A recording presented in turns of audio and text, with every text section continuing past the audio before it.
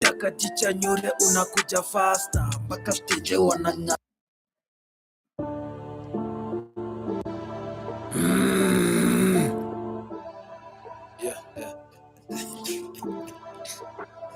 Yeah, you went crazy on this one.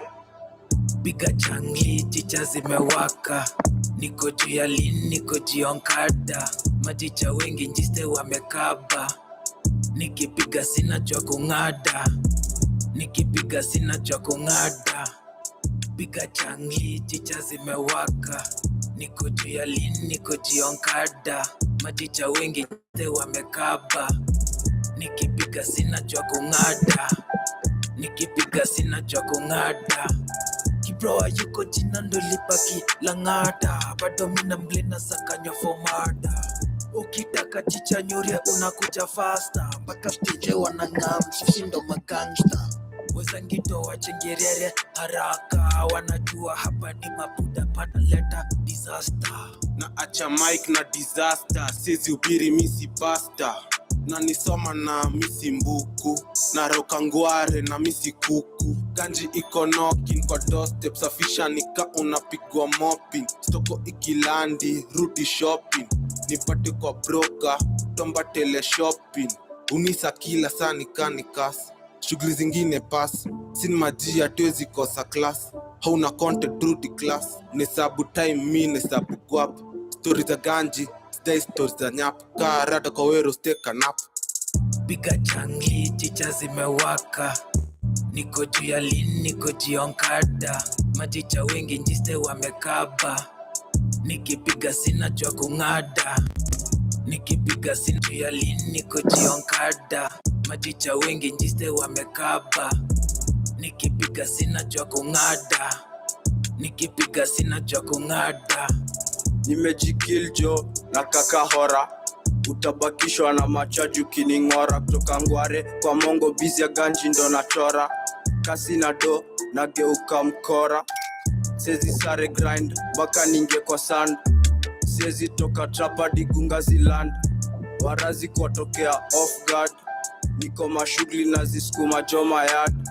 Nikiwa madawa mupenda kumedi solo, mini G juchini nimedunga polo. Tunawa mislead ama follow kitu follow, most wanted killer rima sezi medi na wasoro. Ngware hadi magiz na launch makoro, asetiki ni bamba mina chai sezi boro. Kodede na mapills na movie slow-mo, so high neza pata mini koyolo. Piga changi chicha zimewaka.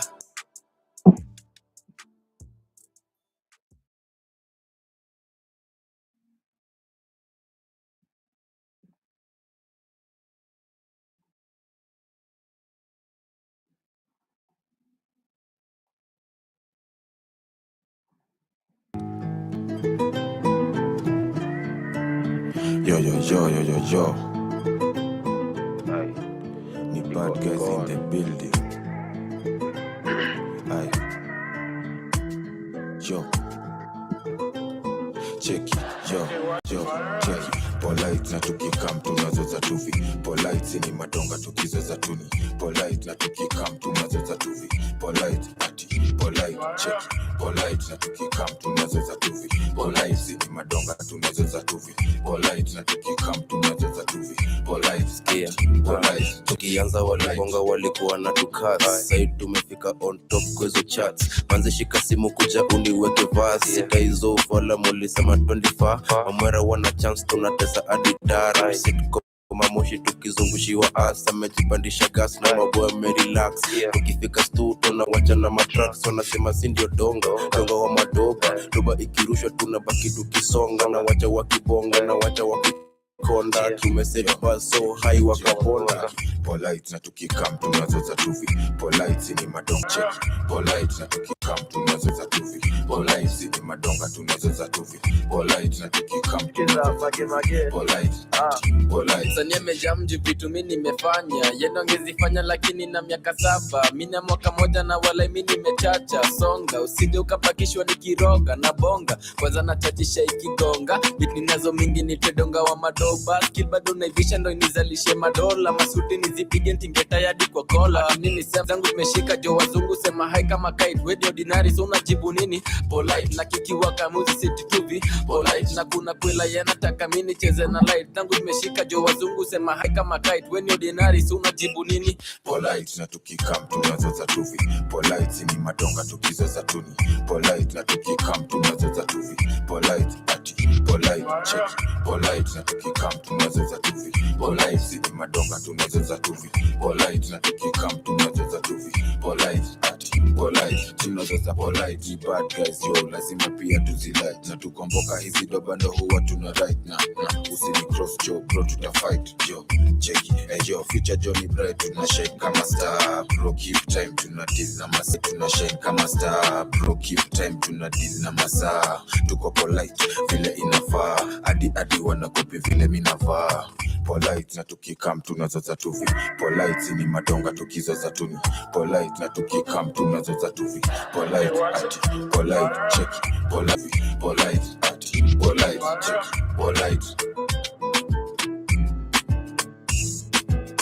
polite Hapo na boronza tukilink wana da chora community wana ya lakini ground wananyora squeeze sendo nje squeeze inanusa makola nilieleve squeeze sishinde kwa kona na dash young fella kwani utaki kona community wana ya na kwa ground wananyora squeeze sendo nje squeeze inanusa makola nilieleve squeeze sishinde kwa kona simeni cash zimeripoti kama Keno ni bora mbona na hepa kwani utaki kona jora kama simziki ningekwanga na wakora sishinde kwa kona ni cash zimeripoti kama Keno alibora mbona na hepa kwani utaki kona jora kama simziki ningetoka na wapona nilieleve squeeze sishinde kwa kona niko mafutani kama tatu itapona nilala na madimi dance na lala na kona jampa kwa kuta ya nimepanga kuoa mali tunasikia jina yako tunaichongoa mimi kakekeke zibilza sijilipi tulipatana kwa matatu hata singe misilipi na wacha justaki pele kwa kamiti na wapia mara ya kwanza pili hapa siku rahisi mtatoka mtiro skindo kumenza kunyesha of course niko na kiburi mimi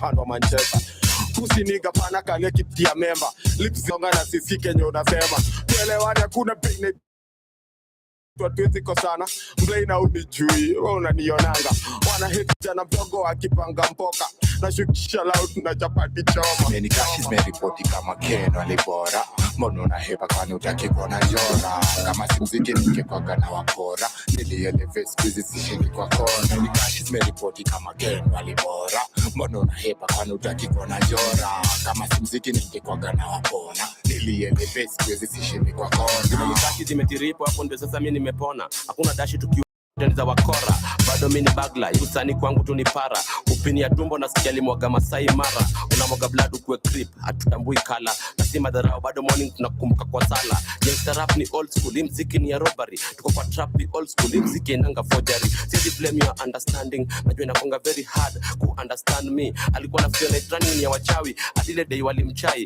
kuna wenye wako night running na matawi na si majani ya chai cash zimeripoti kama Keno alibora mbona na hepa kwani utaki kuona jora kama simziki ningekwaga na wakora nilieleve squeeze sishindi kwa kona ni cash zimeripoti kama Keno alibora mbona na hepa kwani utaki kuona jora kama simziki ningekwaga na wakona nilieleve squeeze sishindi kwa kona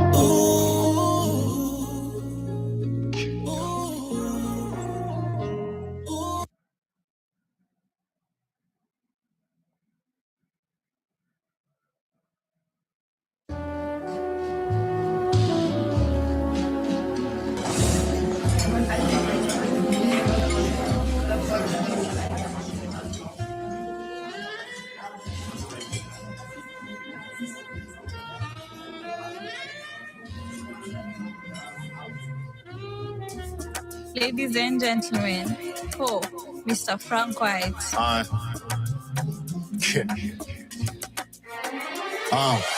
The king is back. Muda umewadia. Wapi thrones wanazo zamekalia. Sorry I'm late, nimeweka mekawia. I had to restructure, make plans of the career. Nashukuru Mungu kwa kipaji till I got here. Life narusha jabs kasahau mini bonde. KW misi hami fanya great well I'm still here. We so gone.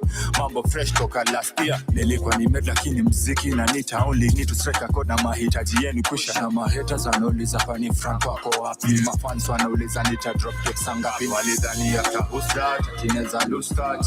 Untouchable hawezi kunigusa. Walidhani after who's that tineza lose touch. Untouchable hawezi kunigusa. Na mafans wakiulizwa na ngojea. Nikipigane zetokea mnategea.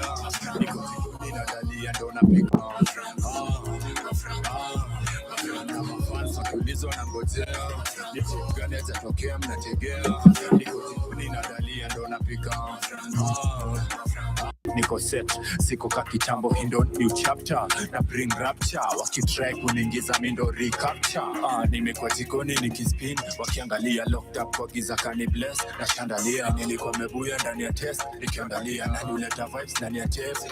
Kwani nani uzoza kwenye pen games. Na nikileta kwenye frame siyo same. Siyo same.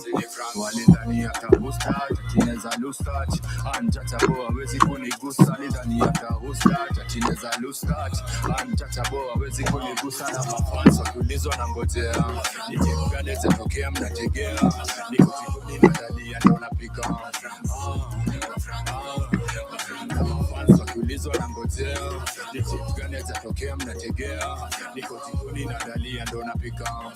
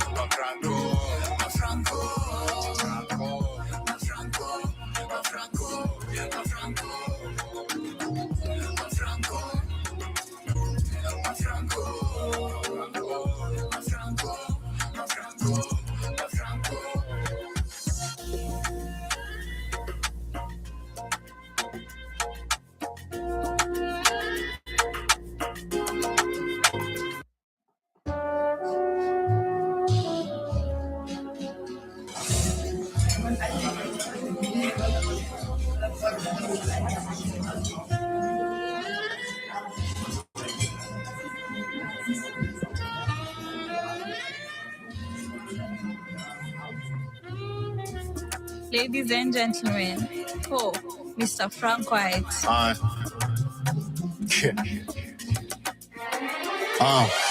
The king is back. Muda umewadia. Wapi thrones wanazo zamekalia. Sorry.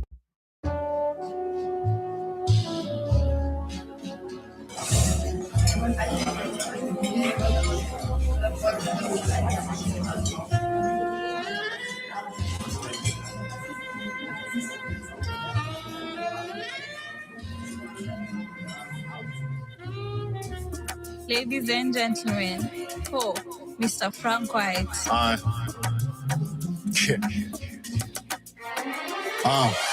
The king is back. Muda umewadia. Wapi thrones wanazo zamekalia. Sorry I'm late, nimeweka mekawia. I had to restructure, make plans of the career. Nashukuru Mungu kwa kipaji till I got here. Life narusha jabs kasahau mini bonde. KW misi hami fanya great well I'm still here. We so gone. Mambo fresh toka last year. Nilikuwa nimed lakini mziki na nita only need to strike a chord na mahitaji yenu kusha. Na mahaters wanauliza kwani Frank wako wapi? Mafans wanauliza nita drop kick sangapi? Walidhani hata ustad, tineza lose touch. Untouchable hawezi kunigusa. Walidhani hata ustad, tineza lose touch. Untouchable hawezi kunigusa. Na mafans wakiulizwa na ngojea. Nikipigane zetokea mnategea. Niko zikuni na dalia ndo napika. Na mafans wakiulizwa na ngojea. Nikipigane zetokea mnategea. Niko zikuni na dalia ndo napika. Niko blessed. amefungulia milango yeah. Nilikuwa nimepoteza mitambo kanisa niko set siko kwa kitambo ndo kuchapta bring rapture wakitry kuniingiza mindo recapture nimekuwa jikoni nikispin ukiangalia locked up giza kani bless na shandalia nilikuwa nimebuya ndani ya test nikiangalia na nileta vibes ndani ya chest kwa nani uzoza kwenye pen game na nikileta kwenye frame sio same sio same walidhani atahusta tineza lose touch untouchable hawezi kunigusa walidhani atahusta tineza lose touch untouchable hawezi kunigusa na mafans wakiulizwa na ngojea nijipigane zetokea mnategea niko jikoni na dalia ndo napika mafans wakiulizwa na ngojea nijipigane zetokea mnategea niko jikoni na dalia ndo napika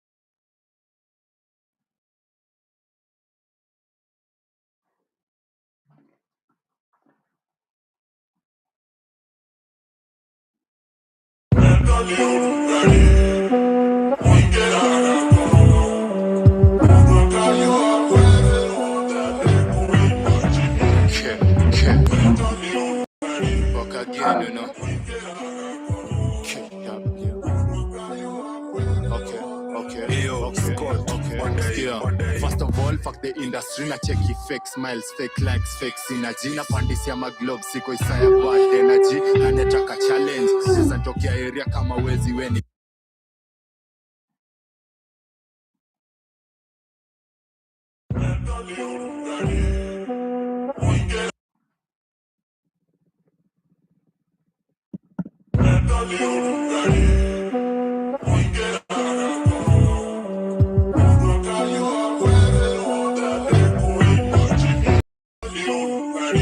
again, you know.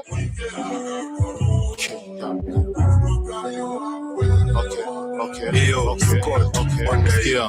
First of all, fuck the industry na check fake smiles, fake likes, fake synergy na pandisi ya maglobe siko isaya bad energy na netaka challenge sasa ntokea area kama wezi weni hale fuck it I don't need no cosign Mungu wa sharp rope twende mbele endo most high lost na mchuzi nilikuwa na try to find eye with one eye why lie hello my old boys hello was trying to show love stucky beef na my fellow but fuck it friend for bar ushikwa kamiti buda mabado uja koma na wapatia big man on your red vile nafana kama flow steamer zenyo fala wezi handle I'm the one in bush kama Musa toa sandals I got real na share check my handle staki kuona menoneza mwezo mapama wambio wakate keki na wapunguza getama na koneleta madharau nikiwatokea wananiombaga msama bom kausama Hong Kong sky sana gade 911 nani posha haikai sana na kupassport but still na fight jet lag super fly nigga sidani ka you get that napiga kota zip naingia zape mangeta najifanya memorial lakini maheta certified stepper kama Ali geta diligent flow 3 niggas fuck the industry I said what I said, man. First of all, fuck the industry na check fake smiles, fake likes, fake synergy na pandisia maglobe siko isaya bad energy na netaka challenge neza tokea area kama wezi weni hale fuck it, I don't need no cosign Mungu sharp room twende mbele and almost high lost na I'm choosing nilikuwa na take find eye with one eye while I hello my old boys hello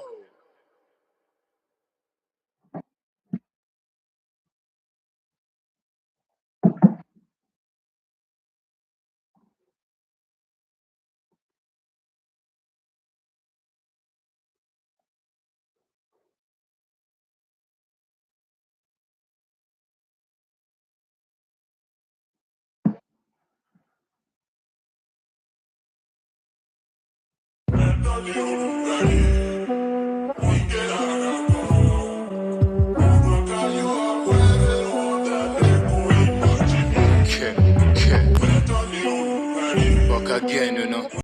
First of all, fuck the industry na check fake smiles, fake likes, fake synergy na pandisia maglobe siko isaya bad energy na netaka challenge neza ntokea area kama wezi weni hale fuck it, I don't need no cosign Mungu sharp rope twende mbele and almost high lost na I'm choosing nilikuwa na check find eye with one eye while I hello my old boys hello tryna show love staki be fellow but fuck it twende basi bafoba ushikwa kamiti buda mabado uja koma na wapatia big man on your head vile nafana kama na flow stima zenye fala wezi handle I'm the one in bush kama Musa toa sandals I got real na share check my handle staki kuona meno neza mwezo mapama wambio wakate keki na wapunguza getama na koneleta madharau posha haikai sana na kupassport but still na fight jet lag super flicker sidani ka you get that napiga kota zip nengezape mangeta najifanya mamorio lakini maheta certified stepper kama Ali Alligator diligent flow 3 niggas fuck that street I said what I said you know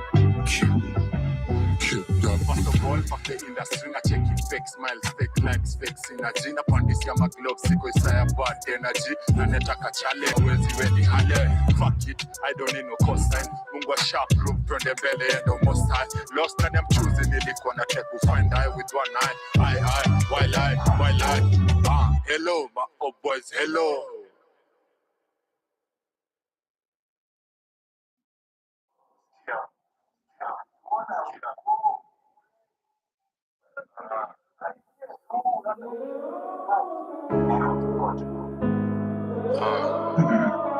back again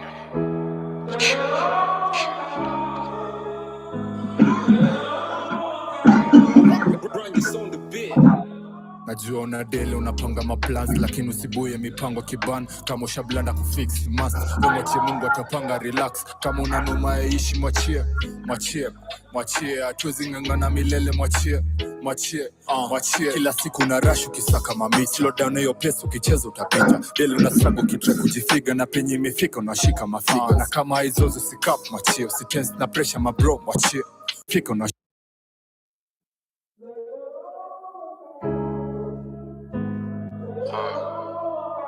back again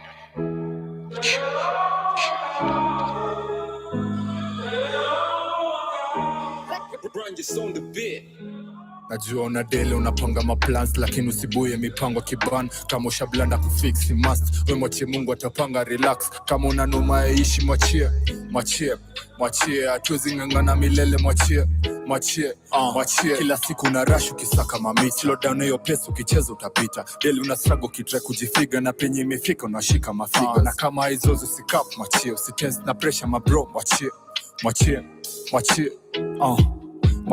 we mwachie nomo sibuya nasikia omini present na mnusa kohia na sizi kapji unajua nanisikia ndo maana natunga hii symphony how many times I sled for me how many times I fight for me been there for me ndo maana natunga hii symphony kama unanuma yaishi mwachie hatuwezi ngangana milele mwachie kama unanuma yaishi mwachie hatuwezi ngangana milele mwachie Mwachie, I fear no man, fear no evil. Kama una no man, toke nipo. Na siko same collabo last year. Kani smoke incest na share, na face my fear. Na uzia hope kila stu na ingia. Na watu wa pressure, all my peers najua na kesha wakisakania. Najua na daily unapanga maplans, lakini usibuye mipango kiban. Kama ushabla na kufix must, we mwache Mungu atapanga. Relax.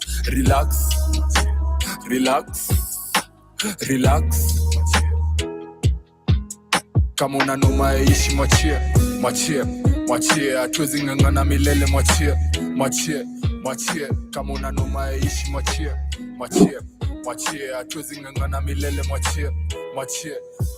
Hatuwezi ng'ang'ana milele, najua vitu poa zifai kuwa rushed. Macho imetazama mbele, kiboy wa ghetto kufocus is a must. Process na trust, imani ni faster. Uwezi pata moyo kama inabuya. Enough is enough, mejiami na verse na vision na ndonyo nile hallelujah. Mwenye kona ace to listen na scarce. Jaipata pieces Buddha I share. Imekuwa stress kibao, I thought he let me down. Ndo mokoro wakanisho ni mwachie. Now I walk in the valley of the shadow of death. Hakuna factor inanitatishia. Brick by brick najijenga nikiangalia bet. Niki lost family tanibakishia. Me feel home at most like you're on Nico. Giving hope to my own people. I'm not special, we all same in this playing field. We was born equal. I know how to hold when it's needed of me. Who can deny when it's easy to see? Nigga shaka funga, I leave with the key. Peace to the ones who believed in a G. God bless. Ishi mwachie, hatuwezi ng'ang'ana milele mwachie. Kama unanoma ishi mwachie, hatuwezi ng'ang'ana milele mwachie. Katulio anzaje to him. Tuliana care for you, know. 1 Peter chapter 5 verse 7.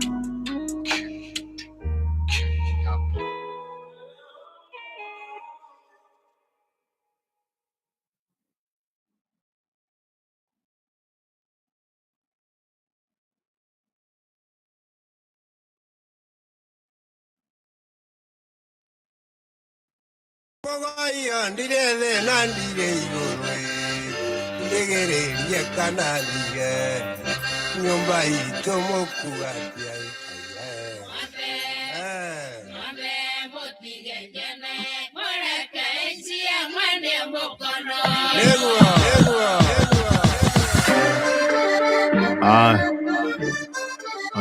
Book again now. KW. Kareke, nizadigita. Kareke, nizadigita. Kareke. Mauneza come draw. Fika by tuna digi mambo zangu we peke. Wendo my boo. Kareke, nizadigita. Kareke, nizadigita. Mauneza come draw. Fika by tuna digi mambo zangu we peke. Wendo my boo. Kareke, nizadigita. Kareke, nizadigita. Kirome shafurika bwa still nikasupu. Kani kuspin pia samaki kona tufu. She's all about the bag. Temula na face card. Kuningorea na pia kana throw jabs. Kagidigidi kila kitu iko na maji. Fika down chini kila kitu maji. Saa zingine black label kini leo napiga rati. Hidden Gen Z ndo tunazoza kamaki. Yani Gen Z lakini mapenzi ya taka. Napendaga mabramba za kaki. Okay, kareke ndo nazozia peke. Wakitry kunidigida na watu warateke. Oh, kareke ndo nazozia peke. Wakitry kunidigida na watu warateke. I got the khakis, bahasha ya kaki. Suck on me, kame nishika mashati. Ema uneza come draw. Fika by tuna digi mambo zangu we peke. Wendo my boo. Kareke, neza digida.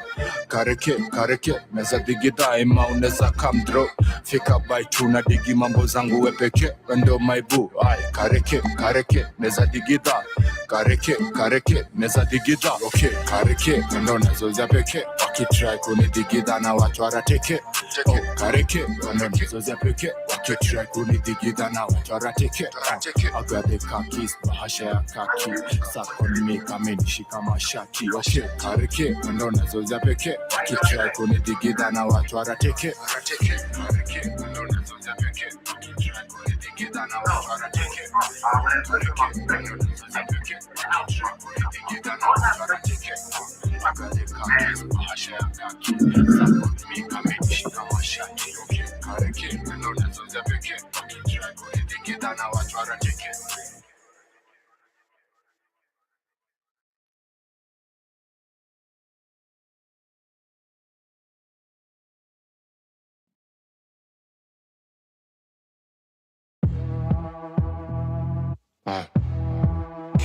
Knock again.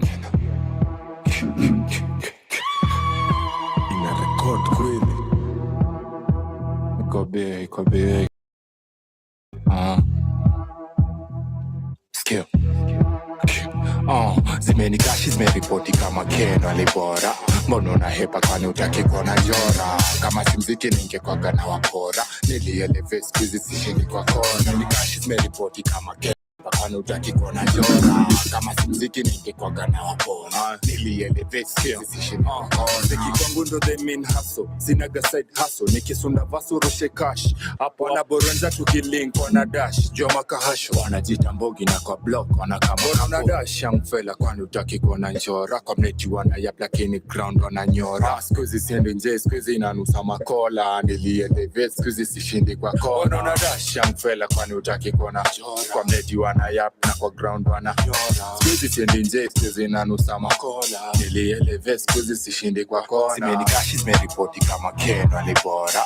Mbona unahepa kwani utaki kuona jora? Kama si mziki ningekwaga na wakora. Nilieleve siku hizi sishindi kwa kona. Nikashi zimeripoti kama Ken walibora. Mbona unahepa kwani utaki kuona jora? Kama si mziki ningekwaga na wakora. Nilieleve siku hizi sishindi kwa kona. Niko mafutani kama tatu itapona. Nilala na madimi dansi na lala na kona. Japa kwa ukuta ya dime panga kuoa. Mali tunasikia jina yako tunaichongoa. Mini kakekeke zibilza sijilipi. Tulipata na kwa matatu hata singe mizilipi. Na wachia justaki pele kwa kamiti. Na wambia mara ya kwanza pili hapa siku rahisi. Mtatoka mtrio skindo kumenza kunyesha. Of course niko na kipuri mini mfano wa Manchester. Usiniga pana kalia kiti ya memba. Lips zinasonga na sisi kenye unasema. Tuelewane kuna pale kwa twiziko sana. Mzaina ubijui, unanionanga. Wana hit kijana mpongo akipanga mpoka. Na shukisha loud na chapati choma. Zimenikashi zimeripoti kama Ken walibora. Mbona unahepa kwani utaki kuona jora? Kama si mziki ningekwaga na wakora. Nilieleve siku hizi sishindi kwa kona. Nikashi zimeripoti kama Ken walibora. Mbona unahepa kwani utaki kuona jora? Kama si mziki ningekwaga na wakona. Nilieleve siku hizi sishindi kwa kona. Zimenikashi zimetiripo hapo ndio sasa mimi nimepona. Hakuna dashi tukiwa riko nilireform nikakuwa stona. Utajua mchele ulale ndio ujue si walibora. Hali si hali basi uanga hali bora. Una place ukifika bro punguza kungora. Hapa si kanivo hapa mic zote ni za wakora. Bado mimi ni bagla yusani kwangu tu ni para. Upini ya tumbo nasikia limwaga Masai Mara. Unamwaga blood ukiwa creep hatutambui kala. Na si madharau bado morning tunakumbuka kwa sala. Gangsta rap ni old school mziki ni ya robbery. Tuko kwa trap ni old school mziki inanga forgery. Siwezi blame your understanding. Najua inakonga very hard ku understand me. Alikuwa na fair night running ya wachawi. Adile day walimchai. Kuna wenye wako night running na matawi na si majani ya chai. Zimenikashi zimeripoti kama Ken walibora. Mbona unahepa kwani utaki kuona jora? Kama si mziki ningekwaga na wakora. Nilieleve siku hizi sishindi kwa kona. Nikashi zimeripoti kama Ken walibora. Mbona unahepa kwani utaki kuona jora? Kama si mziki ningekwaga na wakora. Nilieleve siku hizi sishindi kwa kona.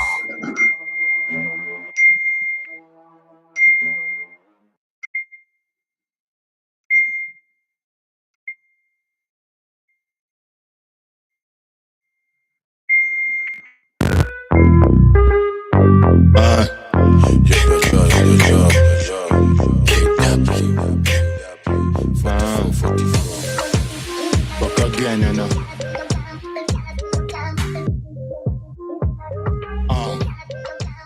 Scale, drop on the right, ni bongo na left. Bandisi yako luku na msupa na kujika na stepping kwa beat hizi flows. Watch your step up ndani mindo on the right, ni bongo na left. Bandisi yako luku na msupa na kujika na stepping kwa beat hizi flows. Watch your step up ndani mindo brazo hapo yenye niko nazo ka souvenir. Sine trace niko enzo za shuhudia. Si washiki bongo but still na pulizia. King of flow 44 neza zimizia. Vibes of flows in a bomb. Mina rock ya by 5 by 6 nimego. Nakwaga on time kama shughuli na do. Neza trace on my ends china kwaga 44. Check it, ati, watch your step.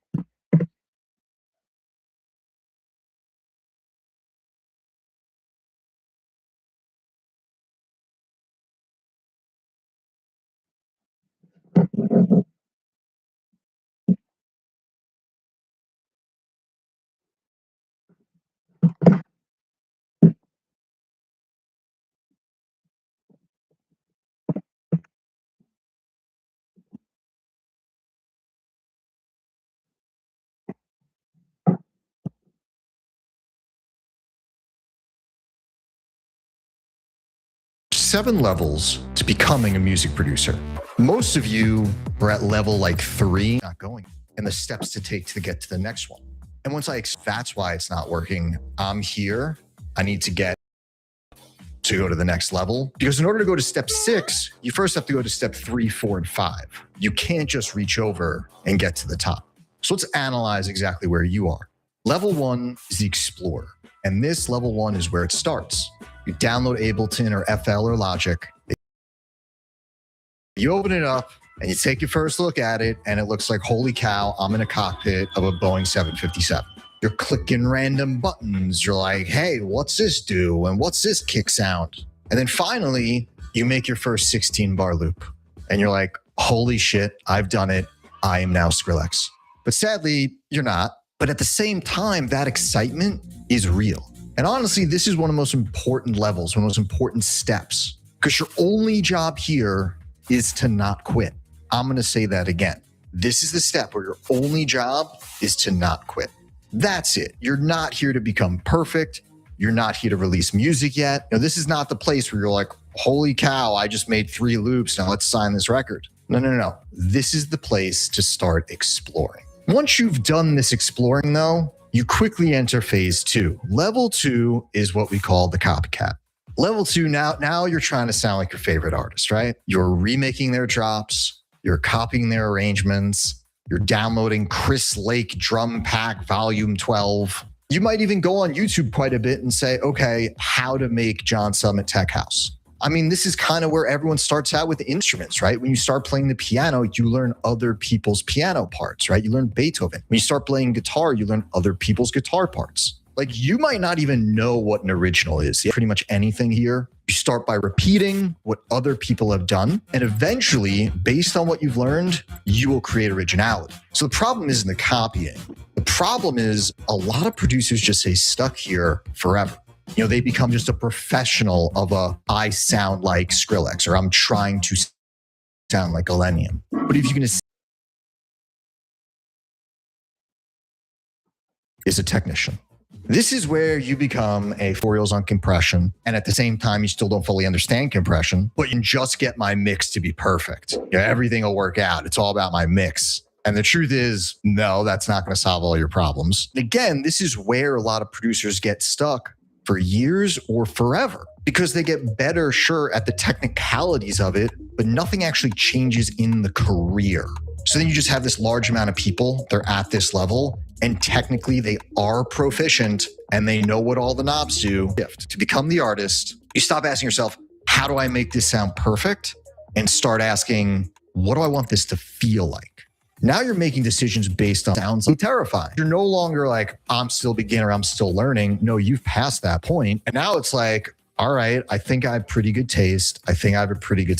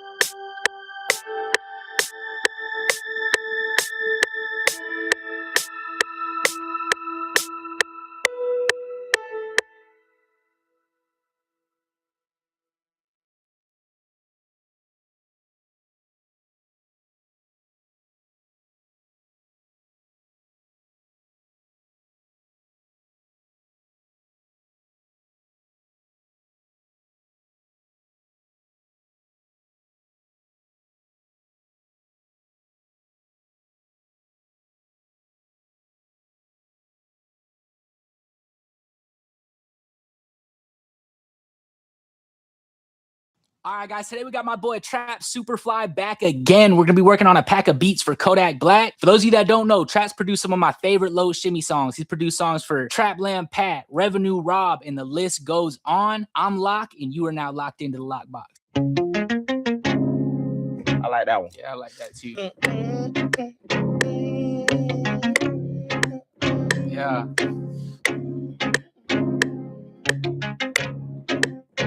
All right. Yeah. That's hard. Oh, we back on the roll now. Yeah. They talked about me so I bad. better start talking some shit now. They talked about me so bad. He said, I gotta lay some good shit down first. Let me lay some good shit down. ASAP Rocky. They're in there comment. These are ASAP Rocky beats. ASAP Rocky ain't gonna rap on these beats. You said they're getting spoldy on. What'd you say? They getting real spoldy, Ryan. It's right here. You know what? There are some good comments. Yeah, there are really a lot of good comments. Nah. I'm gonna tell you why you don't see that many bad ones. Yeah, man. My baby called me. She said, I ain't even gonna lie. I reported some of them comments when they were talking greasy. I say, yeah, babe. I say, yeah, babe. That's how you stand up for your man. I thought some comments were disappearing, man. Yeah. I was like, man, all the bad comments are disappearing, man. Thank you, babe. Give me like a sense like from that Juno or something like that. I gotta fight for my honor as a producer. Y'all put me in that situation. Hold up. Lock put me in that situation. Got these people thinking I am him. When I know I'm really the audience don't forgot who love. Nah, give me a synth. I don't want to do that bass right now. Yeah, I like that. But I like this plug-in. Hold up. I like that.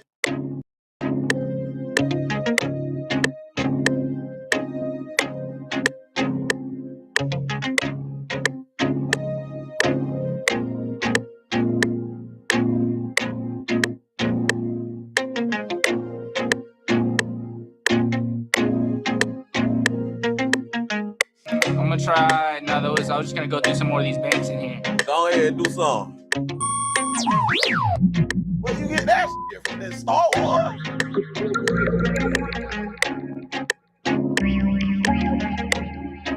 I like the end of that. Hold on. Hit one of those notes real quick and then let it ring out. Something simple.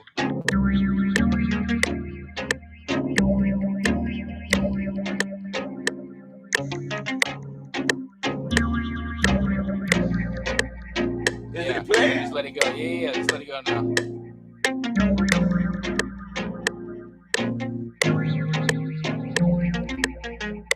Let me put some horns in that bit.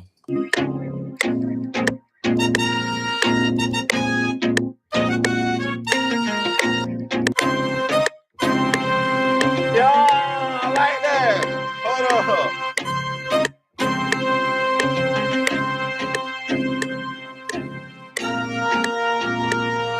I gotta try something after this.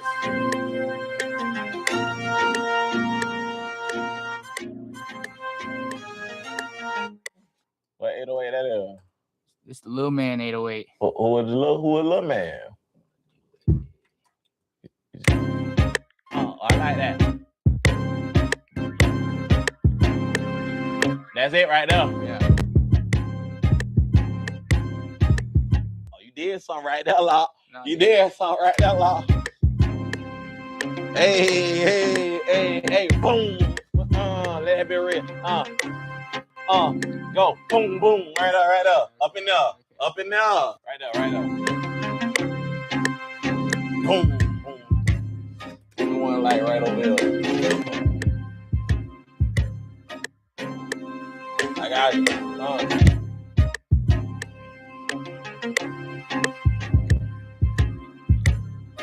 Oh, shit, wow. I do not know how to work FL, wow. Then when it get to that last part right there, that's when it go down. Down over here, yep. Down one more. Yeah, it's D sharp.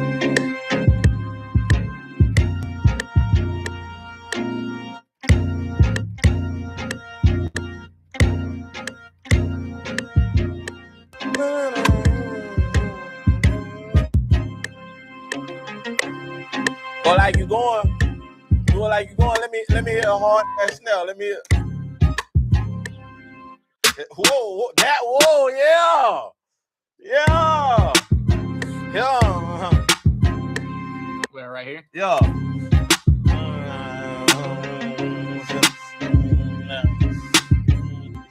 You say we need to sit down. You need to sit your ass down anyways, man. You catch me in the back here picking up this cornbread, man. I ain't gonna lie, 2 pieces, I'm gonna get that. Y'all, I neglected to learn FL Studio all the way. So y'all know what time it is. I'm a reason head. Like do some fancy shit with that snare.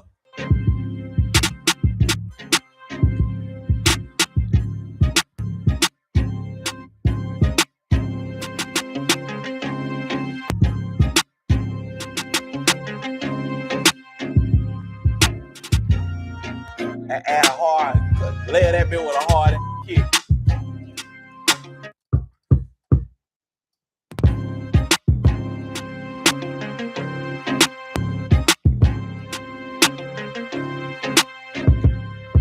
Sounded like something. I can't get roasted like that again. That's crazy. Crazy, man. You still here? Yeah, I made them too.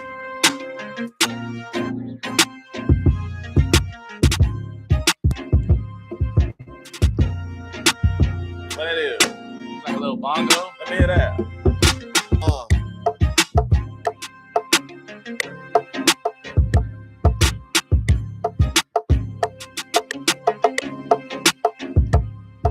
You gotta quantify that video. You know what I might? Hold on, I'm gonna try something.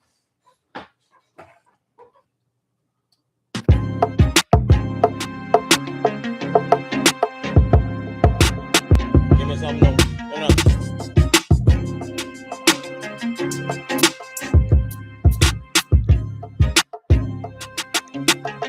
And that boy using them quick keys like a motherfucker.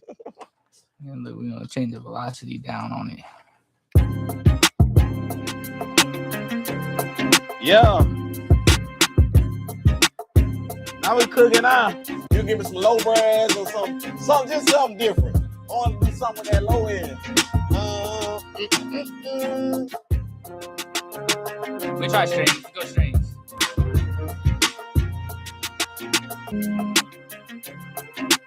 I like that. Yeah.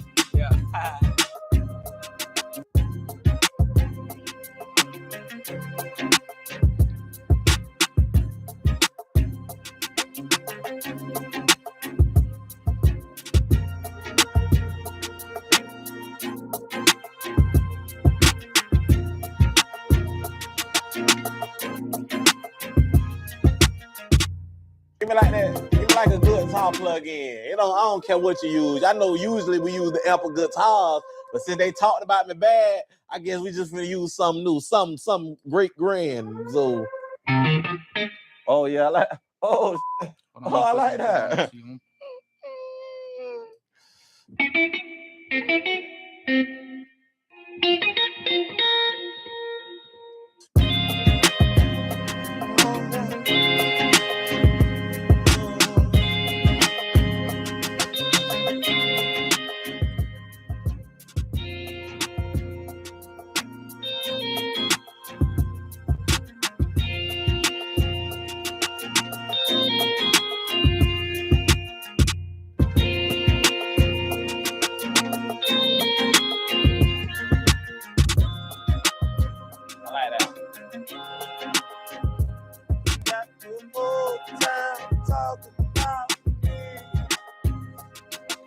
I told him I don't want no peace.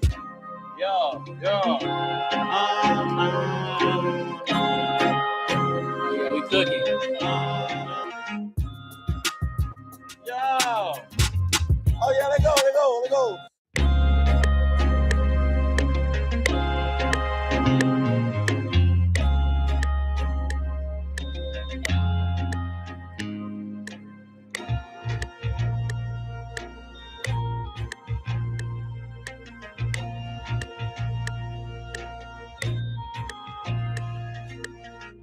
You really just take the first ones and loop that bill.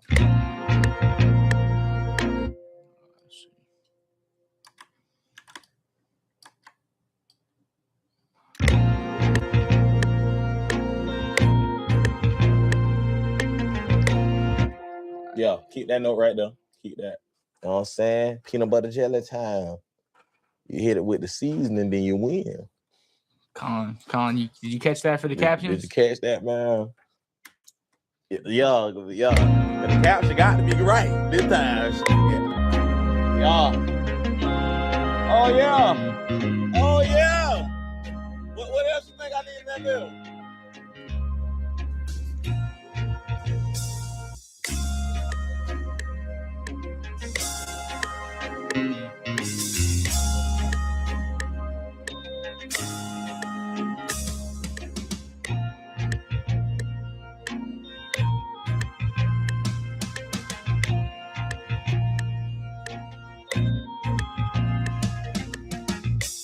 All right, now find something else on that same.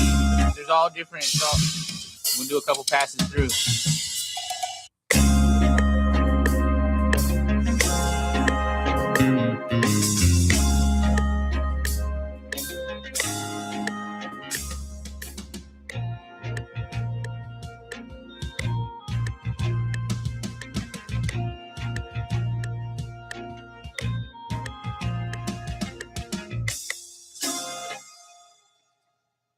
Lot say, I gotta help you redeem yourself, huh? Oh, that perfect.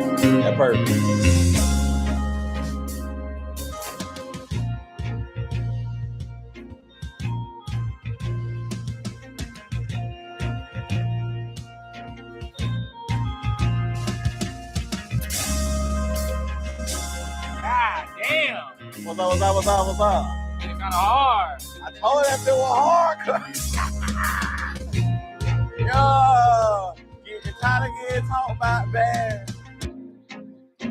Wanna go right now? Leave some of that good time now. That other good time. I ain't gonna hold you, bro. Lock, stop that beat, Lock. Y'all boy need to go get a fork. Come get a little piece of this. Yeah, that's meatloaf right there. God damn. What? You know that good if. Oh my God. Grandma made this? I'm glad you got that because we don't got no cookies today.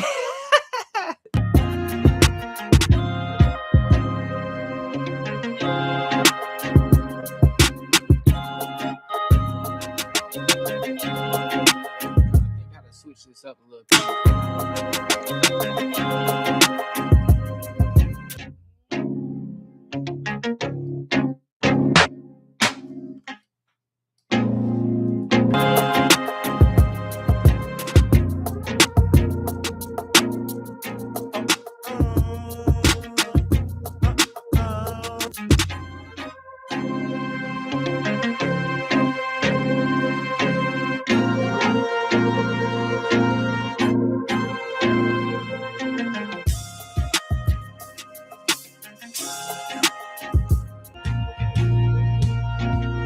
Go back to the beginning.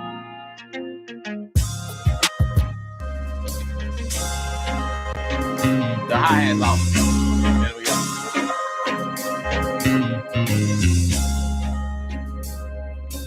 When the beat first drop, though. It just get that hi-hat crash. That crash. They don't need the rest of the pattern.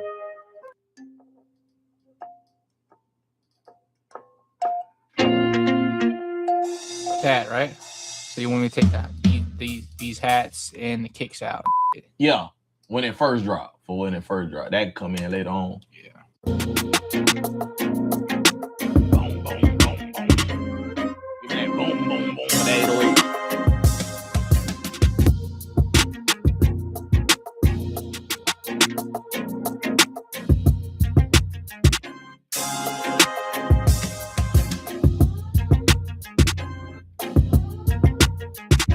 We got that kick in that 808 layup. Know what I'm saying? That's something that everybody know, but everybody don't do. I I just got back to doing it. Huh? Yeah, layering the kick in the. I just got back. That's why the beats that we've been doing, that's why they sound like that. Punch through a little bit, yeah.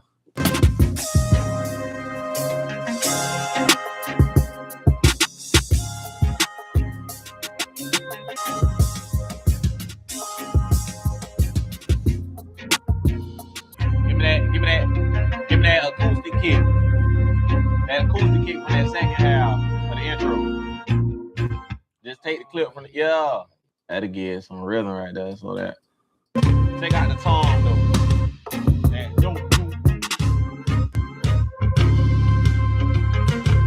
that right up. That right up. Doom.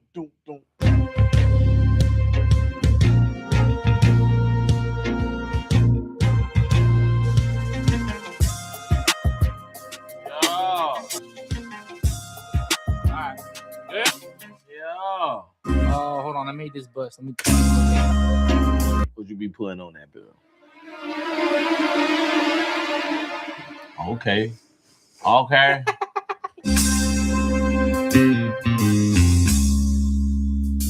That's your plug-in. That's what I'm talking about. Man, I don't know if we landed on that name for sure. Is that what we calling it, Colin? I don't know. He said, I don't know about the name. I think you might. I was doing it as a joke at first, but then everyone started laughing. I was like, yeah, that might be a good name. We might call it. I don't know. This might be the only plug-in I pay for. What that was? Hold on. Let me try. Well, that sound like a scary movie.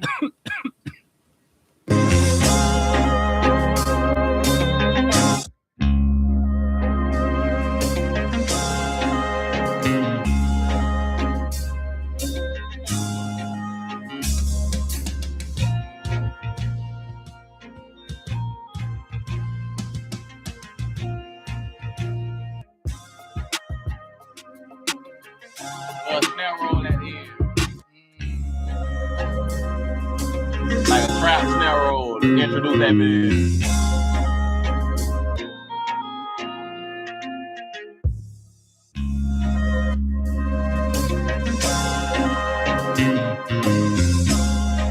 Triplet like that or just a quick one at the end?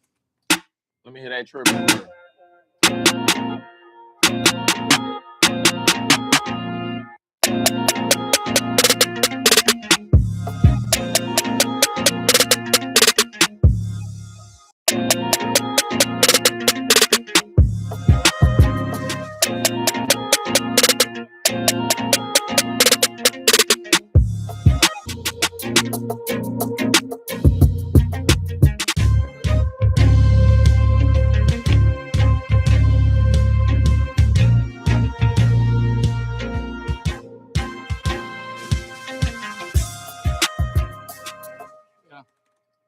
Oh yeah, I like that.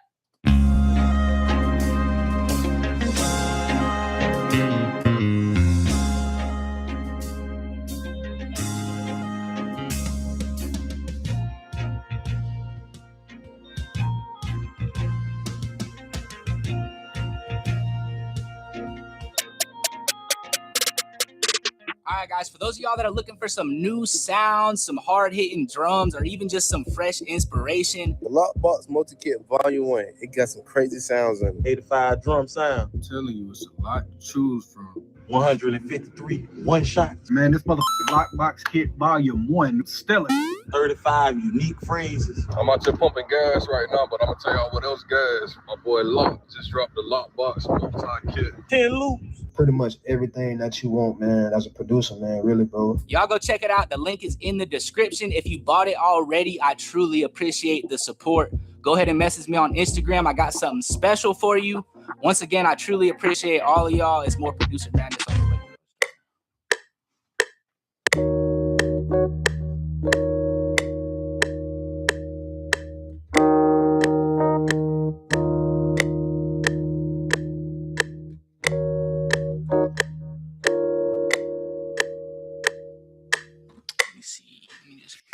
Repeat that first, that right up. I'm about to say that's too much swing on that note. Just make that straightforward. This is what I did. Yeah, you done put too much sauce on that one. Too much. It's too much Alfredo. I'm finna murk this.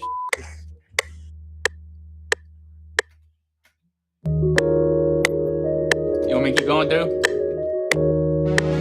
Yeah, I like that.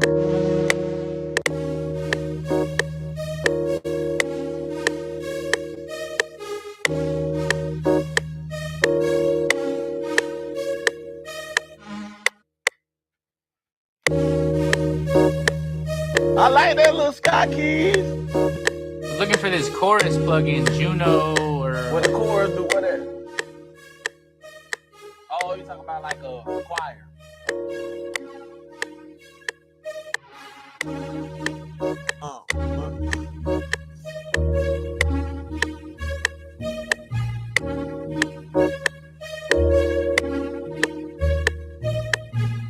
Woo!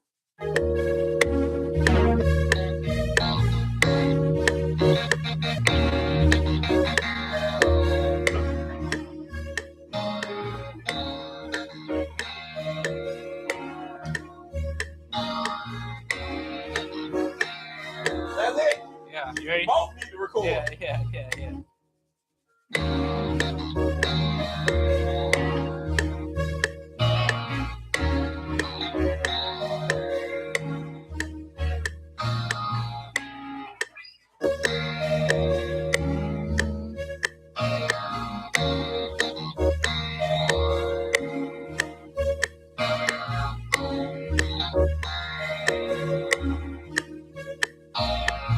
You know what that shit sound like?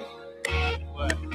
That sound like a hot day, and you were driving an 18-wheeler, going fast, 2 beers in. Oh, that perfect. I like that.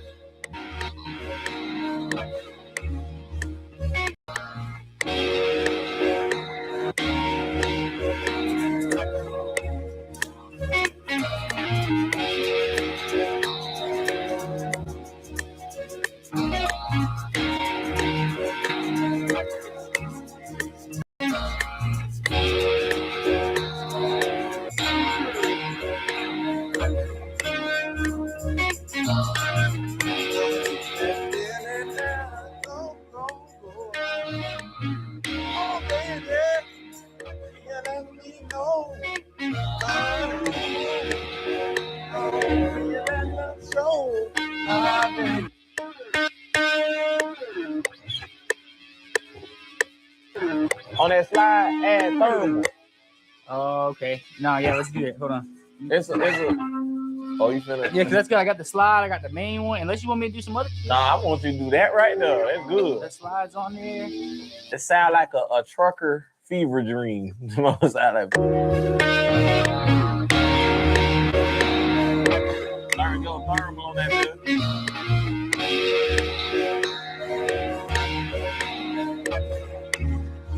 I don't know where we going with this.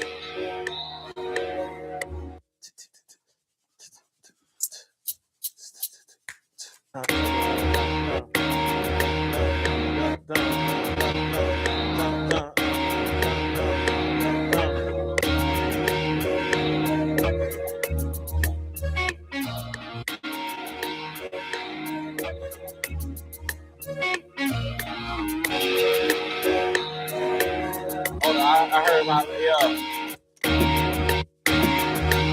that perfect.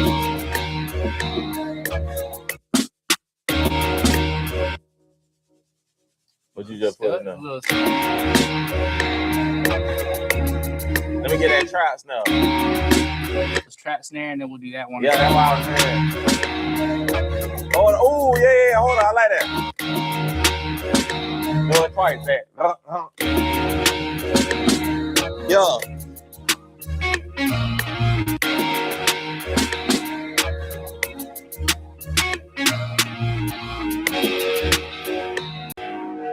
I'm trying to.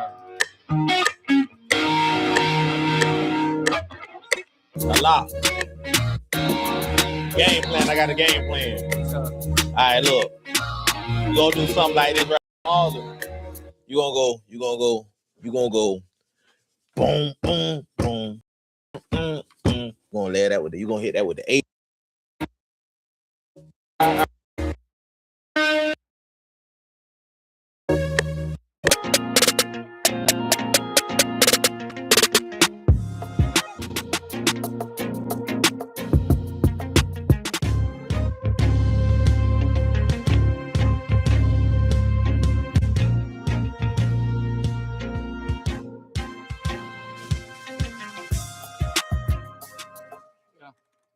Oh yeah, I like that.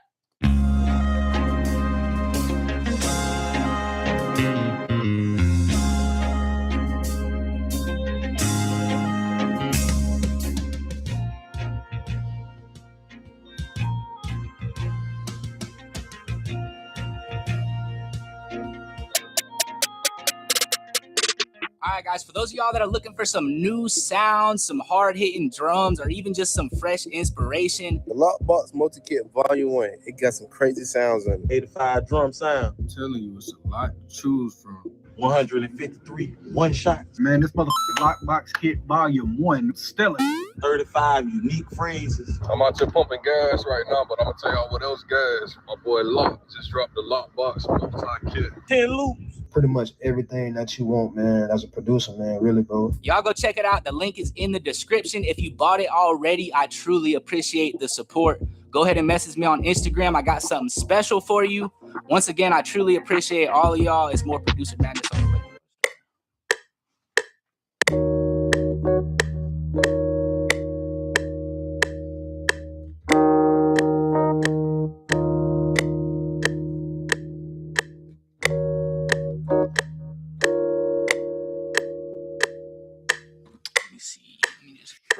Repeat that first, that right up. I'm about to say that's too much swing on that note. Just make that straightforward. This is what I did. Yeah, you done put too much sauce on that one. Too much. It's too much Alfredo. I'm finna murk this.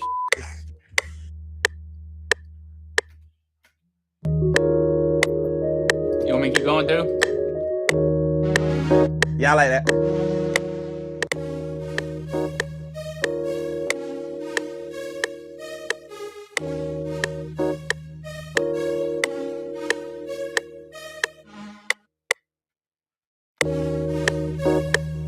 I like that little Sky Keys. Looking for this chorus plugin, Juno or what the chorus do? What that? Oh, you talking about like a choir?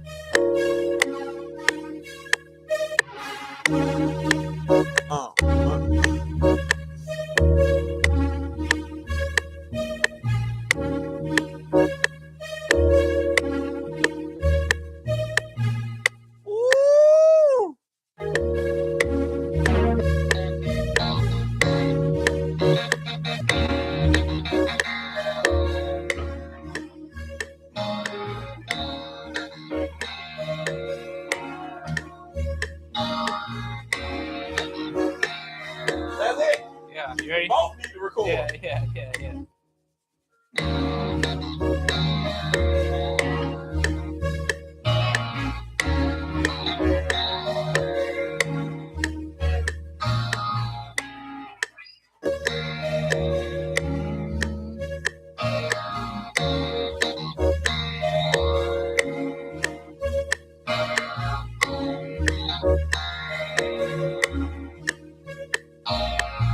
You know what that shit sound like? What? That sound like a hot day, and you were driving an 18-wheeler, going fast, 2 beers in. Oh, that perfect. I like that.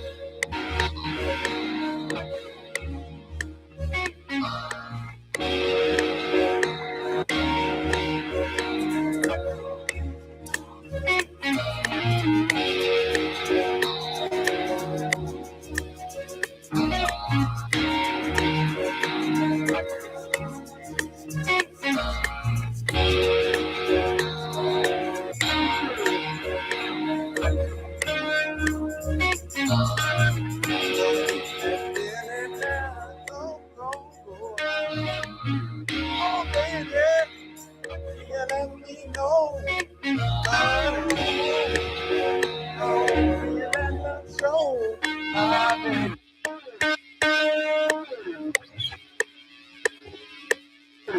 On that slide, add thermal. Oh, okay. No, yeah, let's do it. Hold on. It's a. Oh, you finna? Yeah, because that's good. I got the slide. I got the main one. Unless you want me to do some other. Nah, I want you to do that right there. That's good. The slides on there. It sound like a trucker fever dream. Sound like. Learn go thermal on that bitch.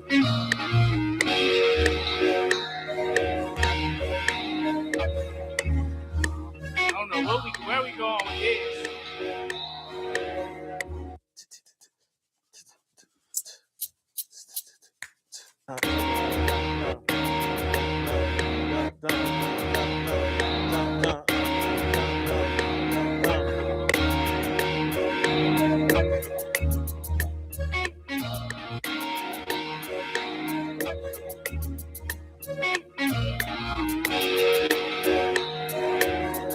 I heard my that person.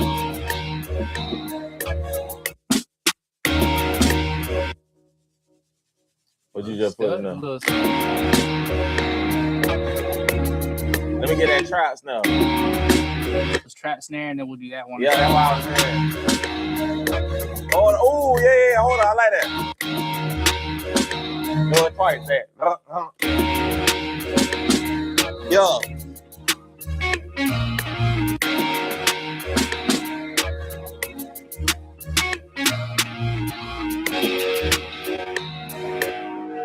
I'm trying to.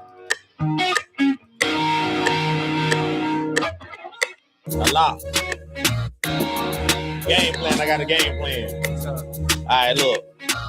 You gonna do something like this right here. Pause it. You gonna go. Boom, boom, boom, Gonna lay that with you gonna hit that with the 808 and the open hi-hat at the same time. And that bit gonna create an explosion. Yeah, that's what you're gonna do. That's what that, yeah. Let me see.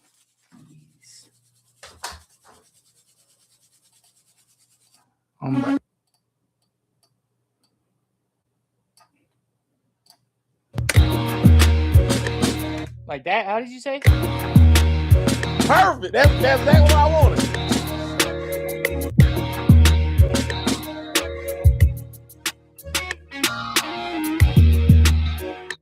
Yeah. Right there. Yeah. But how you say?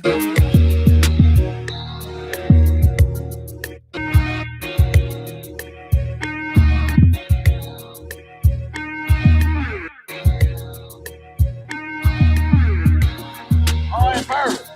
That's perfect.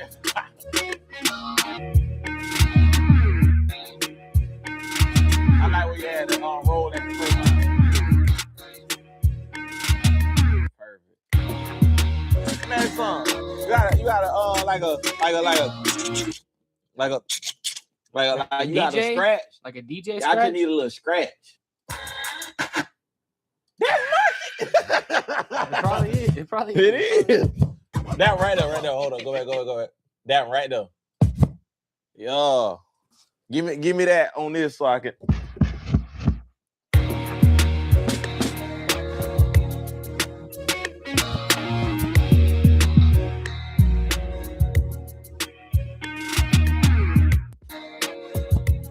Take out that first one. That very first one.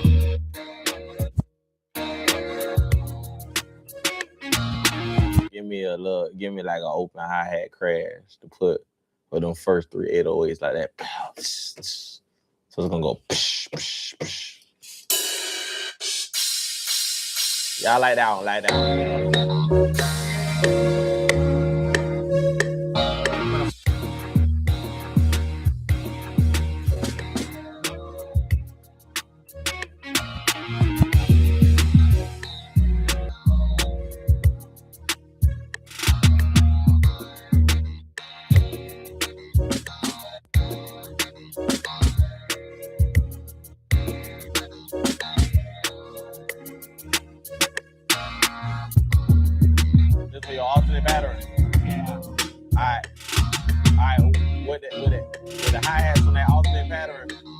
Just do it 2-step all the way through.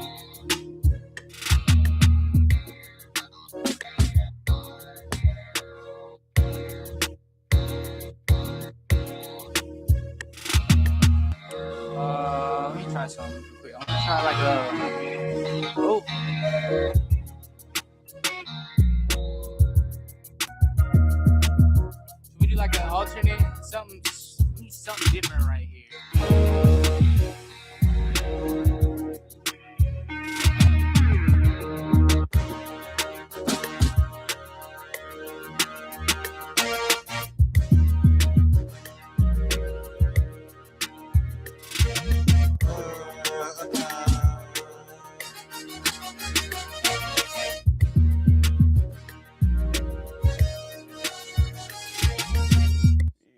Speed that up a little P. Like, so I gotta say that for I making drastic changes, but you know this thing liable to crash down. It is. Y'all don't know on the test dummy. See, on the test dummy, lock call and say, look, we need to make some Wale type beats. So I'll go ahead and listen to Wale on the way up there, because you need to make some Wale type. We doing Ross today. Then we do the bullshit, right? Then I get hit across the head, man. You know what I'm saying? Last time Wale released. He released some shoes before he released some new music. But let me stop. We could officially do a Lockbox flashback, man. Told y'all boy Pooh Shiesty was going to jail. Oh, I seen that Pooh Shiesty the first day out. He going bike. Well, that boy supposed to come home with Jehovah's Witness. boy. I told y'all that boy was going back to jail, Oh, and y'all didn't believe me. It's like the boy came in here trying to beat me all up lock. I expect you. That's what I'm saying. Who? But if them boy did try to do it to me, and they tried to rob me, and I was in this studio lock. He said, "Who?" That's what I'm saying. Who? You gonna do it to me? Just slow that shit down by like 5. Slow that shit down by like 5.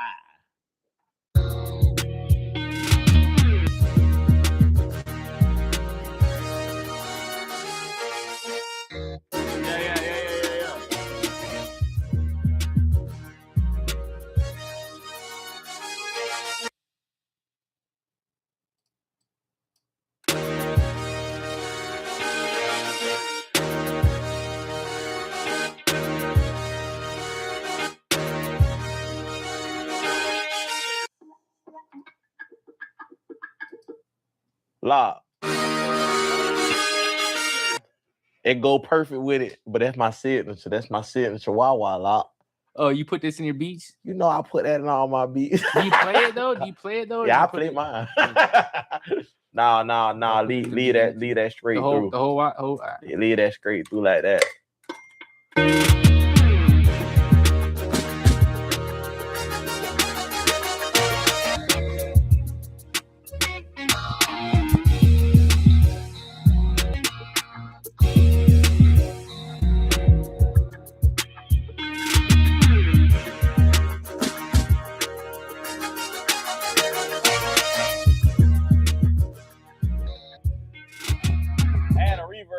That bitch sound a little visible.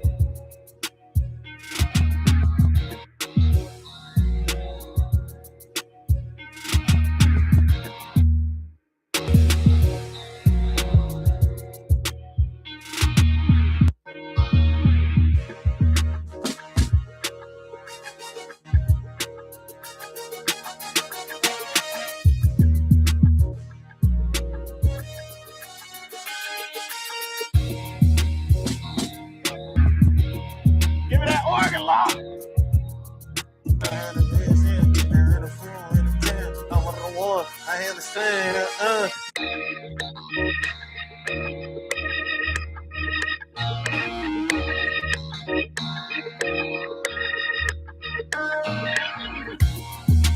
did that bitch so late. Let me do the roll again. Keep up with it.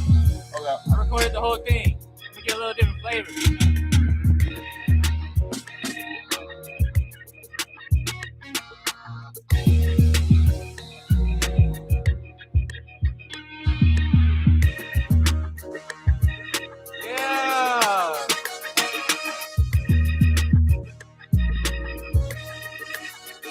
came back with vengeance today, man. Yeah.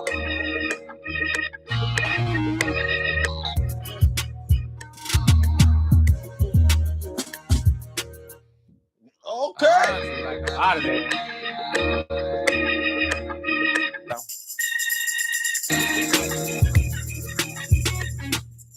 I kind of like it a little off though, honestly. Let me hear it. Hold on, no, I'm still touching it, but no, I ain't finna get roasted like that again. You put that motherfucker on. I ain't finna get roasted like that again. Hell no.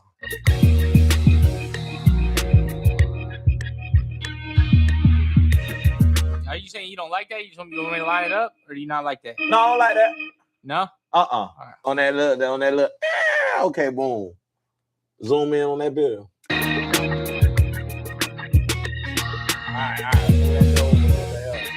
Make it last longer, or make it come in later? Yeah, come in right there.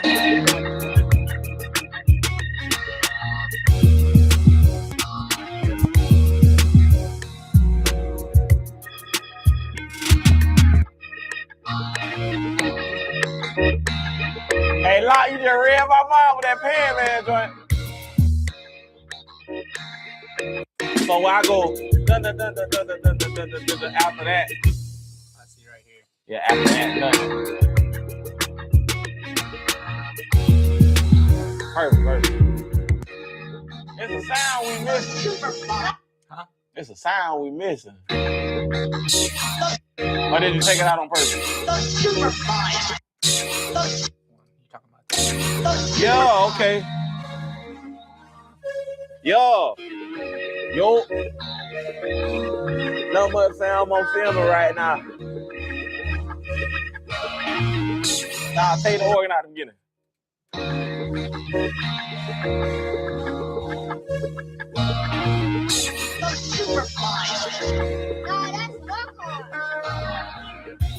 Perfect. Done. It's a done deal. Oh.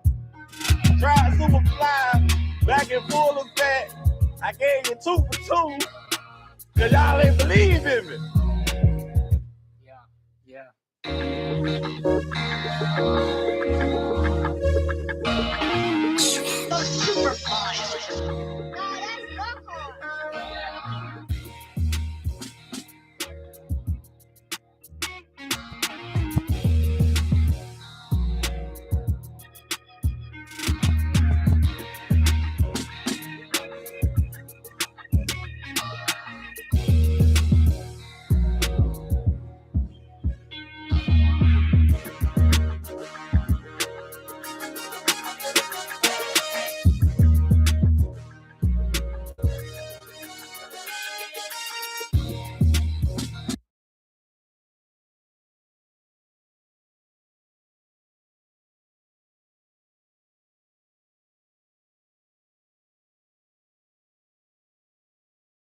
All right, guys, today I got Twisted Genius back again. We're going to be working on some ideas for Lil Baby and NBA Youngboy. For those of you that don't know, Twisted Genius is a multi-platinum Grammy-nominated producer. He's produced some of the best Lil Baby songs. He's produced songs for Lil Wayne, Future, Young Thug, Chris Brown, Lil Uzi Vert, and the list goes on. I'm Lock, and you are now locked into the Lockbox.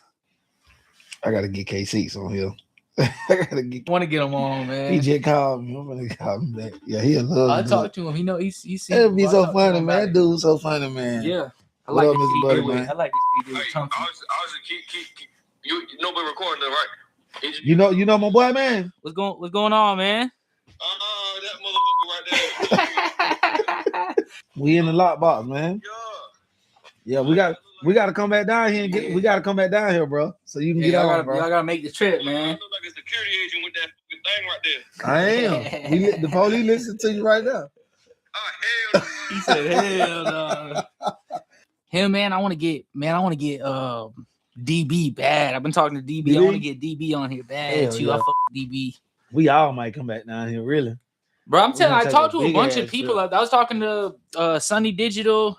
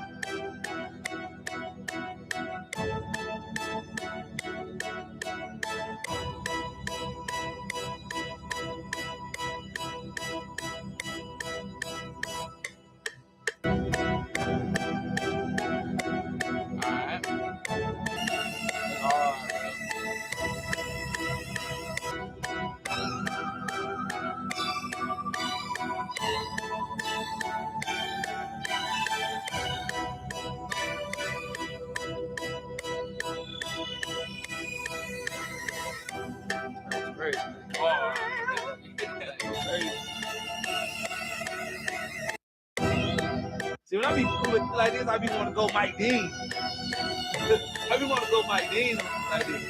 It takes more time, but like you also coming up with shit that you're not gonna come up with on the. You know what I'm saying? You're just not. Crazy. That's hard, when you reverb them up, said it that like that. Wow.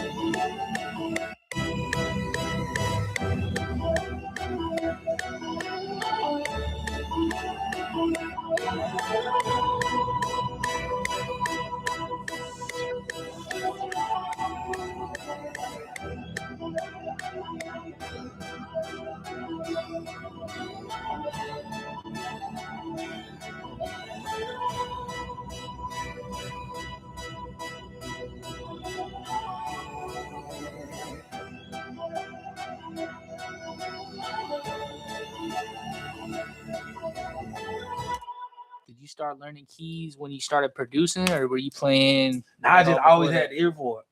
Cause I can always play by ear. Yeah. I got in keyboard when I was in high school just to learn the keyboard, and I had already knew how to read music because I was in band. So once they taught me middle C, that's all I wanted to know. I can figure the rest out. I went the other way when I started. I didn't start until like late, bro. I didn't start learning the keys until like I was producing for a while, and then I was like, all right, I need to. And then I really kind of forced myself to really get familiar. But like I went too much on like the theory, trying to follow the rules too much, and didn't play by ear. It wasn't until I started playing guitar that I started really like training my ear like more. On the guitar. I'm not like crazy, but like I can get. I'm better on the guitar than the keys. Like I can get it. Like you can tell me a chord progression, I could play. I want to learn how to play that shit, man. I tried that shit, man. Like I'm telling you, in the beginning, I remember being like, bro, I ain't no way I'm gonna get my fingers. Yeah, man, fingers be stuck. That shit hurts. It's just time, man. You definitely develop I believe dexterity. It took me probably like 4 years or so just to get like I am now. That's what I be telling people. Like, don't learn stuff linear. Like, if you want to pick up bro, you just get one and start with it because it's like the time's gonna go by anyways. Like, if you can get to where you can just put some basic ideas on top of your keys. Because once you learn, all you gotta do, like you said, just learn the basic shit and just. And then you're just having fun. I play like my favorite key and the one I really know how to play in is E minor. So and I just add on to E minor. Sometimes I transpose, but now I'm forcing myself to learn other keys. There's some keys on there. There's some keys on there or something. Oh yeah? Yeah. Yeah. You put some keys up. Yeah, I got key scales.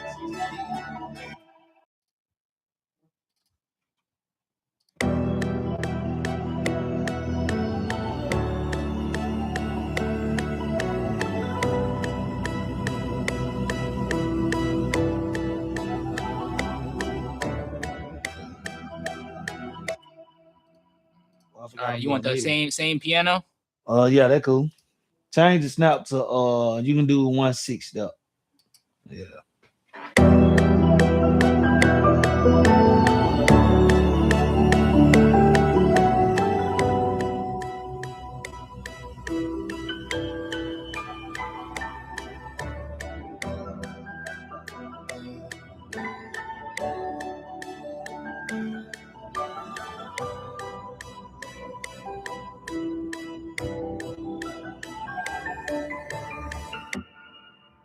Fix that level. You can barely. Don't quantize it though. Yeah. You got some strings. Well, I know you got some strings.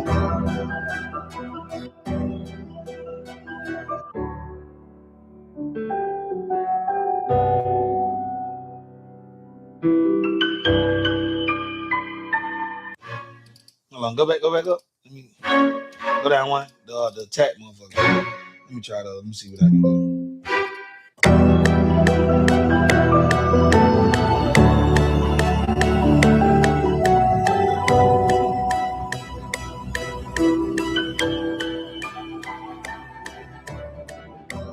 Alright, so what you can do is carry that over, and then I'm gonna stack the other part on top of that after that.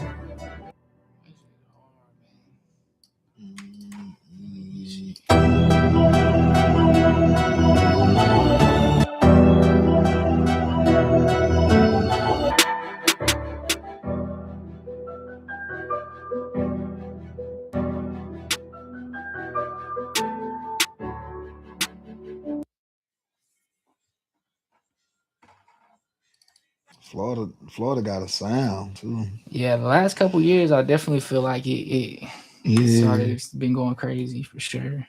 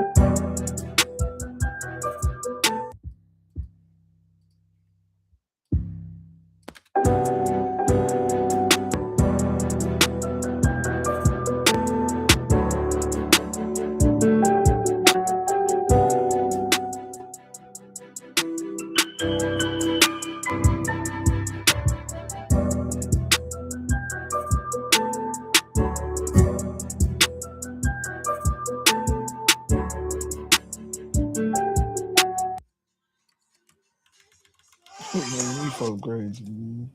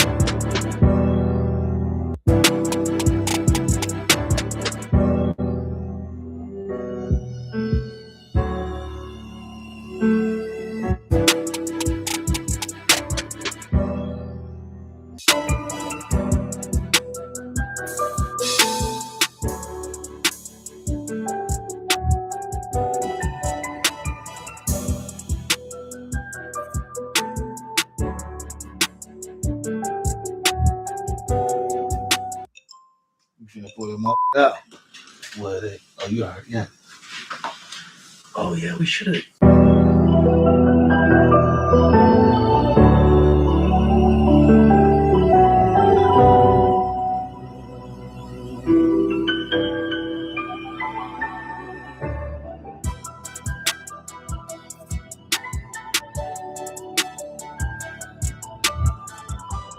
All right, guys, for those of y'all that are looking for some new sounds, some hard-hitting drums, or even just some fresh inspiration, The Lockbox Multi-Kit Volume 1, it got some crazy sounds in it. 85 drum sound. I'm telling you, it's a lot to choose from. 153 one shots. Man, this motherfucking Lockbox Kit Volume 1, stellar.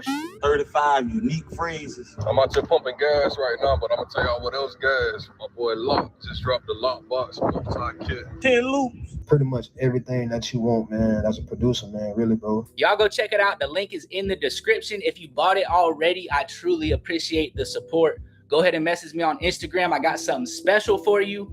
Once again, I truly appreciate all of y'all. It's more Producer Madness on the way. Give me some rolls. Like a 5 EP, I know. You use Lounge Lizard? Hell yeah. I was what? Yeah, perfect.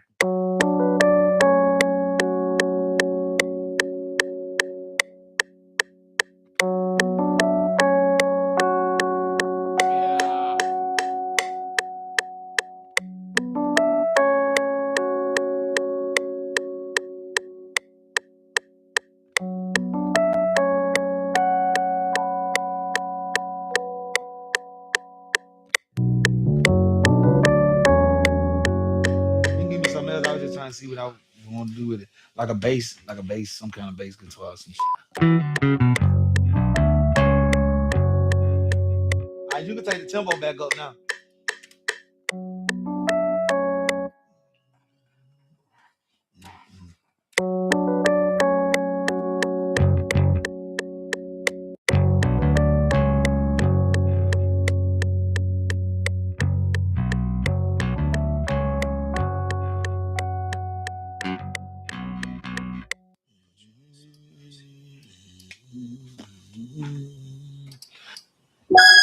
Unless you know what.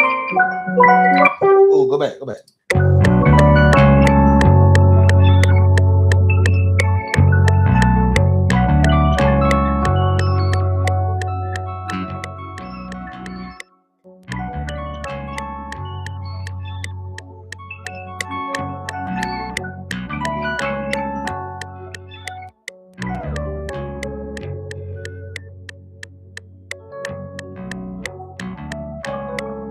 That's hard as shit. I had bought, what's fucked up is I bought Analog Labs, and then like a couple months later I bought this, and this came with Analog Labs. I was like, it's crazy. It's about right. What y'all got? How long y'all gonna be out there? When your birthday? Somebody gotta see this shit. So what made you get this? Dude, so actually what's funny is my dad actually got it for me. And he's like, hey man, I got you a new instrument. That's crazy, fool. Like waving with your hand or something? Yeah. So this is the pitch. So how close you get to this changes the pitch. And then this is the volume. Man, it's crazy. Oh shit. Really play it by Hold ear. on, bro. Let me fuck with this shit, bro. Get off my phone, bro.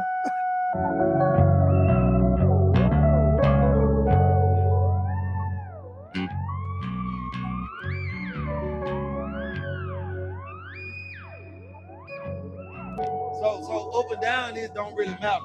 No, it's how far away. Yeah, up and down only matters here. This is the volume.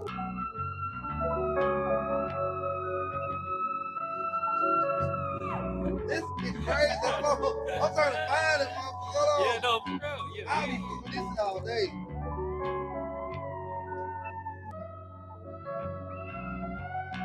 I feel like I know magic, right? What?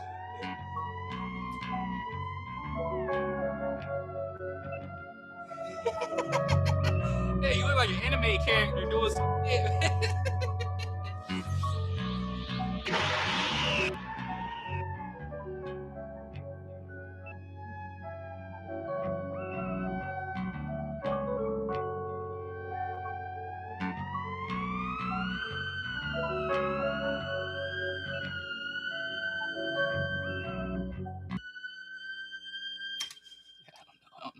You think there's anything we can pull out of that?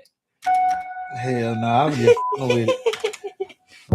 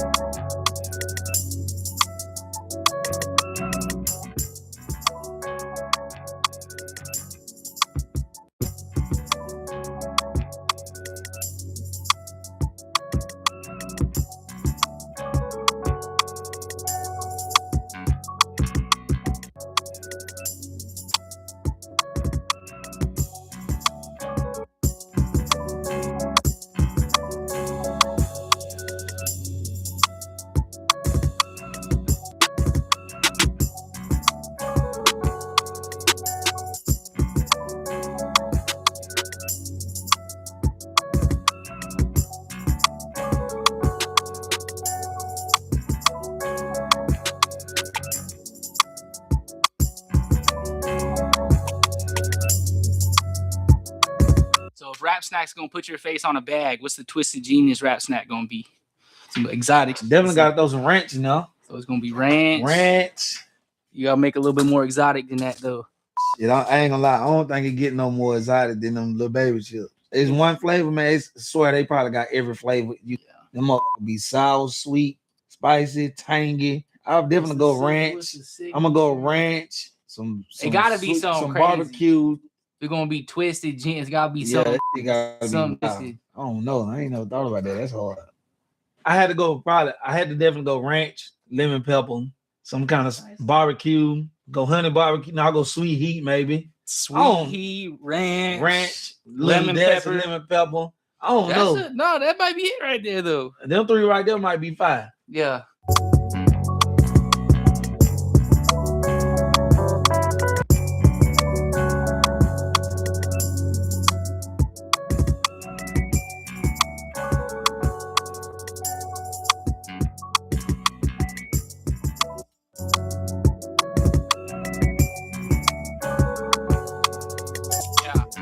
Like the space in between.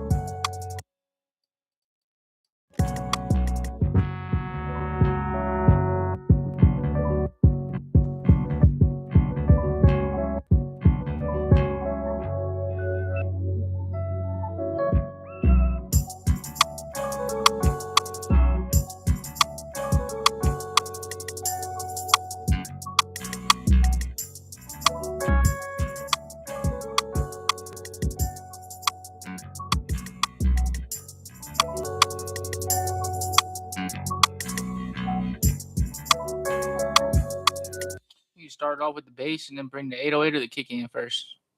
I say kick.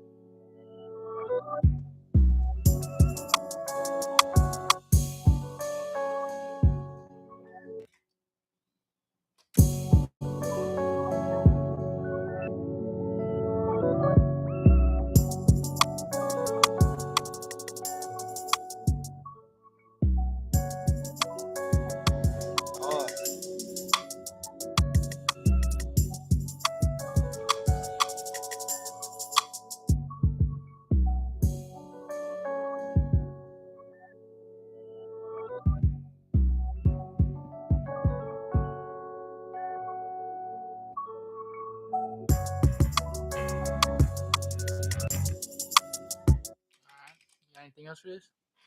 That's it on that one.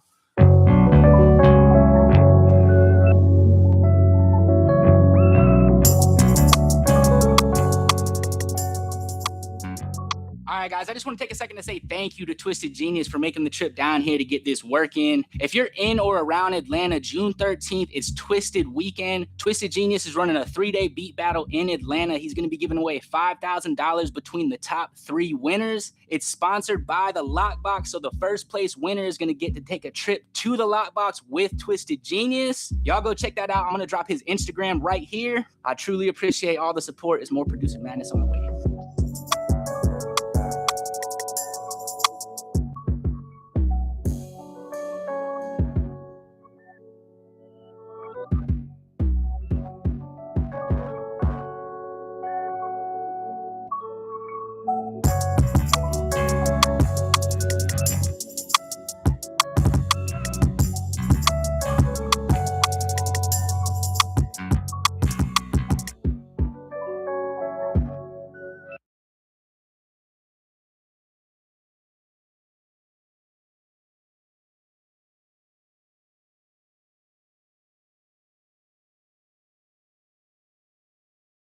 What's going on, guys? Welcome to the Lockbox. I'm Lock, and today I got my boy Mook Got the Keys jumping and Young and Chriso pulling up. We're going to be working on a pack of beats for YFN and Lucci. For those of you who don't know, Mook's produced some of my favorite Raw Wave songs. He's worked with NBA Youngboy, Lil Durk. Chriso's produced songs for Kodak Black, Raw Wave, Skilla Baby, and the list goes on. Stay tuned. We're about to go crazy today. Tampa celebrity. My boy. For the new. Look. Why you always gotta go somewhere when nigga here? What's good, You talking about? All right. Anytime you show up, he's got other places to be. Yeah. I'm coming back. Why every time I pull up, Bro, nigga, I've been this your episode too. I've been since 1 o'clock. That boy been going crazy on live. I popped in on you on TikTok. You the celebrity now, man. Yeah. Who the celebrity? TikTok celebrity. Yeah. You know TikTok, and if you viral on TikTok, that's all. I mean, I'm viral, bitch, but you ain't see me around here wearing shades. Talking like Barry White. Talking like Barry White. This nigga over here, yeah, let's do this. I like, yeah. That's Boy, deep as fuck. Like, boy, you know you don't talk that deep. That's crazy. And you starting shit off, nigga. You ain't know. No, y'all ain't working me every time. I got I told him that. I said, listen. I said, act like he ain't I said we gotta do one where you started and then one where you started. Look, ugly fingering. Your fingering ugly as hell. You sleep, dude. Nah, boy, you got the. I thought I had the ugliest fingering. You got the ugliest fingering, bro. Your shit ugly. Your shit be stretching though, my boy. And yours cramped up. Like you got arthritis. That's real. That's real keyboard hands. That's all. Wrong on 6 out of 10 trades. And on the days you're wrong, you walk away. I walk away.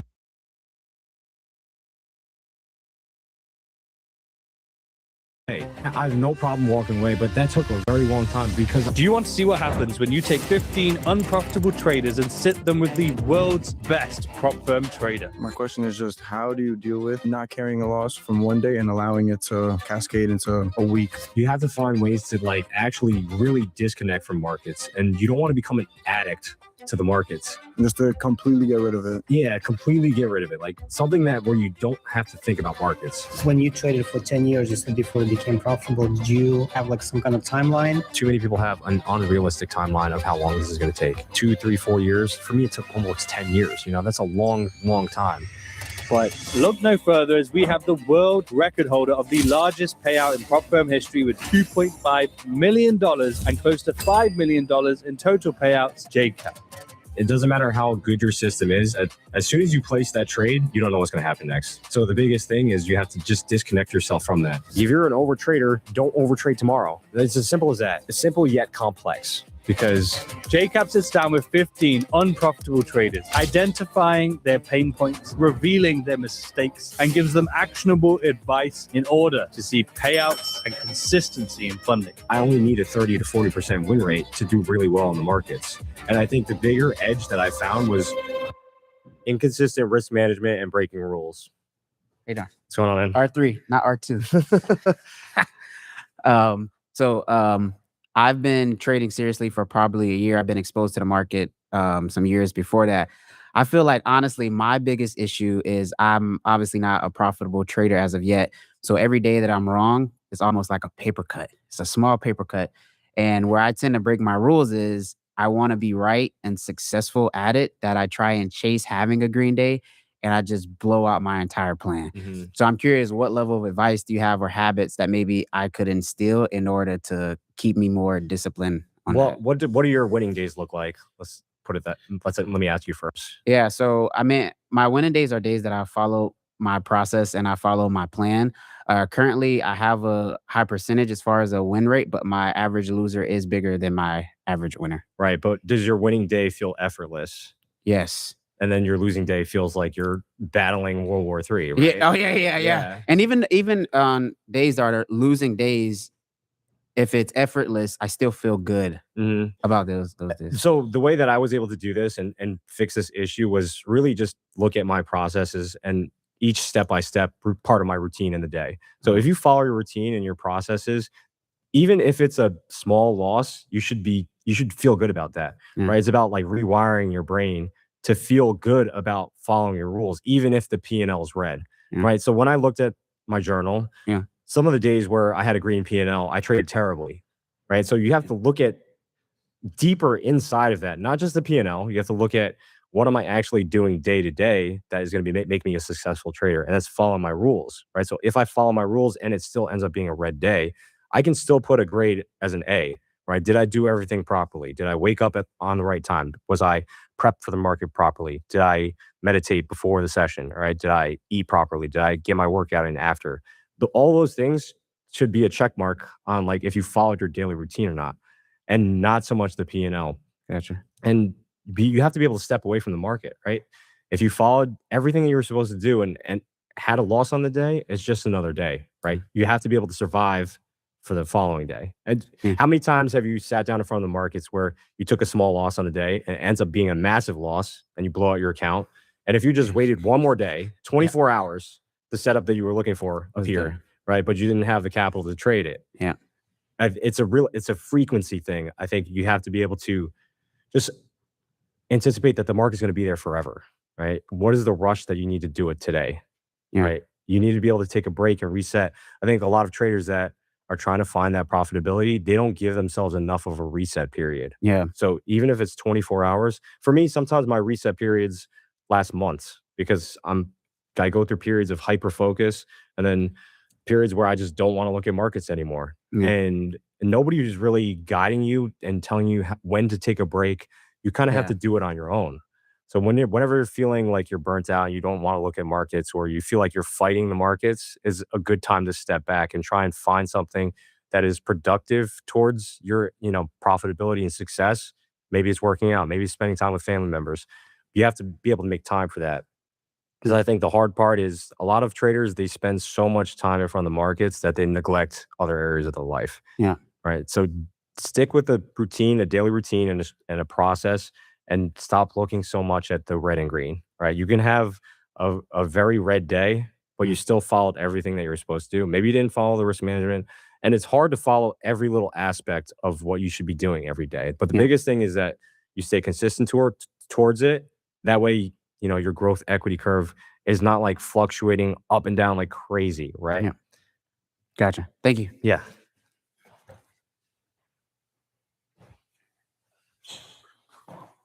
Hi, I'm Gene. Kyle. Nice to meet you. So I definitely have that problem. So when I win, I trade ICT. And so when I win, especially 2-3 days in a row, I feel very confident. And then my losing trade would be massive. Like I would lose pretty much everything I made plus some. What is the best way for me to deal with that, I guess? Because the strategy I use is the same, pretty much the same. But when I go on tilt, I look for something else. I try to make it better. And when I lose, then I'll go even more because now I feel like now I need to get my money back too. And then that goes out of control. Yeah. So like, why do you feel the need to oversize when you're on a winning streak and maybe even oversize on a losing streak? Do you just get really overconfident? On the losing streak, because I want to get my money back. I want to get back where I started. On the winning streak, no, I'm actually doing pretty well. It's really when I lose. So are you trading your P&L or are you trading the system? Well, I should trade the system, but I probably do the P&L. Yeah. So I would say the biggest issue with obviously oversizing is you just get overly confident and you're not really paying attention to your strike rate. So do you have enough data as far as your strategy over the course of 3-6 months that you can specifically say, okay, over the course of, let's say, 30-40 trades, I know I'm going to lose X amount. Do you have that data? I do not have that data for the reason is every time I take a trade, it's not a systematic trade. It's more of, well, I think today, even though I follow the system, but there's no specific rule why I'm taking that trade. I mean, like fair value gaps, for example. Yes, I do use fair value gaps, but sometimes it's a 15-minute fair value gap. Sometimes it's 5, sometimes it's a minute. So I think the biggest thing with this, and I struggle with this for a very long time also, is the consistency of your journal, right? So your journal is only as good as the data that you're putting into it. And if you're not following your system, then the data is basically useless. So in order for you to be able to actually figure out the data set for the strategy that you're trading, you have to stay very consistent with it. Otherwise, the data doesn't make any sense. Meaning taking the same trade? Taking the same trades and avoiding the bad ones, right? Because now all of a sudden you're polluting the data, you're polluting your trading data with trades that you normally wouldn't take.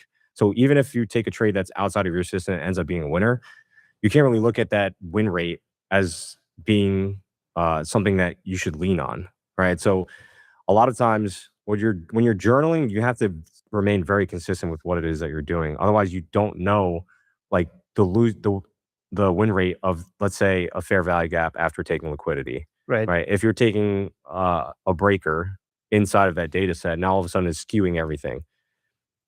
But the biggest problem really is your overconfidence when you're on a winning streak. Like, how do you tame that? And I think nothing in technical analysis is really going to help you do that other than yourself, right? Gotcha. You have to understand that every trade that you take is going to have a probability of it failing. Right.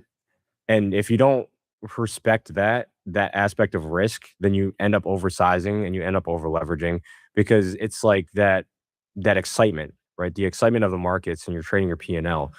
You're like, one big trade can get me out of this 2-month drawdown period. Right. But that's the wrong way to approach markets, to be honest. And I know it's very difficult and it takes some time and experience to get used to.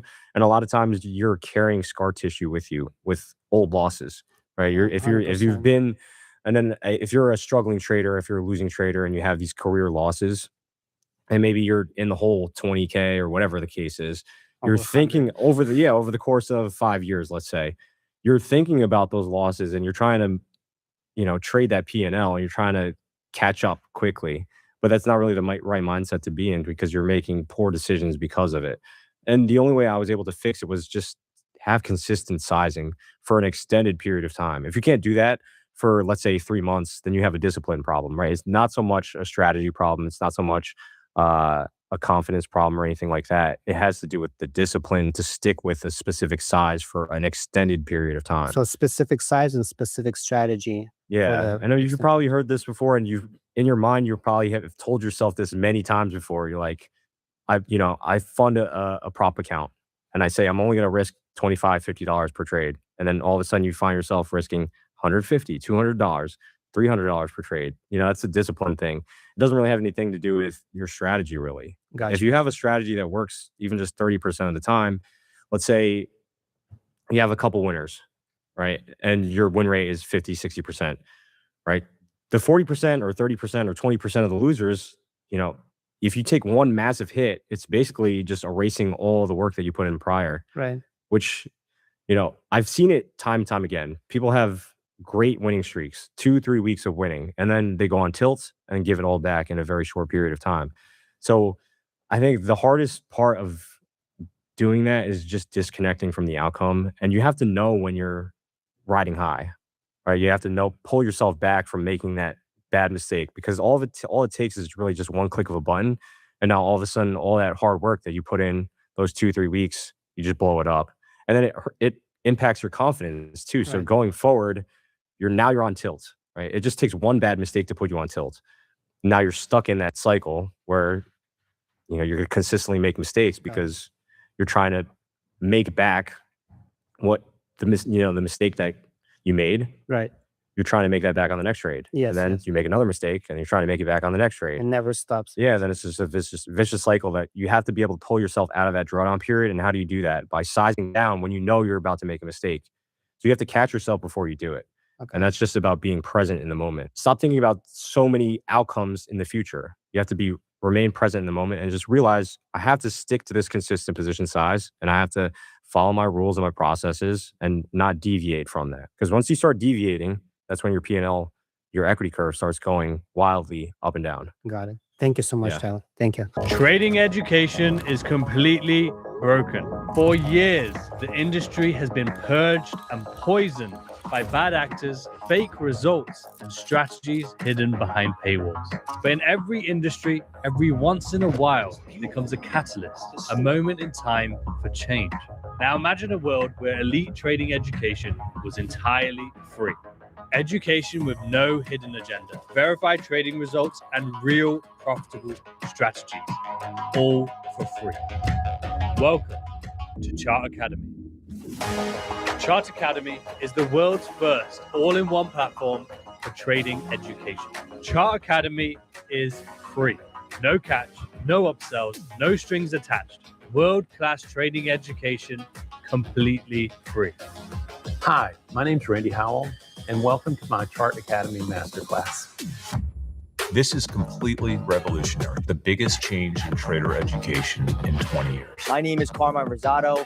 I'm a verified 7-figure trader. I've been trading for 10 years now. The reason why a lot of traders fail is because they Ultimately, this work is about self-mastery. Trading education will never be the same again. Browse hundreds of hours of content in Forex, futures, stock, options, and crypto from the best verified traders on the planet, all in one platform. Experience a completely personalized trading plan tailored, reach milestones, redeem points, and earn rewards with a massive global community.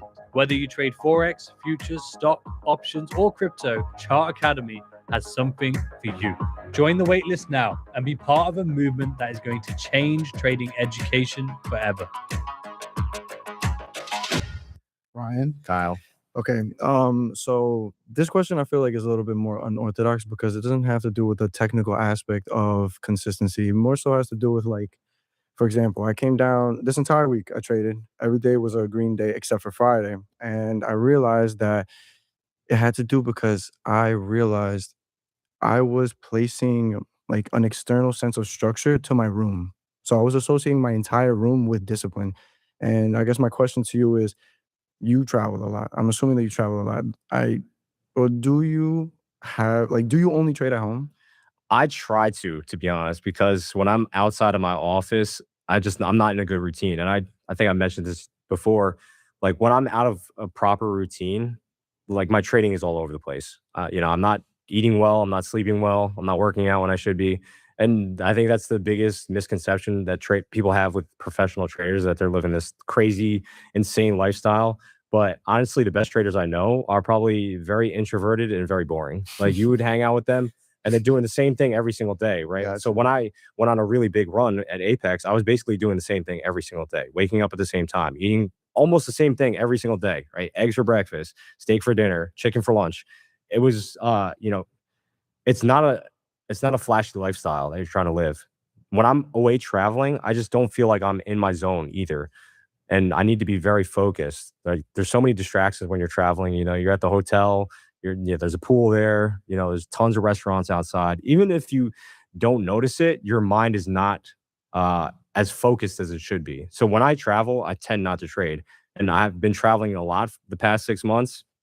My trading performance has been pretty subpar, to be honest. So, it's very hard to have a very consistent routine throughout the whole year because, everybody has things going on.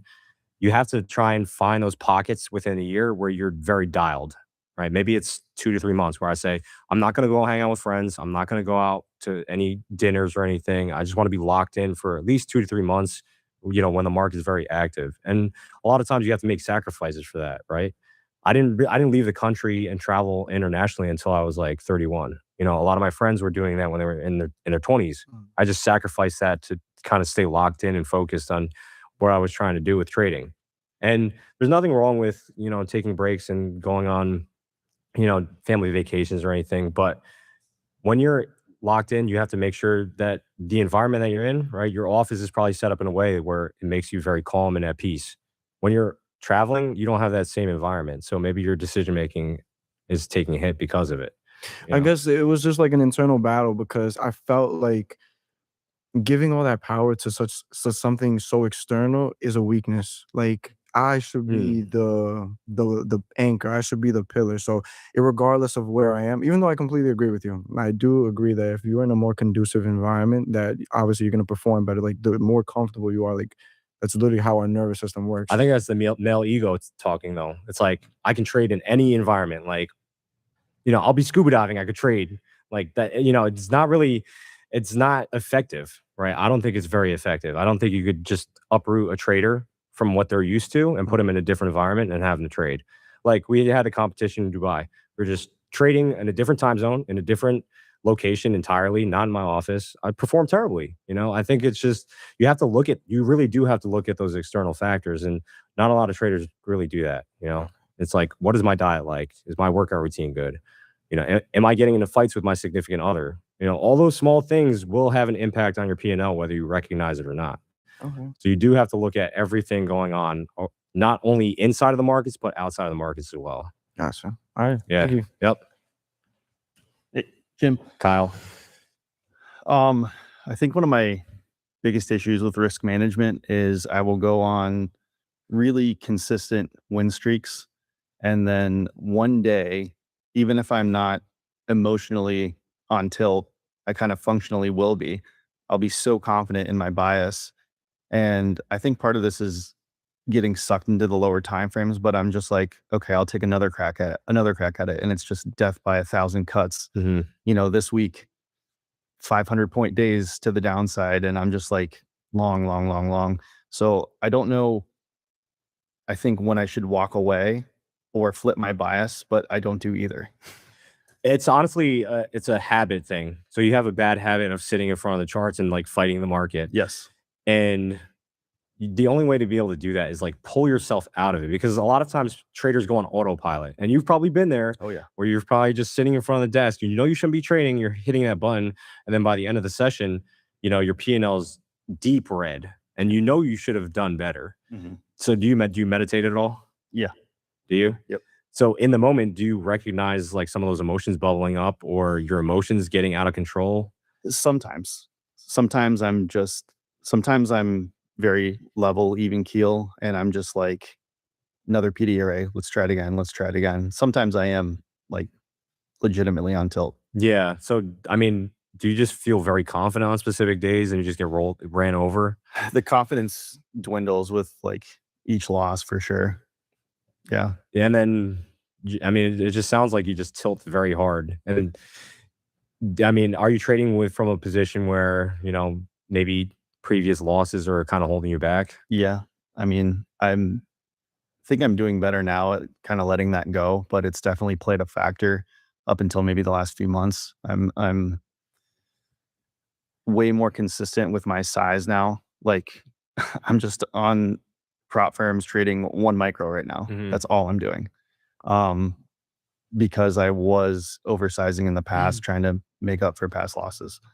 So for me, the biggest thing, and I'm not sure if you've heard me mention this before, but I put poker chips on my desk because it's just a visual cue that tells me how many trades I could take in a specific week. Okay. And I noticed like when I first started doing it, I wasn't paying attention to it at all. Like I said I was going to take 3 or 4 trades in a week, and I found myself taking 3 or 4 trades in a day. Right. And honestly, doing that helped me pull myself back from going on that autopilot mode where I'm just like at the desk, just clicking buttons, knowing I'm breaking rules, because it's so hard to do when you're in the moment. Yeah. It's like, who's it going to hurt if I just take one more shot at this?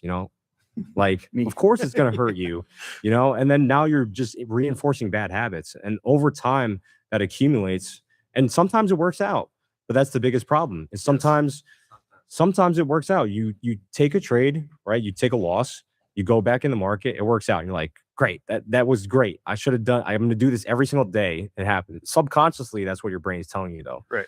It's like when you take a loss, you made it back, but that's not the right action to take, right? Because now you're looking at the P&L and saying, you're being rewarded for bad habits essentially.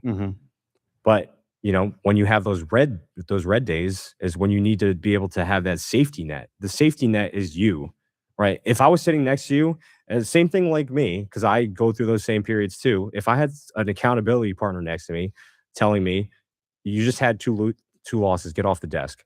Nobody's really going to do that for you if you're an independent trader. So you have to do it for yourself. You have to be able to pull yourself back.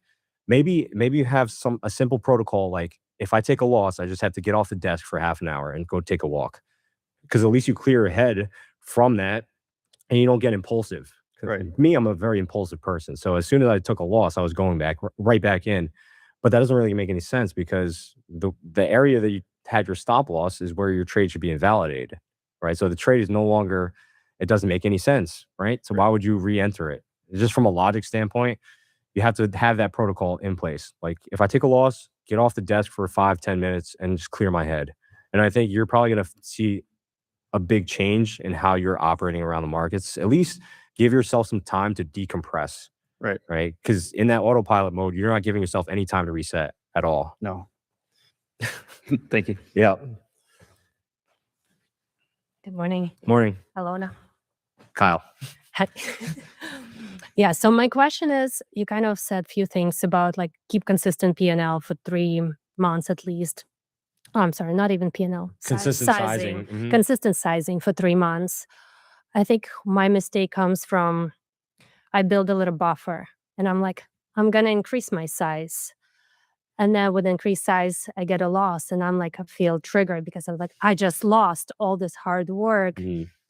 And a few ways I tried to resolve it. I was like, I either take 2 trades a day and lock myself out, or don't even take trades. But then comes hesitation.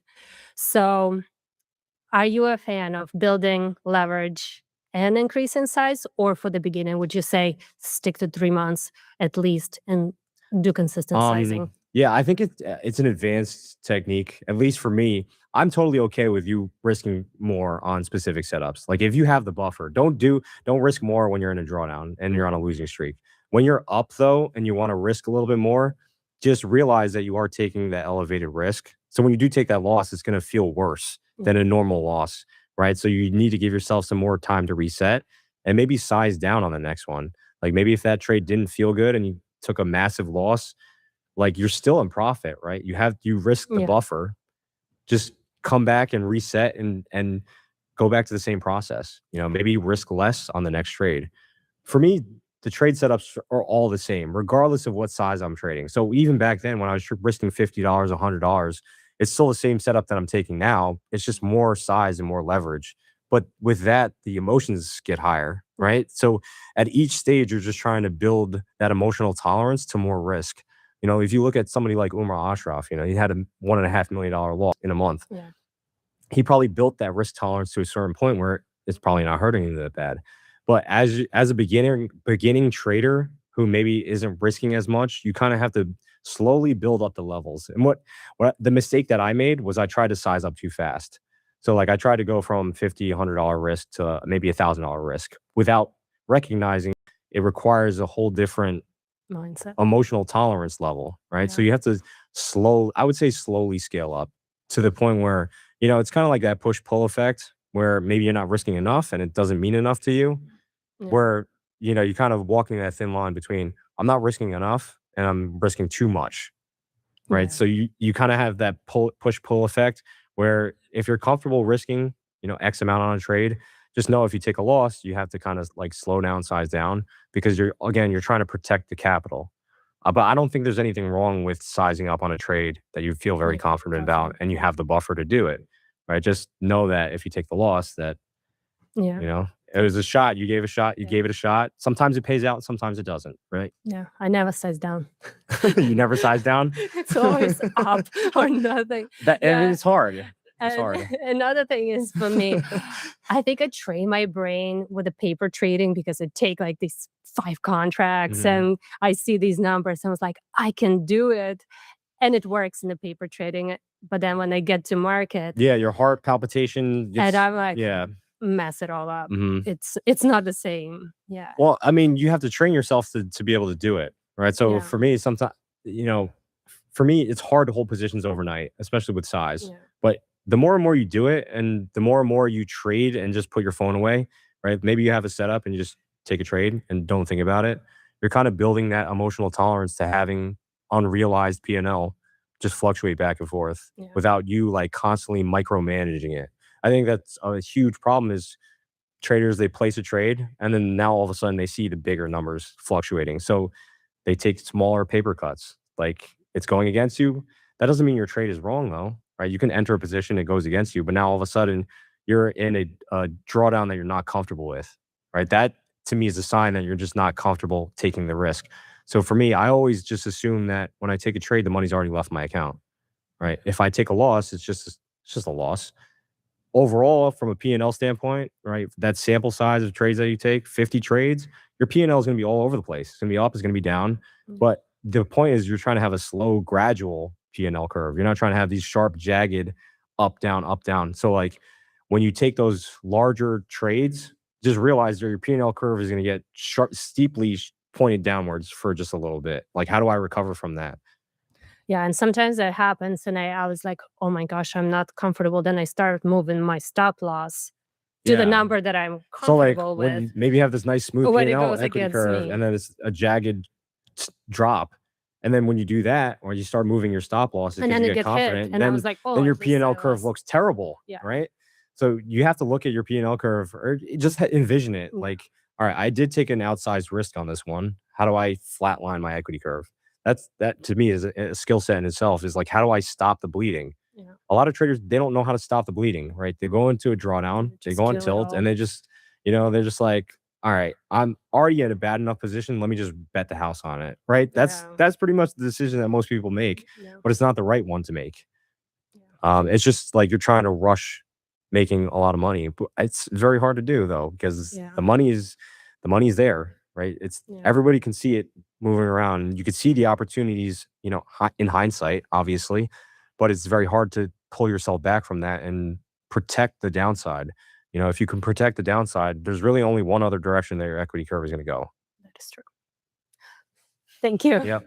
Thank you. Traders, let me tell you about the best futures firm in the trading industry with the largest payout cap across any firm. And that is right, it's Alpha Futures. Alpha Futures has been a proud sponsor of Words of Wisdom for the last 2 years and running.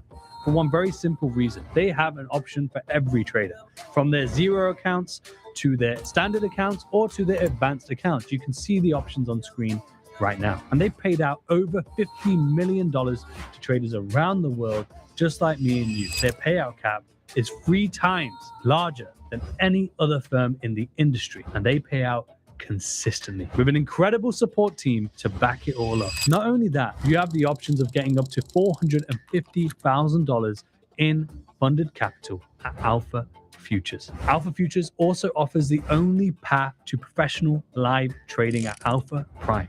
Trade consistently, get payouts, and you can get called to trade on a professional trading floor in the heart of London, with Miami and Dubai to come in the future as well, where you can potentially earn a salary and trade live capital with the help of quants and a professional team at your back. Only available at Alpha Prime and through Alpha Futures. Now you can get the best discount available anywhere using the code RIZ at checkout, RIZ. Now the link is in the description below. Let's get back to the episode. How's it going, Kyle? Cheers, Paul. So I figured this would be a good question for you, as you are the world record holder for Apex. I guess for now. Yeah, for now. Yeah, maybe one day. The last little bit of getting over the hump, right? Like, I mean, I was in a 300K Apex account, up 16 and a half. And then that last little hurdle, I'm like, okay, we got to do this. We got to do this. You're trading and all of a sudden you're $1,000 loss, blown account, right? Like, I think sometimes it's hard to see the real money. You're like, I'm up $6,000 in this trade, and then you're trading again 20 minutes later, right? Because it's pretend money. So how did you make the flip? I know you said poker chips, but it's like, how did you just get that last little bit? Because you've got to do these certain rules to get ahead. I think it's the external, it's like the pressure that you put on yourself to try and pass the account. I mean, the way that the prop industry is made is to kind of like force you into this idea that I need to get a payout within X amount of time. I need to pass the challenge within X amount of time. You don't need to do anything in any amount of time, unless you're worried about paying that monthly fee, like the month, whatever the cost is. Maybe, I don't know if Apex has the monthly fee or not. I think it's honestly, a one-time fee. Yeah. So like, what is the pressure that you're putting on yourself to hit a payout within a specific window? Because if you recognize that trading is inconsistent, right, you're going to have up days, you're going to have down months, you're going to have great months, you're going to have months that are sideways. But the biggest thing is that you're not putting that pressure on yourself to pass it within a certain amount of time. And it's happened to me before where I got very, very close to passing and I just blew it, right? What is the emotional trigger that's causing that to happen though? Like, do I need to pay my bills? Do I need to leave my job? All those things are going to have an impact on the decisions that you make, right? You're trying to come to the market and make logical decisions. Is there anything logical about blowing an account when you're $1,000 away from the finish line? No. I've been 84 cents one time, and I was just like, yeah, lost, blown. Oh my God. Like, are you serious? Yeah. Like, and it's because like you're not accepting of the losers. And this, I think, again, is like the male ego thing. Yeah. And I think, you know, some people have mentioned it where they think females are better traders than males because we don't like losing. No. We hate losing. Yeah. Right. We hate being wrong. Like your wife tells you you're wrong. You're like, no, you're like, but the hardest part is just accepting that you're wrong about the markets and protecting yourself for a trade the next day.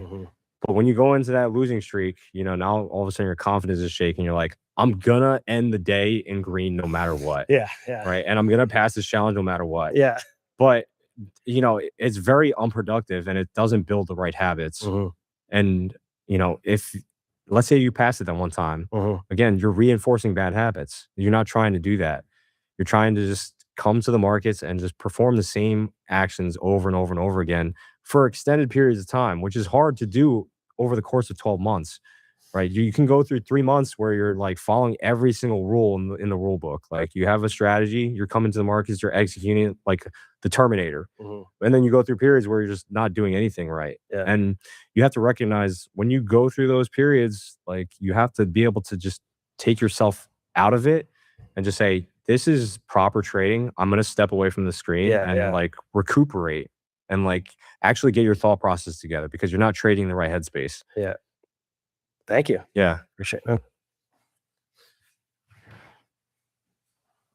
Hey, what's up? What's going on, Kyle?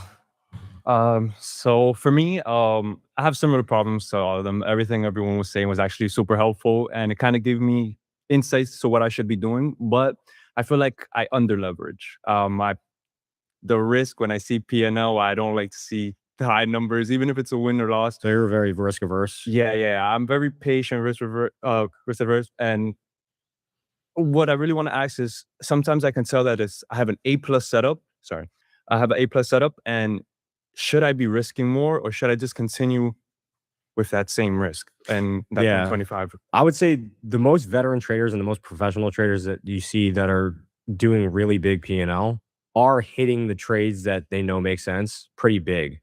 But you can do that in a way where you're not taking on additional risks. So I scale into my trades. I don't, and there's different ways that you can go about this, but have you ever tried scaling into your trades? So I tried scaling in, but I seem to always catch the trades where it's actually my first TP was the max TP and I should have gotten out there. I tried to like get in again and then I lose 2 trades. I stayed in the original one and then I got in, scaled in and lost to that one as well. Okay. So, I mean, are you taking a more than a 1R loss on those ones where you scale in? Like, are you adjusting your stop loss?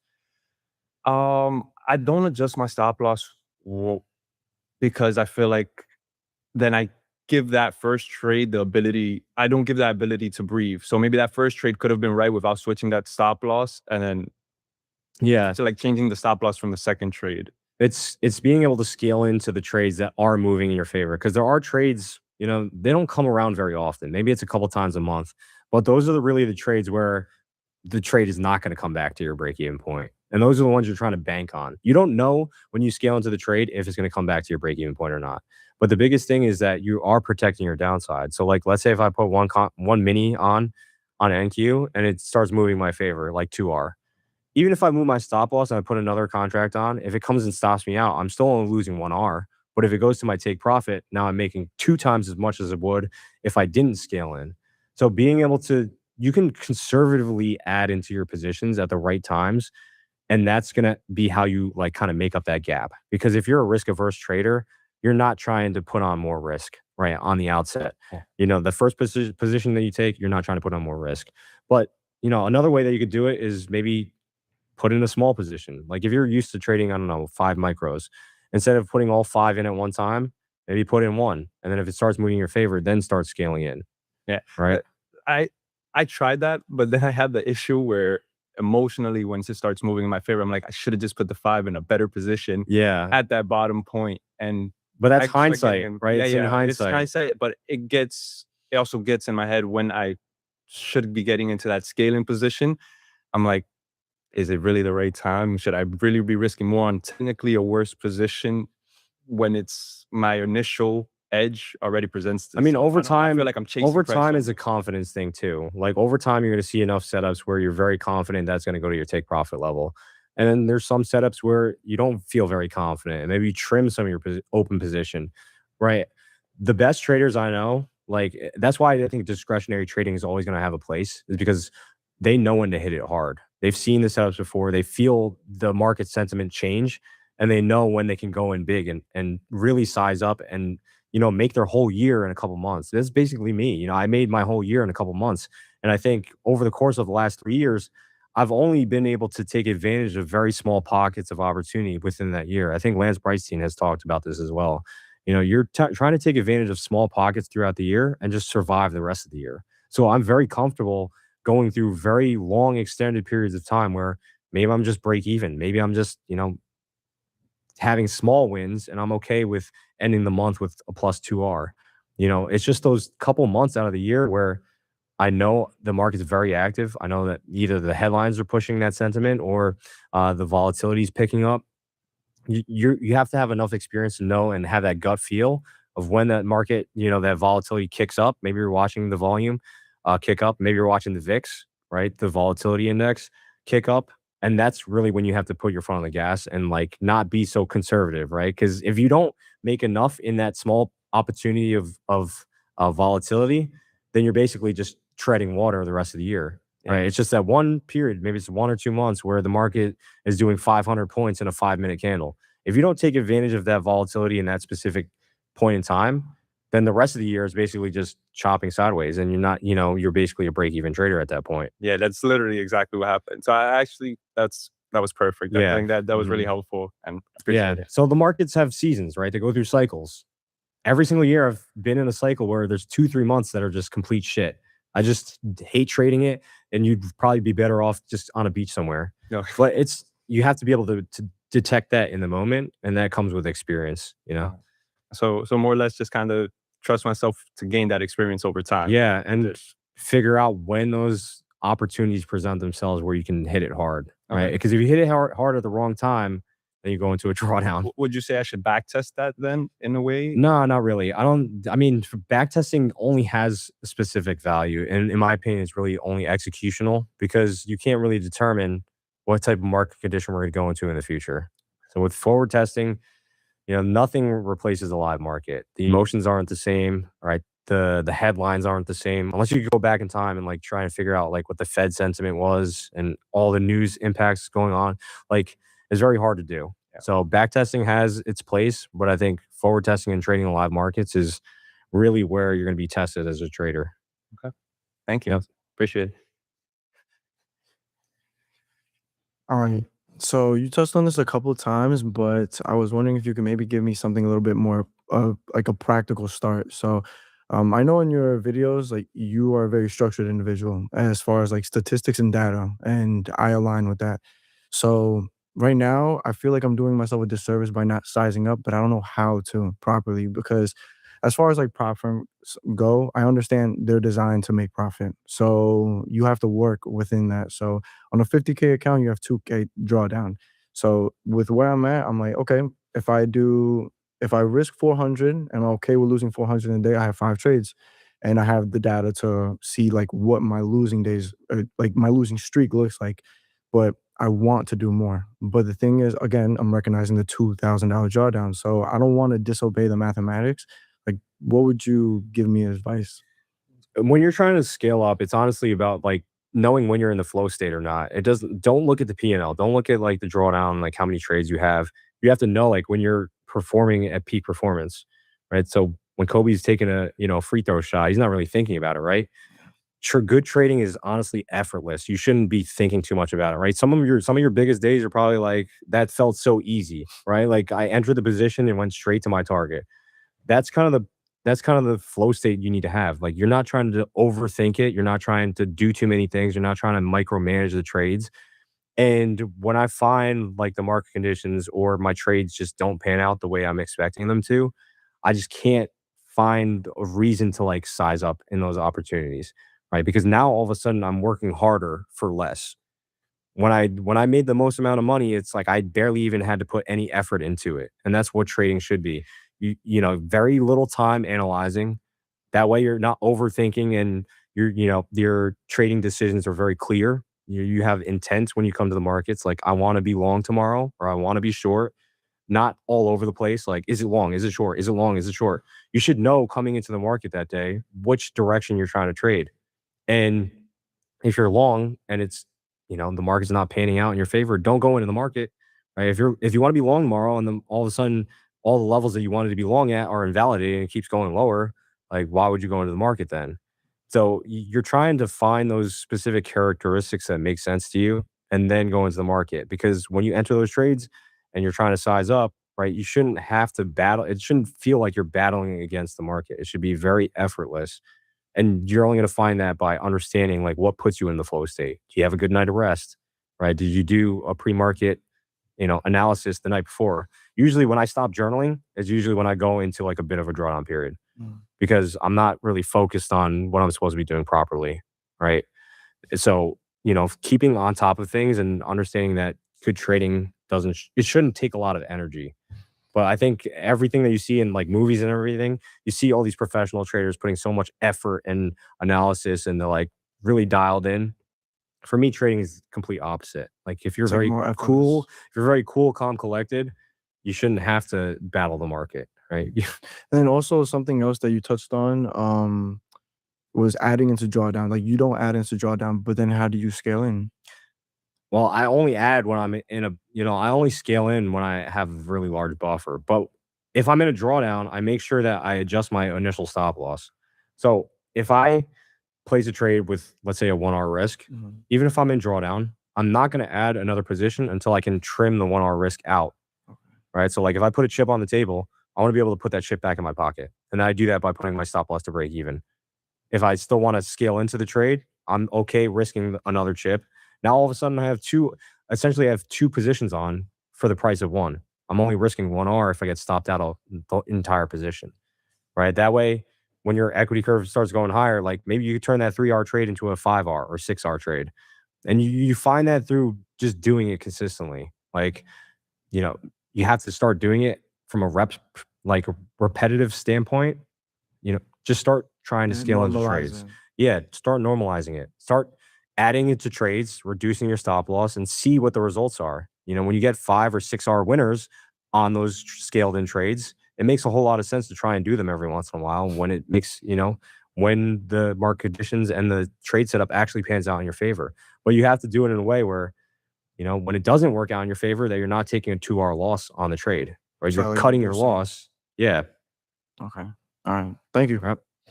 Let's be honest, most traders don't fail because of bad setups. They fail because they have no one in their corner telling them the truth. TradeZella gives you just that, and it never stops working.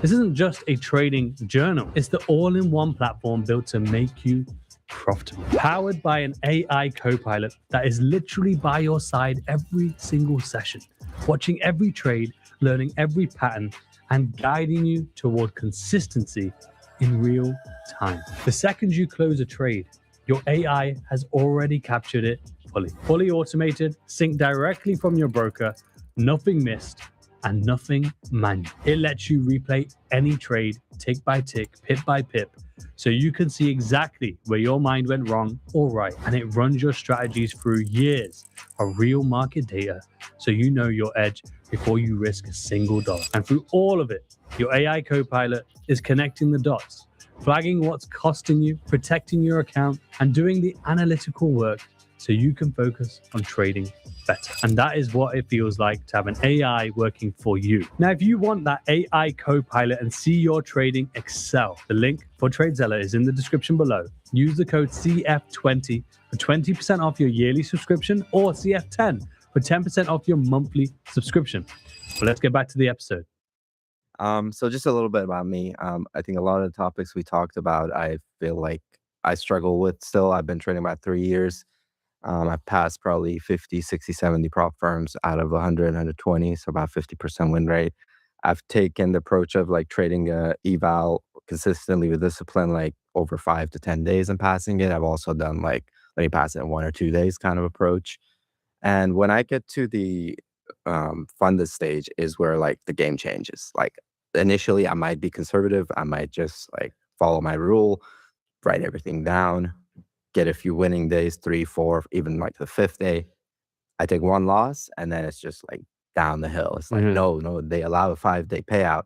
So I need to make this day work. And then I lose the whole account.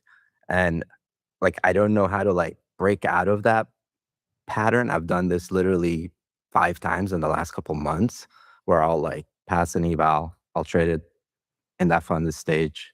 And then I'll just have this pressure on myself that, dude, you've been doing this 3 years. You got to make it like this time. And sometimes I'll be like, man, if you just sat down today or like taken that loss and came back the next day, there was that setup you were looking for. And I'm not able to get to do that. It's just like some kind of self-inflicted pressure to make it already. And I don't know if that's something you've like went through or you've seen other people go through and how they make that, because it's not the technicals anymore. It's not like the setup. It's not gathering data. It's just like forcing trades when I'm on tilt, things like that. Yeah, for me, it's just external pressure to try and be profitable. Because let me ask you, did anything about the market, right, from the eval stage to a funded stage, did anything about the market change? Right? No. It's the same market mechanics. It's going up, it's going down, right? It's going sideways, it's stopping people out. Nothing about that specific, condition changes. The only thing that changes is something that's going on up here. Yeah. So it's like I don't want to be wrong. And even you were touching on bias. I actually have this sense I don't get the bias right. So I'll flip my bias. And that's where like a lot of trouble starts. And I have this expectation that no, as a trader, you should get the bias right. Otherwise, like, what are you doing? Like, you're fraud. Like, you need to get the bias right so that you can. No, you have to just accept losers, right? So have you ever heard of Richard Dennis? Yeah, I think so. So he actually trained up a bunch of like random people. Yeah. Based on their personality. An older guy, right? Yeah. He was an older guy. He had a 20% win rate. So he was very comfortable taking losses. And that's something that every trader needs to learn how to do, is be very comfortable taking losses. I could show you my Apex track record. I was a 35% win rate and made $3 million. I was wrong on 6 out of 10 trades, right? And that just... And on the days you're wrong, I cut myself off. Away. I walk away. Yeah. I have no problem walking away, but that took a very long time because I put in those protocols that said I have to get off the desk if I take a loss, because I know the damage that I do to myself if I sit there. If you sit there for longer than the window that you're supposed to, you're going to see things that are not really there, right? You're going to see setups that appear that you shouldn't be taking. The market has a way of tricking traders into positions that they shouldn't be in. And you should not be operating when you just have a very uncertain idea where the market's going to go. So a lot of times, if I get stopped out for the day, my idea is completely in the trash, right? Now, all of a sudden, I'm trying to come up with ideas to try and make money, right? It was never in my plan to go short on the market, but I find myself in a trade. Why? Right? It's just not a logical decision to make. You're just doing it in the heat of the moment because you want to be successful, right? So you do need to have some protocols in place to catch yourself, because again, we don't have accountability partners. I didn't have anybody next to me telling me you're trading like a shithead. I did have some people telling me like eventually, like, what are you doing? Yeah. Which I think you need to do that on your own though, because they would tell me I'm trading like an idiot until it like processes internally for me. I was not able to stop myself from doing it. I just kept making the same mistakes over and over and over again. But you do have to have those simple protocols in place that says, tell yourself, if I want to be a consistent long-term trader, I need to have these specific habits in place that protect myself when I go on tilt. Because all of us go on tilt. Every professional trader will go on tilt. And it doesn't make me less of a trader. It doesn't make you less of a trader. To it's walk just, away and accept. Yeah, exactly. Exactly. Yeah. No, that's because you can come back the next day and just all of a sudden hit out of the park and you have the best day of your career.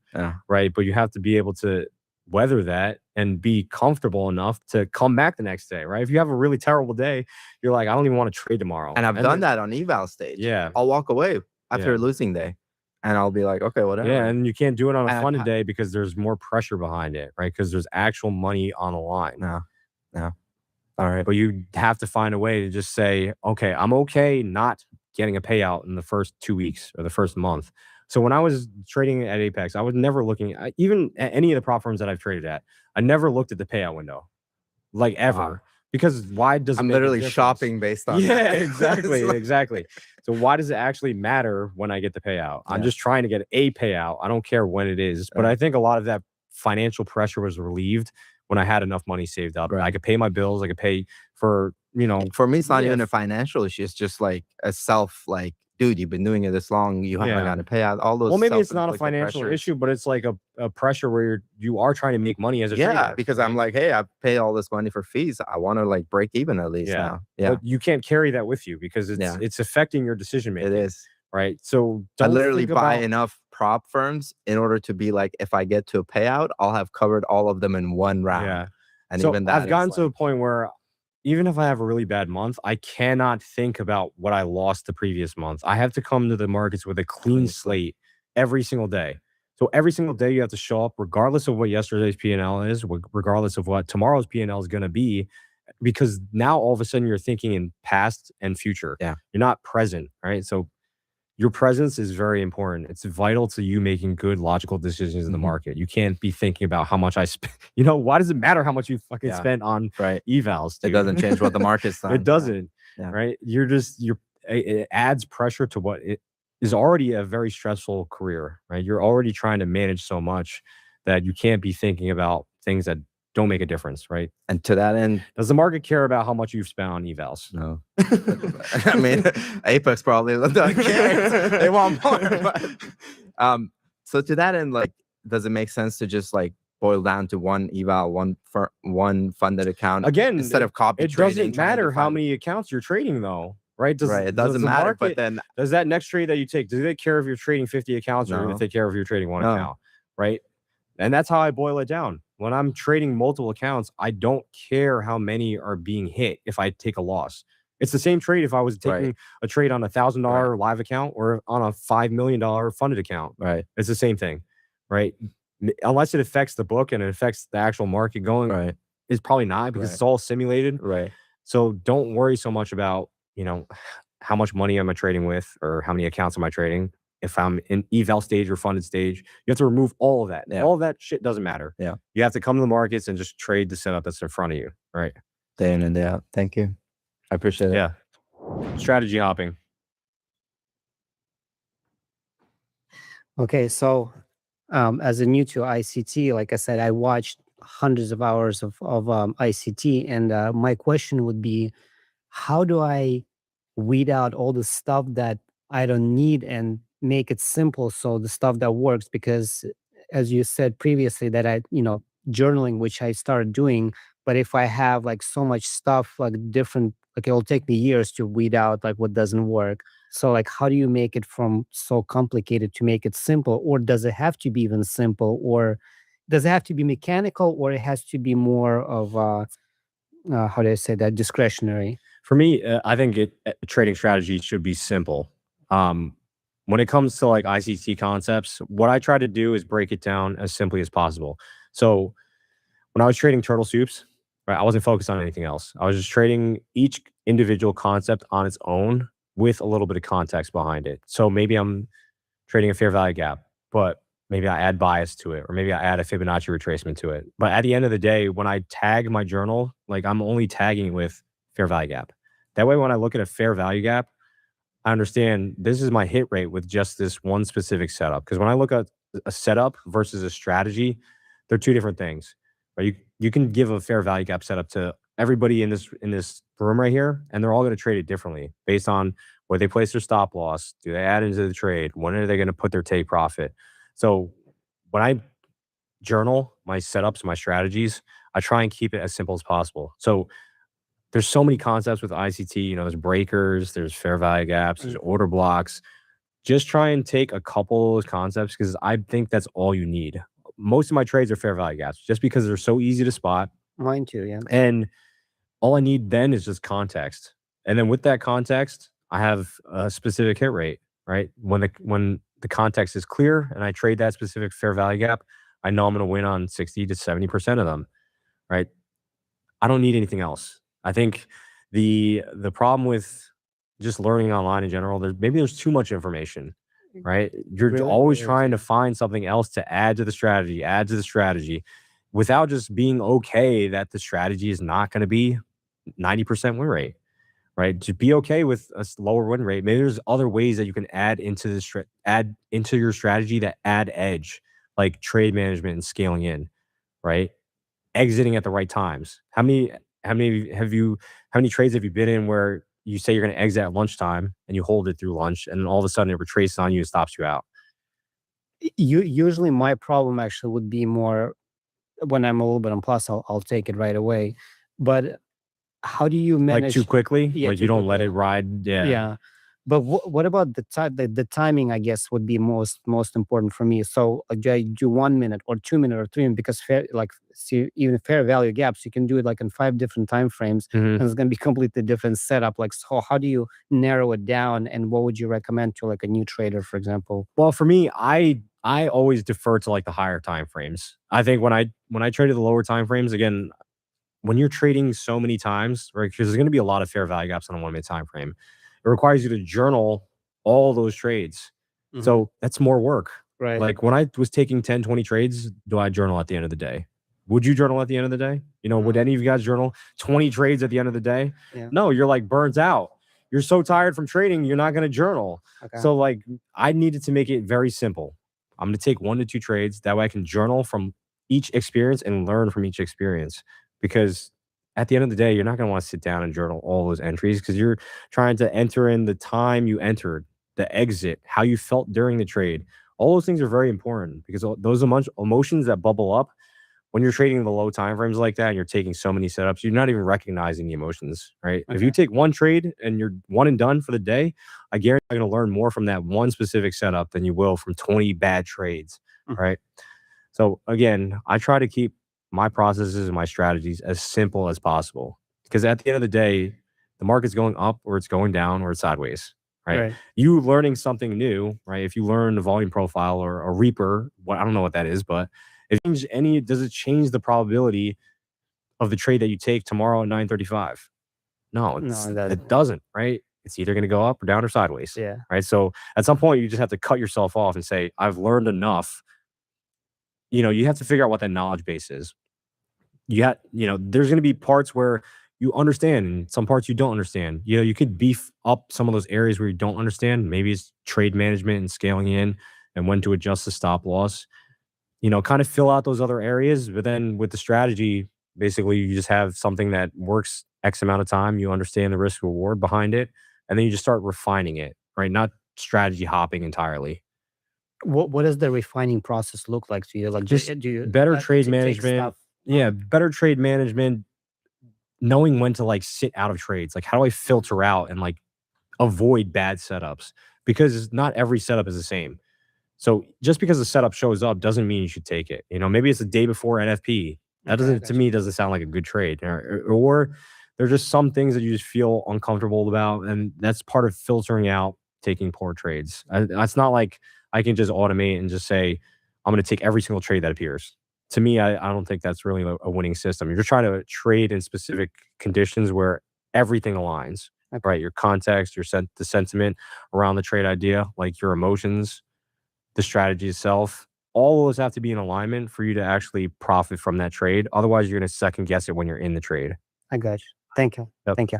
Traders, let me tell you about the best CFD firm in the industry, Alpha Capital. Alpha Capital has every option a trader could possibly need, from 1-step to 2-step to 3-step challenges, whether you want a 6% target, 8% target, or even a 10% target. Whether you want to trade on DXTrade, CTrader, MetaTrader 5, or even TradeLocker and exclusively Alpha Trader. Now, at Alpha Capital, you can get up to $400,000 in max allocation. $200K per strategy can be applied, and no better place to trade CFDs than a firm that has paid out over $100 million. Now, here at Words of Wisdom, we have been partnered with Alpha Capital for over 2 years, and they've given us an exclusive discount. Use the code RIZ at checkout for 20% off all challenges. The link is in the description below. Now let's get back to the episode.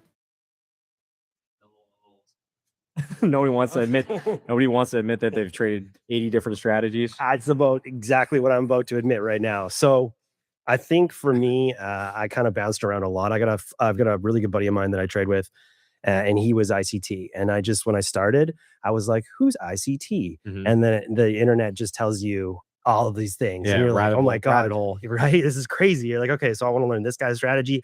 I don't know about that. Oh, what's this? A support and resistance. Oh, this is order flow. Yeah, And, footprints. oh, Right. 100%." And so just going back and forth through all these different things. How did you know that like I think I've just tried so many things. I really resonate when you said, like, I'm done learning. I'm going to continue like a little bit, but I don't need to absorb any more strategies. How did you kind of find that once you were like, this is what I'm doing, this is working for me? Was it just through backtesting and journaling, or did you like emotionally feel it? You're like, this is what I want to do. I think I emotionally felt it, and I got to that.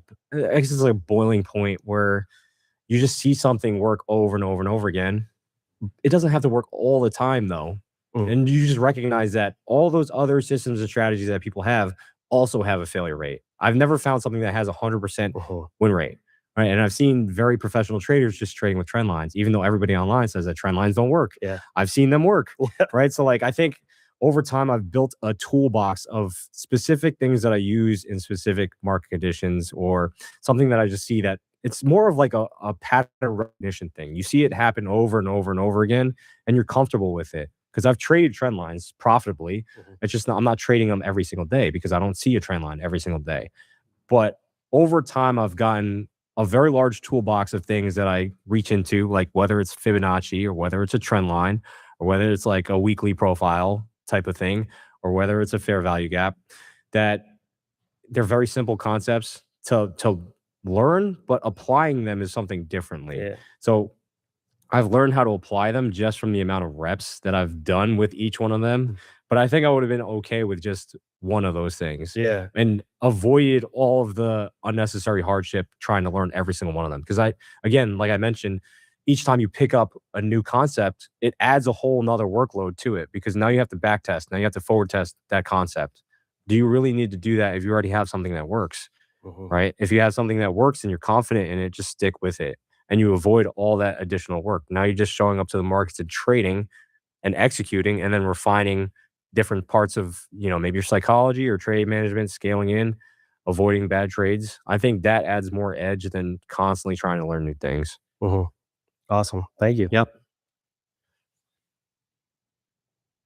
I kind of wanted to continue on the topic of strategies, but from a little different perspective for a while, and still sometimes I do it. But what happens, I have these tools in my toolbox, as you said, and I often do what I do is I use those to convince myself to get into the trade. It's like, oh, it's not exactly my main strategy, but I know bull flags work. So I see bull flag, I'll hop in, or head and shoulders or trend line. And that's what I do with them. Sometimes I literally just strategy hop to convince myself to get in a trade because I cannot just sit still and watch the market.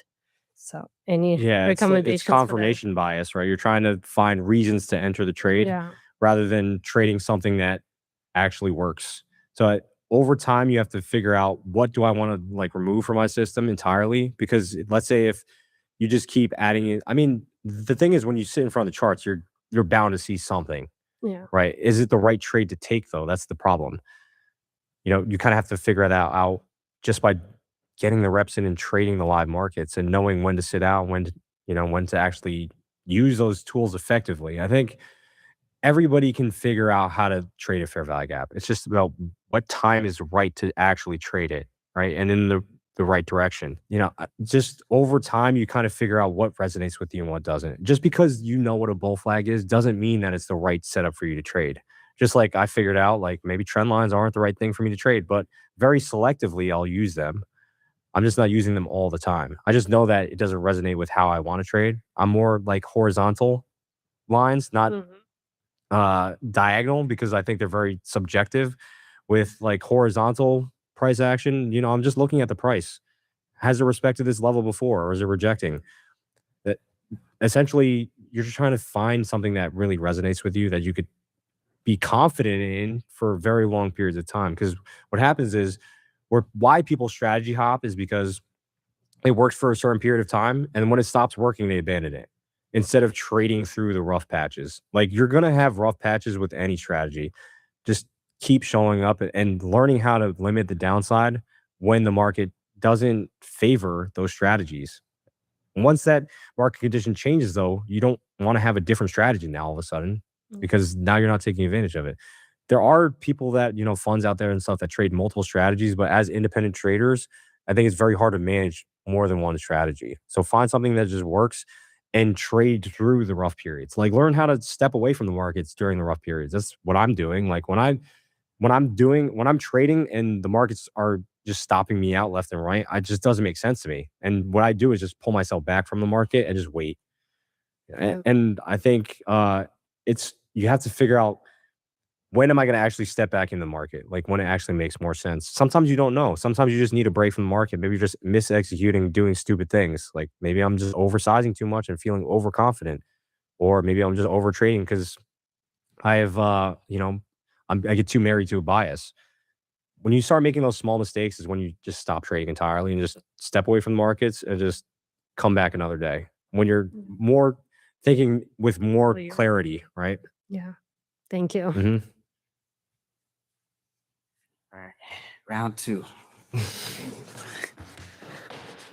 So I think one of my biggest issues is, just to give you context, I don't actually think I have an issue with my strategy because I'm not giving it enough time to actually be tested because I'm so impulsive with my trading. So my data at this moment, I don't feel is super, super accurate as far as if my strategy is working. So I guess my question is, and I'm a supply and demand trader, I like to take break and retest. I was taught that as long as you know your entry confirmation, where your exit is, and where your stop loss is, those are 3 metrics that you should have as far as this is an actual strategy. So I'm curious, when you're putting strategies together or you found your strategy, what are things that you looked for from a structural standpoint to say, like, this is a system that gives me validation that this is an actual strategy? I think for me, it was more so understanding like where the higher time frame was going. A lot of times there's setups that appear on the low time frame that don't align with where I think the market's going to go on the high time frame. Those are the ones that I just avoid entirely. And again, I'm not trying to be just a mechanical system trader where every setup that appears, I'm taking that. I'm not trying to do that, right? I'm trying to trade in sync with where I think the market's going to go. So like if I have a bullish bias on a market, but bearish setups are showing up, I'm not taking any of them, right? So you have to align yourself with what you think makes sense. And over time, you're going to find a strategy that overall just kind of resonates with who you are as a trader. Maybe you're not a supply and demand trader if you can't find yourself sticking to that one specific strategy. If you're just impulsively taking trades, maybe that's not the right strategy for you. Or maybe you just have an impulsiveness problem. Yeah. Right. You have to kind of figure that out. And how do you combat impulsiveness? It's like trading really is honestly a mirror. Right. We're trading our hopes and dreams and our fears and everything in between. It shows up and appears on the charts. So it's more of, for me as a professional trader, you develop as a professional when you understand who you are as a trader and as a person, and you have certain flaws that are holding you back. Right. To me, I was very impatient. I was very undisciplined. I was a procrastinator. So I didn't journal at all. And like I had to fix all of those things for me to become a profitable trader, even though the strategy never changed, right? Yeah. The strategy never changed. It was the same. I had to change as a person though, in order to become profitable. Yeah. Right. You get what I'm saying? Yeah. So when it comes to strategy hopping, a lot of times it's not the strategy. It's like how you feel about the strategy. Do you feel confident with the strategy? Yeah. I feel confident with the strategy. Everything you just shared, that's exactly, I Yeah. feel like, where I'm at. More of the discipline and the consistency is what I need to kind of focus on and not getting impatient. Yeah. And it's interesting because I've seen the most disciplined people fail with trading. Like I would see this person go to the gym every single day, die on point. But when it comes to trading, she's all over the place. Yeah. I'm like, I don't know if the skill sets are really transferable. Like they're 2 different things. But hopefully if you have the right discipline outside the markets, it's supposed to transfer into the markets, right? And that's the way you need to approach it. It's like, I'm going to show up to the markets and do the same thing every day, regardless of what the result is. Yeah. Gotcha. Thank you. Yep.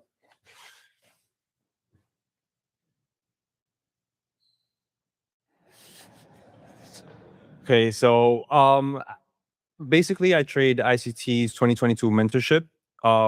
it is based on the fair value gap, but I also see sometimes when I get my displacement, it will return to just an order block. There's no fair value gap there and continue. I've learned to take those trades and almost add it into one system. And I don't know if I'm really strategy hopping there. No, or if I that's don't think an so. adaptive strategy that it actually still works. I mean, it sounds like you would take the same trade regardless. Like if that fair value gap presented itself, you're still going to go long, right? Yeah. If it trades into order block, you're still going to go long. Yeah. Does it really make a difference if it appears or not? I mean, the liquidity is rated, right? And you're still going long. You would still come to the same conclusion, is what I'm saying, whether the fair value gap is there or not, right? And that, to me, is probably the most important part about trading and making a decision on the markets is, do I think the market's going to go higher? However you get to that conclusion, I don't think makes a difference, right? And I think that's where people get tripped up. It's like, my strategy is telling me this, but I'm so conflicted in the decision that I'm making. You're still coming to the same conclusion, whatever tool you're going to use, right? And I think that's the most important thing is, are you in sync with where you think the market's going to go? And that's why I think the strategy has such a small impact on how traders perform that I don't pay too much attention to it. I look at everything else. It's like, how does this person carry themselves when they're in drawdown? How does this person carry themselves when they're, on a winning streak? All those things and all those decisions that they make has a bigger impact on their P&L than just the strategy, right? Because all those other things that I just mentioned are more characteristic traits. Like, how do you operate as a person, more so than the strategy. Okay. So that really answered my question. Yeah. I just wanted to kind of get the understanding of that, because sometimes I feel like I am changing my strategy when I did that, but it seemed consistent. Like, well, how you said, I got the liquidity. You come to rate. the same conclusion. I come to the same conclusion Right. either way. So Yeah. that confirmation helps. Now I can feel more confident in it when I see either one. So I appreciate it. Don't know where the market's going next? Stop worrying about your trading. Just get informed on exactly what's happening in the markets and what to expect. From Forex to futures to stocks to crypto, be on top of it all. That's why tens of thousands of traders are subscribed to Market Journal, a free newsletter that allows traders to keep up to date with the markets every single week. Remember, an informed trader is a profitable trader. It doesn't matter if Trump tweets, AI stocks are pumping, or if Bitcoin drops out of the sky. Market Journal has you covered. Join for free today using the link in the description below. Tilt and revenge trading. My man stood up fast. All right. So as a new trader again, I think that I already passed the phase of where I want to go into the market right after I lose. But right now, my strategy, I think my stop loss is too short, that even though I know the price is going to go where I think it goes, it first triggered me, the stop loss, and then I go back right into the trade. Sometimes it works, sometimes it doesn't. How do I manage to avoid that? Well, you have to accept the loss initially. I think that's the biggest thing, is that revenge trading is because you feel overly confident on the market. So like, where you put your stop loss should be in a point where the trade is no longer right. And if you're not putting it in a place where the trade is no longer right, then you have to work on the stop loss, right? But with revenge trading, the problem is that what happens if you take the stop loss and you go in again and you take another loss? I'm out. Are you though? Loss, I'm out. Okay, but what happens if you take a second loss and you go back in and again? I get out of the computer. I close the computer and I'm out. Okay, so then that second is the one that I was having the issue with. That second one, because I'm trying to avoid that. I'm trying to avoid that second. You probably don't have a revenge trading or tilt problem then. You just have stop loss placement issue. Probably. Right? Probably.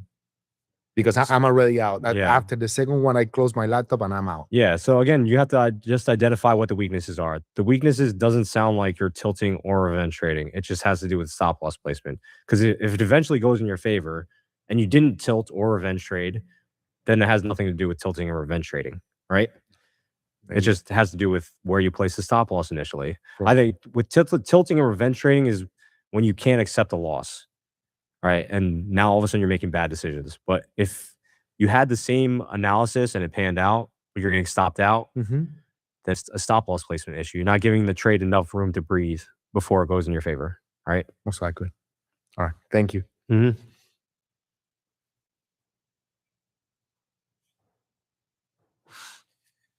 All right. So this doesn't have to particularly deal with like same day revenge trading, but I've seen that, losing streaks occur from one day. And my question is just, how do you deal with carrying a loss or not carrying a loss from one day and allowing it to cascade into a week? I try and not spend too much time thinking about markets. I think when you spend too much time thinking about markets, and it's hard to disconnect, right? What do you do to disconnect? Go to the gym, I run, I read. Do you think about the markets while you're doing that though? Kind of. Okay, It's then not all the way. It'll be kind of. yeah, to me, that's not really a true disconnection. And that is a big reason why I got back into paintball, is because when I'm on the paintball field, I don't have time to think about the markets. I tried to golf. I couldn't get away from the markets. Like, even though the markets weren't open, I'm still thinking about trading. I'm still pulling up a chart on a weekend, looking, in between holes, like from hole 9 to 10, I'm looking at a chart, right? That to me is not a true disconnection. So you have to find ways to like actually really disconnect from markets, and you don't want to become an addict to the markets. It's so easy, to, even when you're not in a position, you're thinking about markets all the time. You have to find a way to like really disconnect from the trades that you took. Like, what does that reset process look like for you? To me, maybe it's not just so much, going to the gym and having, regular routine. You really need to find like another hobby, to be honest. Just to completely get rid of it. Yeah, completely get rid of it. Like something that where you don't have to think about markets. Oh. Whatever that passion is, I think you need to have a passion outside the markets, because if you make the markets your passion, it can drain you, right? Like if you're spending too much time in front of the screens, like now all of a sudden your eyes are bloodshot, you haven't slept, you're in front of the charts nonstop. And by the time you sit down for the next session, you don't have any energy left to make good decisions. So a lot of my worst days were when I just didn't get enough sleep at night.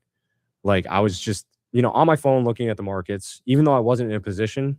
By the time I sat down in front of the markets, like I didn't have enough energy to actually manage a position or an idea properly. So like I had an idea going into the day. Now I find myself switching biases. Why would that happen? I'm just fatigued, right? And that fatigue takes time to like reset and actually, lactic acid, it builds up. You have to like flush it out of your system. It's the same thing with trading. So if you have a loss or 2 losses, 3 losses on the day, you have to find something that actually removes you from the market and you're not thinking about it. And I know it's kind of counterintuitive because in society, we're told to like work harder. You're going to work harder and you're going to get results. And the markets is not like that. When you start pushing against it, it starts pushing back, right? So I think finding something that you can completely remove yourself from markets is very important. Okay. Thank you. Yep. Hello. Hello. This is something I don't really want to admit to, but I'm kind of curious to see where successful people came from to where they're at. And I don't know if I heard it out on the internet or what, but so on my prop accounts, I would start out with the micros. And then if I had a couple of losses, I would switch to the mini to try to get my money back, Mm-hmm. which is Revenge trading. this is real revenge trading. Yeah. So I'm doing better, mostly because I got denied a payout by accidentally doing a mini. So I learned my lesson. I burned my hand on the stove. But I'm just curious, like, did you come from terrible habits like that? Yeah, my habits were awful. Like that's why it took me so long to become profitable. Over almost 10 years, because I couldn't have consistent sizing. I would revenge trade. I wouldn't step away from the desk. And when I kind of hate to admit it too, but it took me a long time to try and fix some of those things.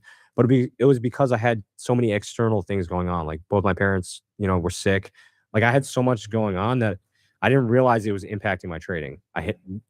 Even though I liked my job, it wasn't something that I really wanted to do. So I was like always conflicting with myself, like, what do I want to do? Or I need to make trading work for me. So, again, I would find myself at the desk or at my real job trading when I shouldn't have been trading. Mm-hmm. And all those bad habits, they kind of build up and they compound, right? So you have to slowly start removing them one at a time and recognizing them. A lot of people just don't want to admit that they're doing something wrong. Yeah. Because sometimes it works. Yeah. But you have to admit, like, hey, I'm actually a shit trader. Like, I haven't made any money in 10 years. Like, that is not a good thing for me to say. So at some point, you have to like take accountability for what it is that you're doing in the market and slowly eliminate those bad habits, which takes time because it doesn't feel good, right? What feels good is like, I'm going to over leverage, I'm going to make it back, but it doesn't usually work out that way. In the moment, you probably think, as soon as I get out of this drawdown, it's going to feel great. Well, then you go deeper into a drawdown. So again, you have to catch yourself before you make these bad habits and then slowly eliminate them. Again, when I put the poker chips on my desk, it didn't happen for me overnight. Like I had to constantly look at them and constantly tell myself, I'm continuously breaking these rules. Like, what is wrong with me? And over time, I just got slowly better and better. It doesn't happen overnight, right? You just have to be aware of them and recognize like you're actually trying to improve. Yeah, it is hard to admit those things, but Yeah. nobody's publicly Yeah, of course admitting, not. Of course not. so thinking working on that. Thank you. Yep.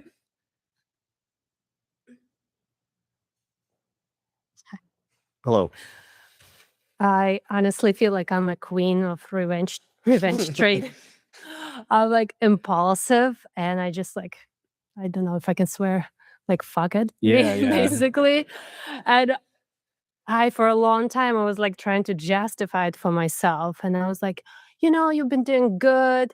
It's only, I trade Yeah. Or tops. like I'll get back to my I'll get rules on the back. next one. Yeah. Like, on the next one, I'll go back to my And then rules. tomorrow is the new day too. And then we'll start on Monday, all that stuff. But lately, what I've been kind of debating that I pay these $50. I do Top Step. So I pay this $49. And I'm like, not a big deal. If I blow it, I blow it. And I kind of started questioning myself. Maybe I should go to a live account because if I put $5,000-$10,000, it means something to me. So, but then I'm like, oh, actually, I have to build a discipline with the prop firms. And if I can do prop firms, then I have to go to live. But I don't feel the financial ties to the $49. So Yeah. I don't care. And I just carelessly, like over a year and a half, I probably now spent three grand on the prop firms. And I was like, that was dumb. Yeah. But that's my question. You've mentored many students at this point. Are there these types of people that actually do better on a live account when they feel the bigger value of the money versus like prop firms when you're like, oh, $49. Yeah, I don't think you have care. to differentiate with like what the goals are between the two. I think the goal with prop firms is just cash flow. Like you have certain expenses, those are the prop challenges, but you're also trying to get certain payouts. It might not be building the best habits in that environment though. That's the thing. Yeah. With live account, you have to live and die by the habits. Like if you are very inconsistent with a live account, you're probably never going to be a profitable trader. But with prop, you can get lucky, right? Yeah. There's certain people that get lucky. I probably got lucky with the Apex payout, but it was still like a disciplined process that I had for the course of 3 months. It was not easy to do. I still had certain daily loss limits. I still like try to reset after every single day. Even if it was a big 6-figure day, I still have to come to the markets and kind of forget what happened the day before. So you have to kind of like differentiate, is this actually hurting me long term? Am I building bad habits, or am I treating prop firms as just like, a cash flow opportunity? Because you have to have certain goals, right? Again, you can use them as an educational tool, or you can use them as like an ROI thing, right? Even if you blow like 10 accounts and get a huge payout, Yeah. it's like, all right, maybe I didn't have the best habits. I got a massive payout from it. As long as it doesn't leak into your like live trading and you understand that you're like breaking rules possibly to get big payouts. Yeah. Yeah. But I guess what makes me nervous is like, I'll start like 10K live account. And what if all the bad habits and I Yeah. just go Then off that's the the thing is like rails? you're letting the prop habits like leak into the personal Yeah, that's what account, I'm like. you know? Like, is So there a way to test it out? I guess with real money. Yeah. Yeah. As long as you can identify like these are trading habits that I might have around prop that I might not have with a personal account. Yeah. You have to be able to differentiate that, because trading a personal account, again, there's no rules. There's nobody telling you like you're done for the day. You could blow as much money as possible in those accounts. You could ruin your life with it. Yeah. So you have to recognize like I cannot carry those same habits that I might have with prop, because at least with prop, they shut you off at a certain Yeah. point. You have to go in and actually buy another account, right? There's actually a limit there. I mean, you could set a limit as well. We were just talking about it. You you have guidelines, right? So with some of the futures brokers allow you to set your own daily loss limit. Those guidelines are good, but again, you have to build the discipline over time to like not have to rely on the guidelines. Yeah. Like it's a bowling alley. They have those bumper lanes, right? The professionals don't play with those things, Yeah. right? But they know that kids do. they know that Yeah. they have to stay away from them. And that's what you're trying to do as a professional trader. Is you're trying to eventually remove all the handicaps that you have and just trade like a professional. Yeah. Do you have both accounts? Yeah. Each Mhm. life and Yeah, but I don't treat them the same really. Yeah. Right. Because with the prop accounts, it's not my money. With the live account, I feel it way more because Yeah. when I take a loss, like it's actually impacting my net worth. Yeah. And that's what I feel like. Maybe I should feel like the bigger pain almost. Yeah. It's creepy. I was like, I mean, there's a to- reason to why they set have. me on I mean, I'm track. trading an institutional prop firm, and I think trading other people's money relieves a lot of pressure because when you go into those drawdown periods, it doesn't hurt as much. Yeah. But that's could be a problem. And that's I feel like There's pros and cons to both, I think. that's true. Thank you. Mhm.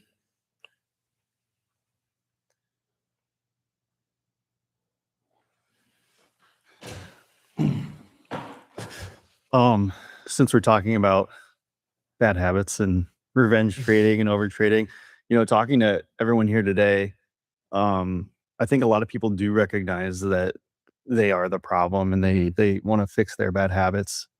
Everyone, I think, eventually gets to that point where you go, yeah, you go, okay, it's not the strategy, it's me. What do I need to fix here? And you've graciously told us now that you struggled with these things for a long time, whatever it was, 8, 9, 10 years. Mhm.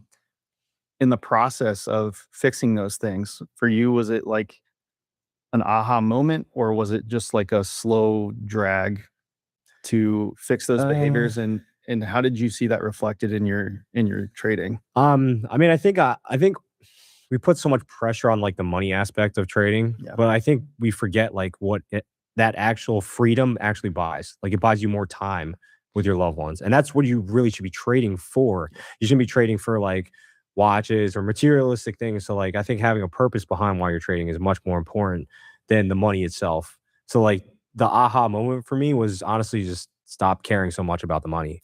Right. Start trading towards like what does the money actually provide for, for my family, for my friends. Like I have more opportunity with the money that's providing. You have to be able to align yourself, I think, with a bigger purpose than just the money itself. Because I think if you're just aligned with the money, you start making very poor decisions, right? So if you've got kids, like I'm trading for my kids' future, like I'm trading for the college fund, you start making better decisions around what it is that you're doing, right? So it takes time. I think when you care less about the markets, you actually make more money. As weird as it sounds, the less you care about the outcome of a trade, you actually do much better. And that's why I think profitable trading should be effortless. You shouldn't have to fight the market. I think when you start fighting the market is, to me, when I have my worst periods. And when I have my best periods, I'm barely trying, And as weird as it sounds, like that's the kind of the area that you should be in. Like you should not be caring so much about the P&L. I'm sure if you ask Umar Ashraf, he'd probably just shrugging off $1.5 million because to him, he just doesn't care. And I think that's the position you want to be in. You do want to care, right? Because losing $1.5 million to most people is life-changing money. But from like a percentage standpoint, you have to think about like, all right, I want to have X amount of capital at risk. For me, I'm never going to put 100% of my liquid net worth in a trading account. To me, that's a bad idea. Right. And that's where I was for so long. And maybe that's why it didn't work for me for so long, because I was having everything ride on trading, which to me is never a good idea. Like having multiple sources of income is very underappreciated, I think, in the trading space. Like there's tons of professional traders that have secondary sources of income, third, fourth, fifth sources of income that they can rely on. And that way you just don't care about trading anymore. And that's when you probably perform the best, Right. is when you don't care so much about it. Not making it the most important thing. Yeah, exactly. When you put it on a pedestal, now all the pressure's on you to make it happen. And that when I think you just start knocking it down and not caring so much about it, that's for me, honestly, when my trading turned around, is when I just stopped giving a shit, honestly. Like that's good to hear. I mean, I think that's a really attractive thing for everyone here to hear, because talking to people today, like everyone does, we care a lot. Yeah. You know, and so And you care a lot when you see the P&L fluctuating. Yeah. Like when you start trading bigger and bigger, it's like those emotions, they go up a notch. But when I started getting better and better at it, was when I just honestly stopped caring. Like you kind of have to desensitize yourself. And you know, I think Riz was mentioned that he's tired of talking to like professional traders because like they're dead inside basically. Like their emotions are like completely cooked, right? Sore we. Yeah, yeah. Your emotions get cooked from trading, and it's like you don't feel anything. But it's honestly that's what produces winners in the markets. Like you just stop caring so much about it. Right. You know, when you start caring, like when you're up 20K or whatever it is, $500, $100, when you really put that on a pedestal, is really when you start battling your emotions. And when you stop caring so much about it, you kind of just trade freely. Cool. Thank you. Mm-hmm.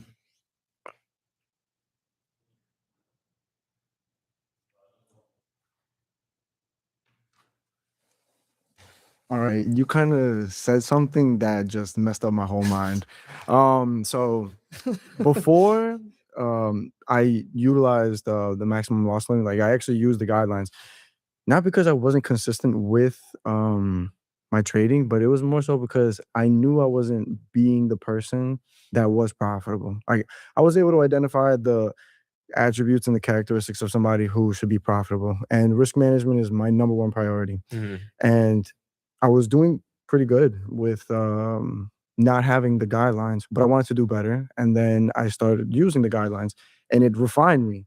So I was doing good without them, but I got better with them. But you said you have to remove the handicap in order to trade like professional. So my question is, what benefits? Well, I wouldn't say you have to remove them, but you don't have to like rely on them, right? Because they're there to help you learn the skills of how to protect your capital, right? At some point, you're not going to need them anymore, though.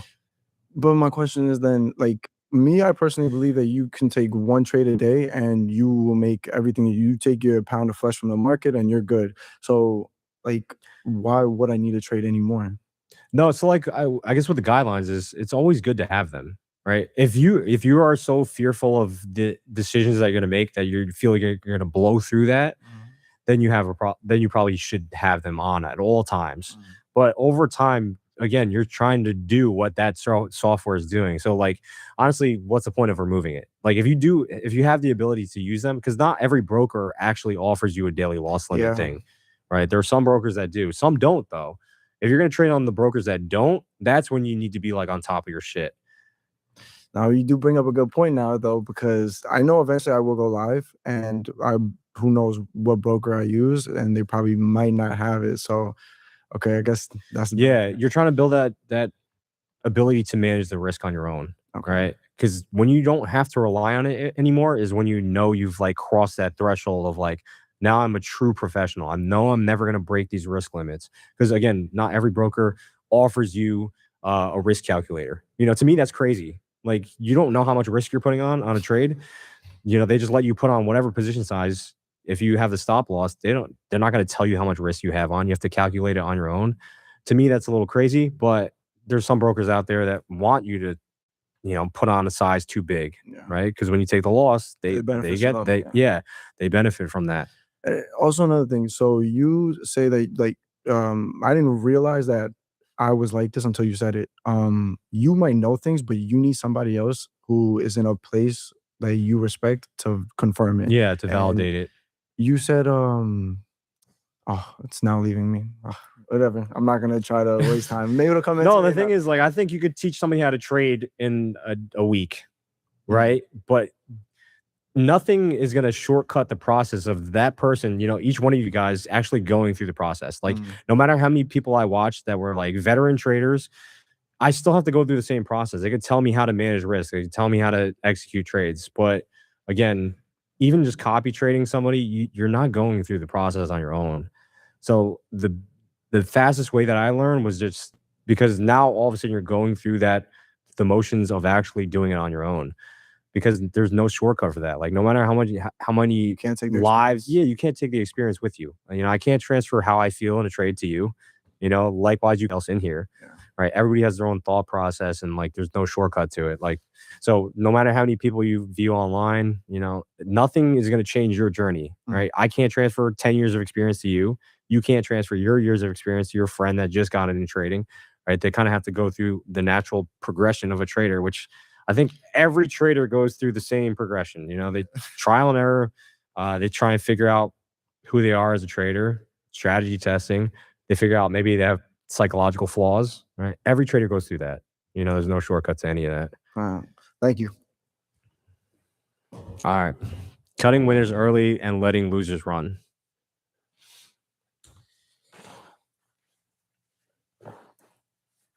Hi, Kai. Hey. So basically, my story, it starts in 2022. I'm in real estate here in Miami. And in 2022, we have a decline of transactions and everything. And I started having FOMO for all the people that I saw in 2020, where they were buying anything. And I ended up basically buying on 2023 with size. And I had a terrible loss of my net worth during 2023 and 2024, because on 2024, I basically reversed the trade, thinking that we were going to collapse. And that's when, you know, we didn't collapse, and then we went up. So my question to you in cutting the losses, the losers, is how should I approach going into like this year and the next few years? How do you basically, how will you advise me to get out of this ghost that I have that is hunting me every time that I'm trying to put a new trade and trying to get out of the hole? So really, like taking stop losses, you have to be confident with the stop loss, and you just have to know that that stop loss is there to do a job, because a lot of times markets move until everybody capitulates, right? So the market will continue going down. Like you had mentioned, everybody was getting short right when short sellers were starting to capitulate. Like the market is extreme, or when the bulls start to capitulate, and that's usually when the market turns around. But having that stop loss in place, like you can always get back into the market. But when people start moving the stop losses and they can't take a loss, is because they think that it's going to turn around. But again, you have to realize that the stop loss is there to do a job, and it's there to protect your equity curve, right? You're always trying to protect the downside in trading, in markets, and life in general.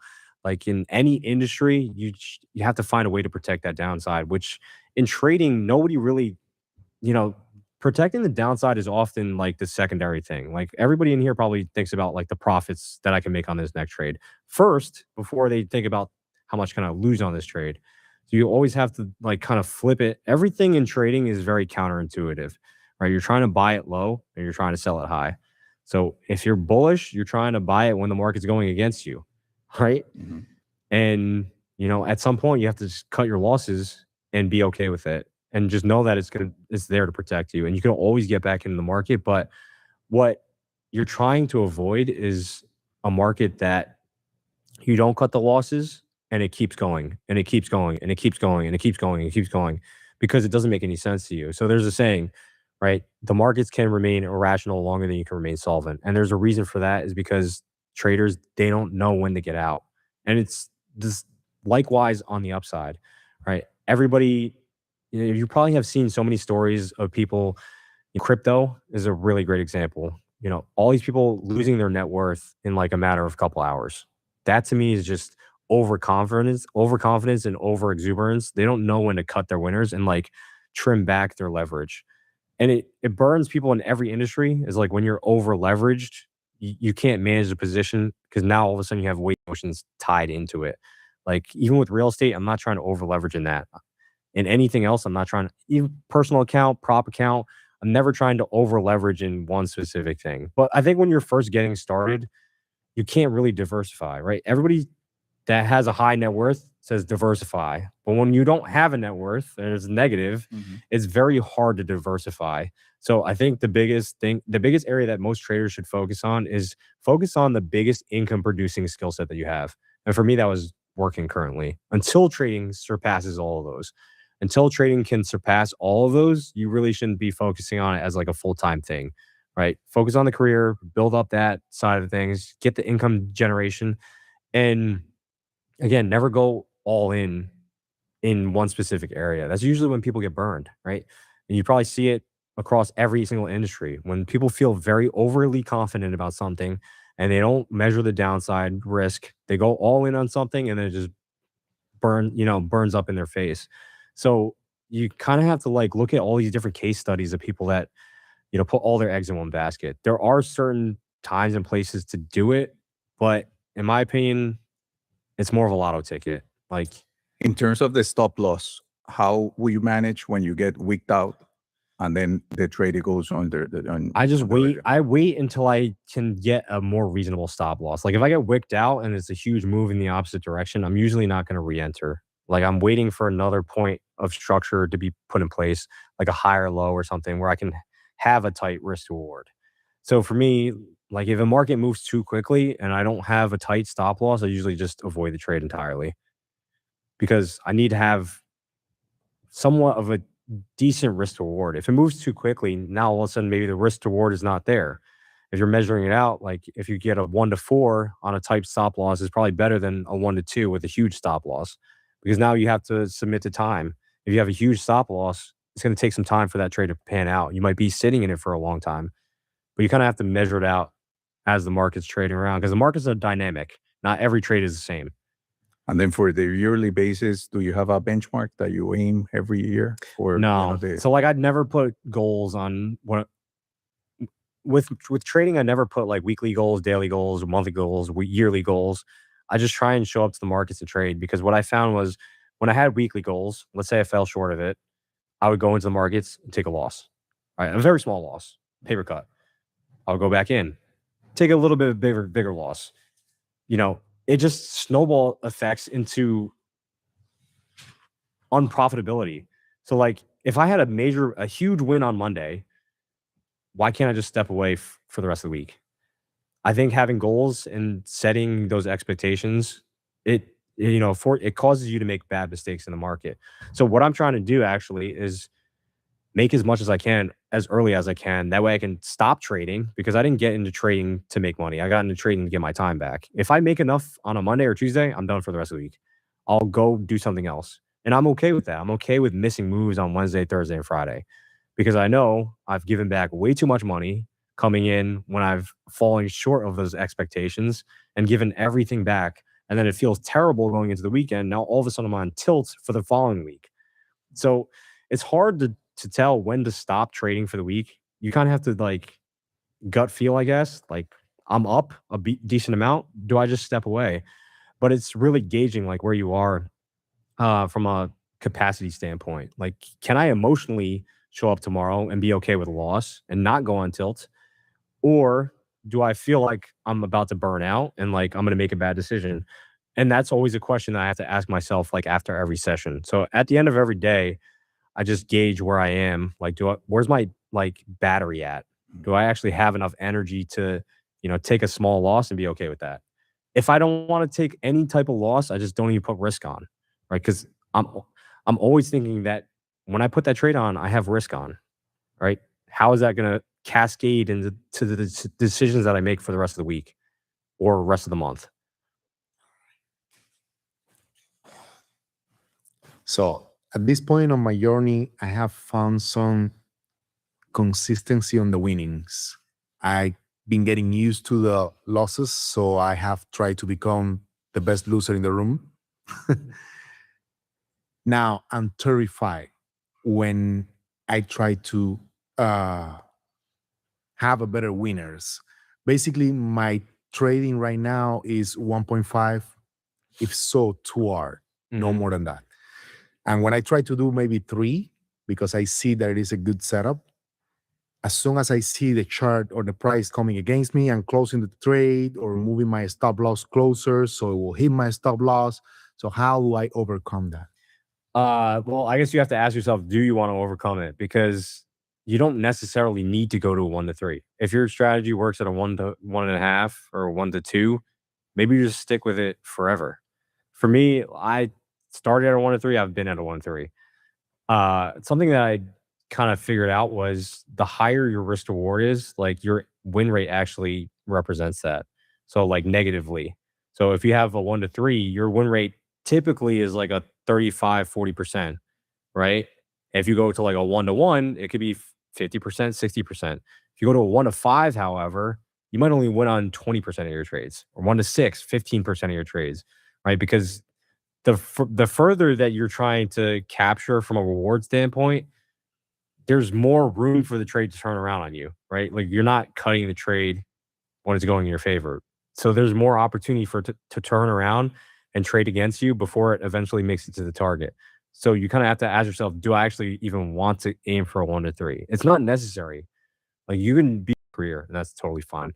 So like, is this something that you're actively trying to do, or are you okay with the 1 to? I'm okay with the 1-to-5. I'm just thinking in the future, if I were able to, get it. You kind of have to test it, because once you go to 1-to-3, your win rate is probably going to take a hit, just because the market doesn't expand that far. So you kind of, there's trade-offs, right? So if you're willing to trade off the higher risk to reward with a higher win rate, you kind of have to figure out what type of trader you are, because not everybody can hold a trade for a 1-to-6. I can't hold a trade unless it's going to my take profit like right away. I can't hold for like a 1-to-6. I'm okay with like a 1-to-2, 1-to-3. Even 1-to-3 is pushing it. A lot of times I don't even hold my trade to full take profit. A lot of times I'm trimming it at like 1-to-2, 1-to-2.5. But at that point, I make up for it by scaling into that trade. Oh, okay. Yeah. So instead of aiming for the high risk reward, which typically has a low win rate, I kind of work with what I have. So if the market goes 1-to-2, 1-to-3, I just try and maximize that small movement. And I do that by, trimming my stop losses and scaling into the trade. So if it goes 1-to-2, I could still possibly make a 1-to-3 or 1-to-4 out of that trade just by adding into it and adjusting the stops. So when you go into, you don't have to take profit on. You just go into. I have a take profit, but most of the time I'm not letting it run to the full take profit, because a lot of times I'm exiting based on time. So if I'm holding the trade for too long, because the longer you stay in the market, there's time exposure. Oh, yes. So like when it gets close to the take, I'm not going to fight the market over 0.2 R, right, or 0.5 R. How many of you guys in here have seen your trades get like 0.2 R from your take profit, and then you let it come all the way back on you and stop you out? To me, that little bit of profit is not worth it. I'll just close it out, right? And that's honestly just greed, I think. Yes. But it's more of a discretionary thing. Like if you're a set and forget trader, you kind of have to put the trade on and just leave it alone, right? But with 1-to-3, 1-to-4, 1-to-5, 1-to-6, you're going to see more often the market run 1-to-2, retrace against you. And you have to just be comfortable sitting in that trade for longer periods of time, because you're trying to extract a higher reward out of the risk that you're taking, which takes time. It doesn't, a 1-to-5 doesn't appear every single day. You might get a 1-to-5 throughout the whole course of a week, but you're in that trade, and in that trade, it's going to chop up and down 1-to-1, maybe 6 times, right? There might be 6 1-to-1 opportunities on the way to a 1-to-6 target. So you kind of have to figure out, do I even want to aim for a 1-to-3, or am I comfortable just aiming for a 1-to-2? So if I'm comfortable, you'll stay there. Yeah. Perfect. Thank you. Let me follow up. Settle first. Let me follow up that question, because I've actually gotten to watch you do this quite a bit. I'm in your group, and I've seen you stick with trades, and I've seen you build in the trades. And one of the things that I've been working on is working on scaling, and I get to watch you scale. It's really interesting how you pull stops, add in, pull stops, add in, and you're never overexposed. But when it comes to, it hits a certain level, when do you decide, I'm out of this idea, I'm okay that it round tripped, and I scaled in? Because the practice getting it right has been challenging. Yeah. Well, I'll usually always have that higher time frame target. So if it reaches the high time frame target, a lot of times I just assume that trade idea is completely done, and I need to come back to the drawing board and like restart and reevaluate where the market's going to go. So unless that high time frame target's hit, I still have an opportunity to kind of get in position and in sync with that market before it makes the run to the high time frame target. So I don't know if you've been following for a long time. Like, I can't even remember, like a year ago, I was aiming for the equal highs on dollar CAD. It took like a year to get there, if not more. But trying to position myself in that trade it's hard, right? It's kind of going sideways. I don't know exactly when that target's going to hit. But in the back of my mind, I have that same high time frame target in mind. So over time, like I try and get into positions that make sense. And, when I scale in too aggressively and it doesn't go in my favor, I kind of just give up on it because it's not moving how I expect it to move. A lot of times it's just an educated guess. I'm just trying to make an educated guess that it's going to go to a specific level. And if I can scale in properly, and usually when I'm scaling in, again, I don't know if it's going to go to the target or not. I just see an opportunity that is allowing me to scale in. And that's the biggest thing is if the market is going to offer me an opportunity to scale in, then I'll take it. But not every trade I'll try and scale into. Right. So a lot of times I need to see the market run in my favor, actually turn around against me, and then put in a higher low or a lower high or fair value gap or some other type of some other information that actually allows me to logically move the stop loss, because I'm not just moving the stop loss for any specific reason, just emotionally, right? So I need to see some type of information that allows me to adjust the risk. If not, then I just kind of leave the trade at a 1R open exposure. And if it so goes not every into- trade I scale into. You probably seen that I have. too. Okay. Yeah. Cool. Thanks. I just want to continue on what you just said about stop loss, because my problem is my trade is in the green. And as soon as I see like 5-10 points, I need to go back to break even. And oftentimes it goes back. So I break even, and then it tricks my brain, because they're like, I need to get back. And usually it's in the worst place when it was my first position. And then it creates like a snowball of like FOMO and messing out, and I ended up losing more. So my problem is like moving stop loss too fast, but I'm also like nervous just to leave it out, and it ends up being worse. And I know I probably need to just leave it untouched.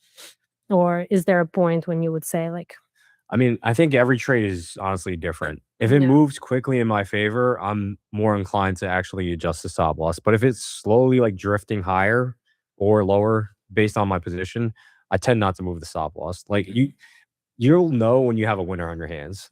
Over time, you'll experience enough winners where if you enter a trade, it goes straight in your favor, that's going to be feels great. a really great trade.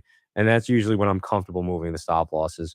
Sometimes when I enter a trade and it doesn't really do anything, I don't really feel confident with that trade. So you would cut it earlier? No, I don't cut it early, but I'll just leave the stop loss where it is. Okay. Would you recommend, like, for example, if I hit like, and hopefully I'll eventually show my chart and you can give me better feedback, but would you take partials at any point, or would you trail your stop?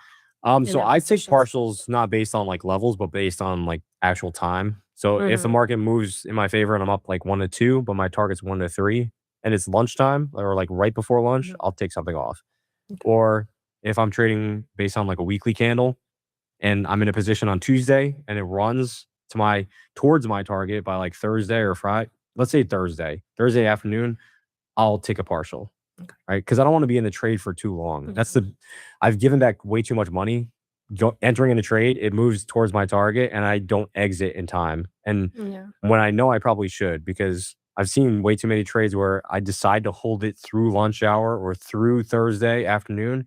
And then I see Friday or afternoon session retrace totally on me. And it's really just me being greedy, but it's also the experience standpoint. I've seen it way too often. And Hello, I'm the queen of struggling with prop firms. So recently I have been on this journey. I talked about it a little bit earlier, where I reached my very first payout, and I have been trading prop firms for, I think it's more than like 16 months, give or take a pregnancy and postpartum, but still like that's a long time because I took breaks when my emotions were off. But I have been trying to reach the payout level since I got denied for almost a month now, with give or take literally like $100. Like I'm just stuck in this like loop. I mean, honestly, right now the markets have been a little difficult to trade, especially if do you trade index markets? I trade gold in the Asia session. And also I just changed from New York session ES. So I also switched my instrument in my session. Okay. So there's that. That definitely will have an impact, because when I first started trading futures, I was always mistiming it. So I've been a currency trader for a very long time, and a lot of those moves would happen from like 8 to 10 a.m. In the futures market, however, it was happening from like 9:30 to like 11. So even just adjusting for that additional hour where the market is actually volatile took me, I don't know, a couple months to actually get a hold of. So I think it's very important to just try and stick with one instrument that you're very comfortable with and really just continue trading that. So a problem that I had was I would, have a really good trade in say the euro. I would get bored and try and make more money and then go into a market that I don't understand or trade. So I would try and trade like the Aussie dollar, the Canadian dollar. And sometimes I was trading way too many things all at once instead of just trying to have a very precise approach in one asset class. So I think if you can just dial in and figure out what asset class you're trying to trade, what time frame you're trying to trade, and what window you're trying to trade in, whether that's New York session or Asian session, because Asian session is way different than New York session. I'm Yeah. sure you've noticed like the volatility in New York is way different. It's a lot higher.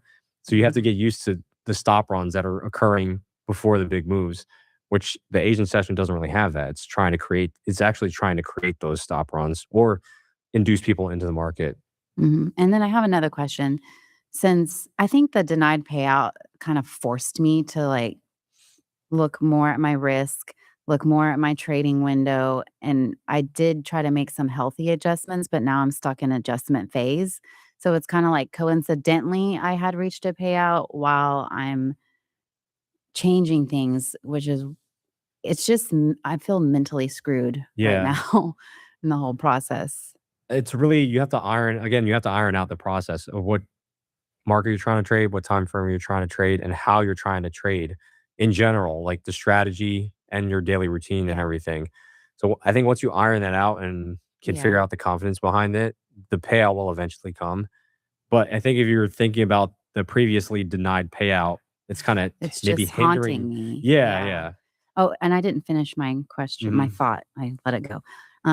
So I switched to trade Asia gold, right? But now I'm not allowed to just trade on Friday nights. So can I do power hour? I also never trade Sundays. So should I not be mixing it and only trade like 3 days a week?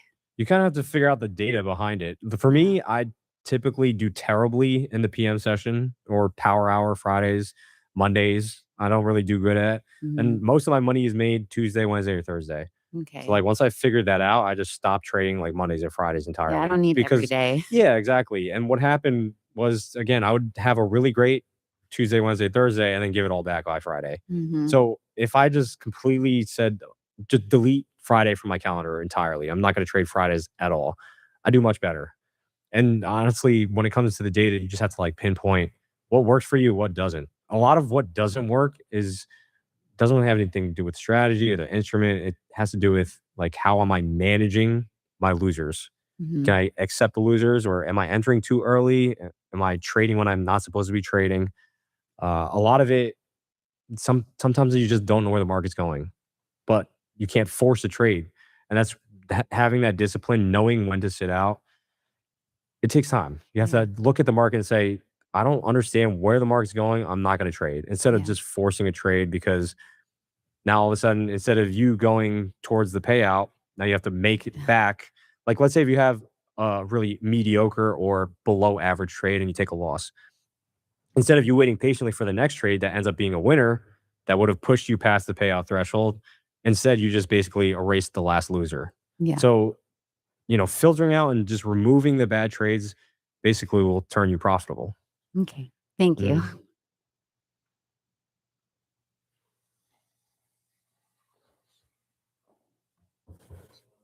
Yeah, everybody's funded.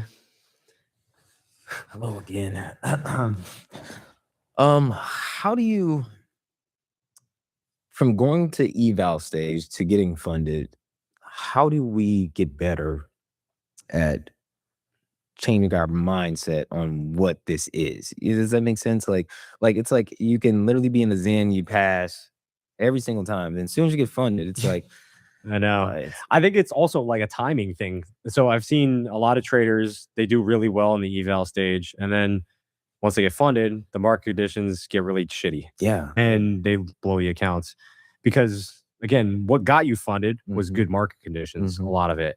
So maybe even just taking some time off and really waiting for the perfect setup and the right market conditions to trade instead of just getting instantly funded and then just going right into the market. Okay. Right. Because a lot of these firms, at least the ones that require higher targets, it takes actual, really great trades to pass them. Yeah. But what happens after really great trades is a string of losers. Yeah. Right. So it's kind of like a cycle thing where, you're not really going to get great streaks of trades forever. You kind of just have to anticipate that. But the great streak of trades maybe is what got you to pass the accounts. And honestly, you just have to slow down when you get funded. Is it so? Okay, let's say like you are used to trading minis, and then as soon as you get funded, should you scale back and go micros? I would say you probably should try and scale down a little bit, or at least take it more slowly. Okay. I think people, as soon as they get funded accounts, is like as soon as they get funded, they want to go into the markets and trade.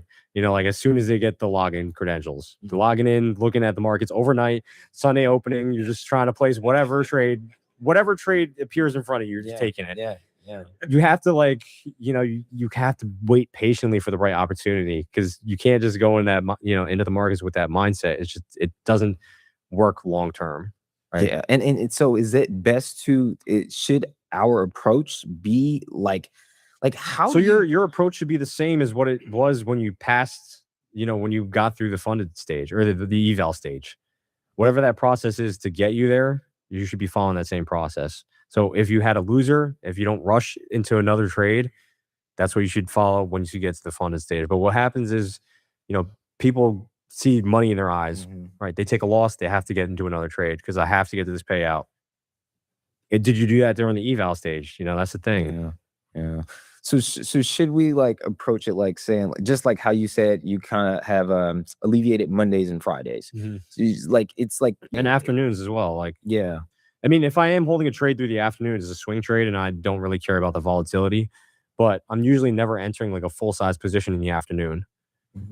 Just because I know the volatility is slow and it kind of chops around and you just anticipate they're going to be in the trade for a long time. We get this emotional attachment to say, this is my account, versus it's a live, when you have your own capital, it just seems like you are you're a lot more disciplined versus saying, hey, I paid for this eval, I passed. Now it's you kind of have to just treat it with respect. Yeah. I think that's the thing is you pay for the proper account. You don't pay a lot for it. So a lot of times you don't respect the ability that it can make you way more than a personal account probably could.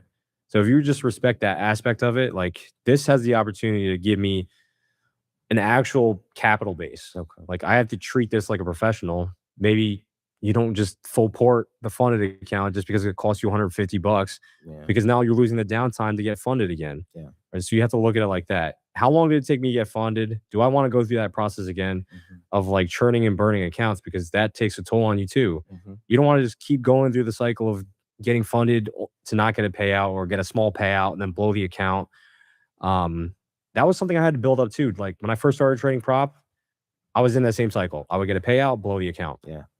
Get funded, get a payout, blow the account. And then realize that there's so much downtime between my last payout and getting funded again that I was wasting all that time. Instead, if I just traded normally, not like a degenerate, that I would actually keep the account, right? And slowly eventually get the payouts. Yeah. And instead of aiming for big payouts, right, you're just trying to add more capital, right? So if you get a small payout on one account, that payout doubles if you just add another account without increasing the risk.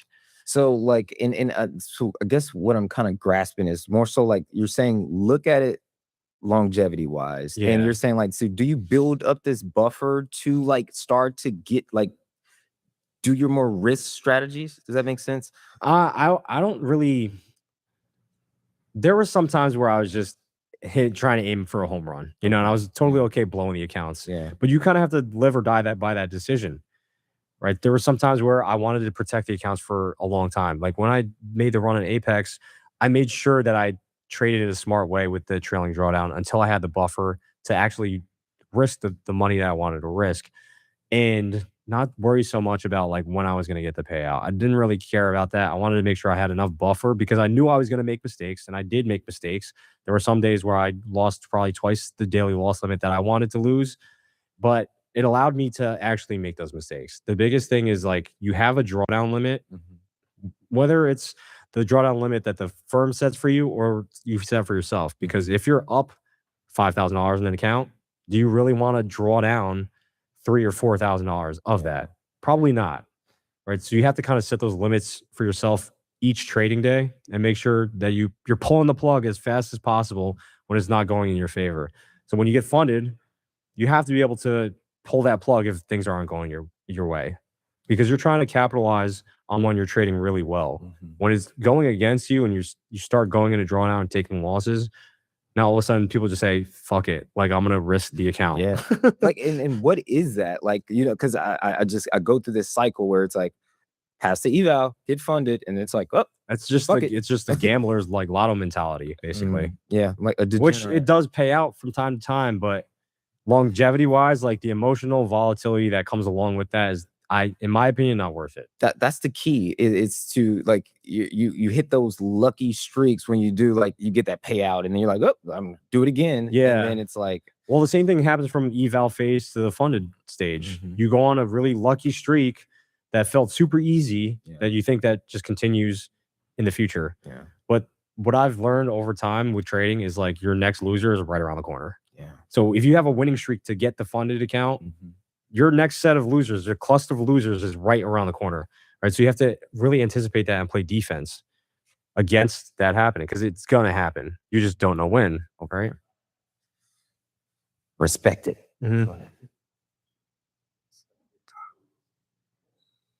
Hey, I'd like to have you take on similar question what he asked. So I usually take a $25,000 account, and I would pass that account. Just a little context, in the past 2 months I blew over 30 accounts. So but the way I do it is I'll pass that one account and I'm like, okay, well, that was cool, so I'll just do next time like 5 more. So I'd buy 5 accounts and I'll just do copy trading, and of course I'll lose them. Then I go, man, something wrong. I'll go back to that one, and then I'll pass one, and then when I pretty much scale. So is it better for me to have one big account and trade that, or trade as small, or it doesn't really matter because the goal is not the money? Yeah, to me, it doesn't really matter whether you have 1 account or 20 accounts. The biggest thing is how you manage the accounts, because so there's different ways you can go about this. You can copy trade all of them, but the problem is when you have a loser, it hits all 20 accounts. Right. So like, how do you manage your emotions when all 20 of your accounts are red?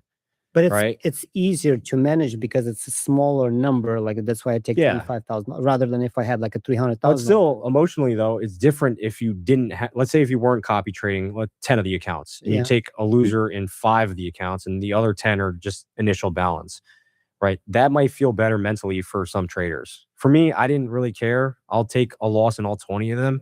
But if you want to, you can rotate around your accounts. That way you kind of feel like you have a fresh account. And if you have a loser, if you go into an account that doesn't have a loser, you're a little bit more confident, I think. I see. Okay. Yeah. But when you're scaling accounts, you do want to, like, for me personally, the reason why I wanted to scale accounts is because I could risk less and less and less on each account. That way my risk of ruin actually goes down instead of the other way, right? So if you're trying to aim for big payouts, what's easier? A small amount across many accounts or a large amount across one account? All right. Thank you. Thank you.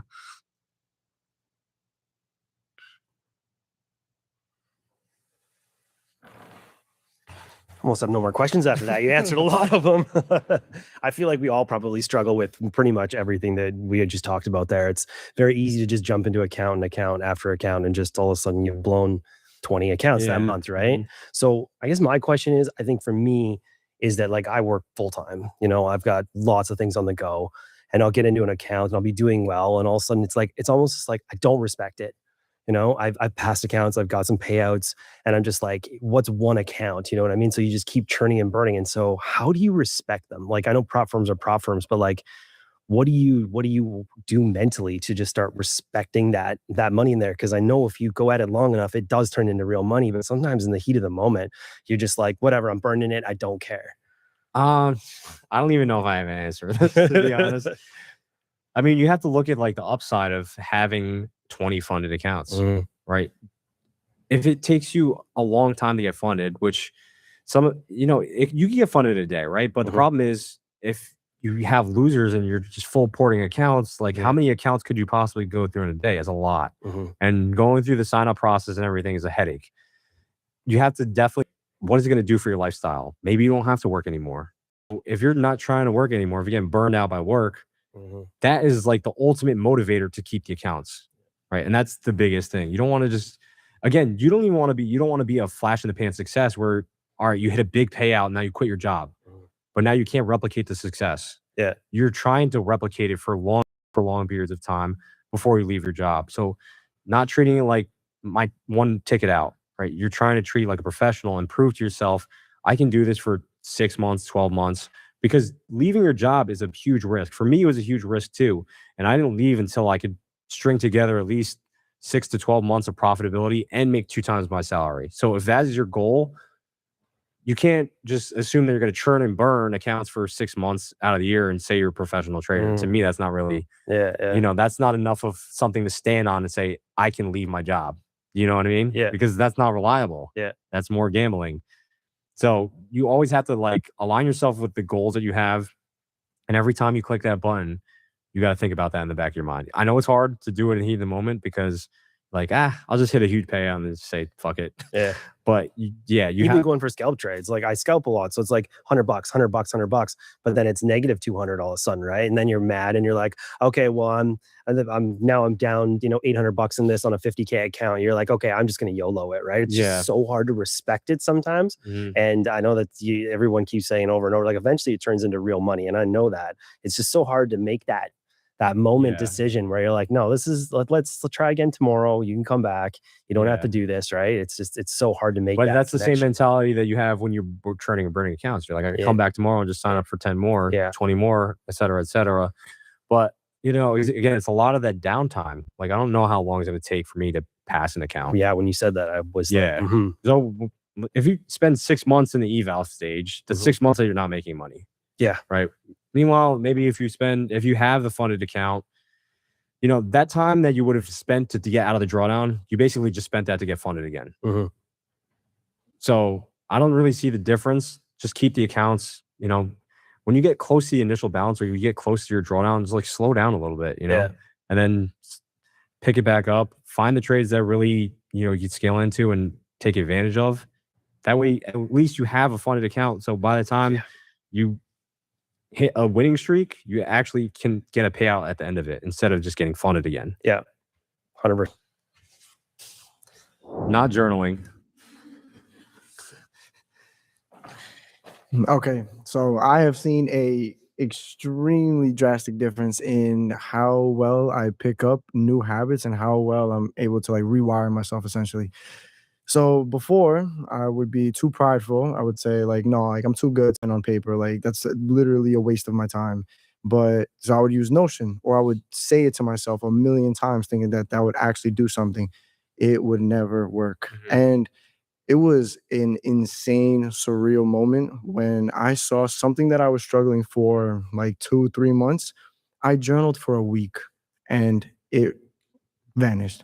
Like that one thing vanished. So when it comes to not journaling, like personally like how have you seen it affect your trading? I mean, it's probably been like the one thing that made me profitable because it's more of an accountability tool. Like trading is something that you're probably not going to talk to like a lot of your family members about. Like I don't tell my wife like I had a massive red day. Like let me just spill my emotions to you. It gives you time to reflect. And that's the biggest thing is to actually write it down and take accountability for it. You could say it in your mind a million times, but for some reason, when it's like actually written out, and I think handwritten journaling is way better than typing. I don't think you really take it as seriously, but yeah, for me, journaling at least allowed me to reflect like that I was very impulsive. I was taking bad revenge trades. I was trading for the wrong reasons, right? So aligning myself with something that was more meaningful to me, like retiring my wife, because I saw how stressed out she was. Every time you write that down in your journal, like it gives your trading more of a purpose and not so much just I'm trying to make as much money as possible for myself. I think if you have selfish motives when you come into the markets, it typically doesn't end well. Yeah. So for me, again, trading less actually journaling, because when I was trading too much, I didn't want to journal. And even when you take a loss, usually nobody wants to journal after a loss, but that's when probably the most important time to journal. Yeah. So instead of journaling winners is easy, right? Journaling losers is hard because you have to admit that you did something most of the time, right? You can have a loss and not have anything to journal if you followed your rules. But if you have a loss and you have something to admit, it's like a confession almost. Like, I did something wrong. That is probably one of the hardest things to journal, because you know on that, you. yeah. It makes you feel like a loser, right? Where would you place journaling in your ranking of It's probably top one. top one? Yeah. Number one. Yeah, because I see so many people that say they're going to journal, and I follow their journal and they stop after like a week. It's consistency. It's a consistency thing. People will do it like, yeah, I'm going to go to the gym, right? Or I'm going to be on diet. But doing it for a long, extended period of time is really where your true colors are going to show, if you're actually disciplined or not. Can you do this and can you journal, even position sizing? Can you stick with this for more than 3 months? Because 3 months, a very small time window. If you can't do it for 3 months, you got no business being in the markets, right? Because you're never going to be able to last for 5, 10, 20 years if you can't stick to something for even just a couple weeks or a couple months, right? Yeah. And just having that flash in the pan success is not enough to actually build a career out of. Because I've seen too many supposed veteran traders, have a really great, I guess, early career and then give it all back at some point, because you could blow up your net worth, you could blow up everything in a couple bad decisions. Yeah. All right. Thank you. Mm-hmm.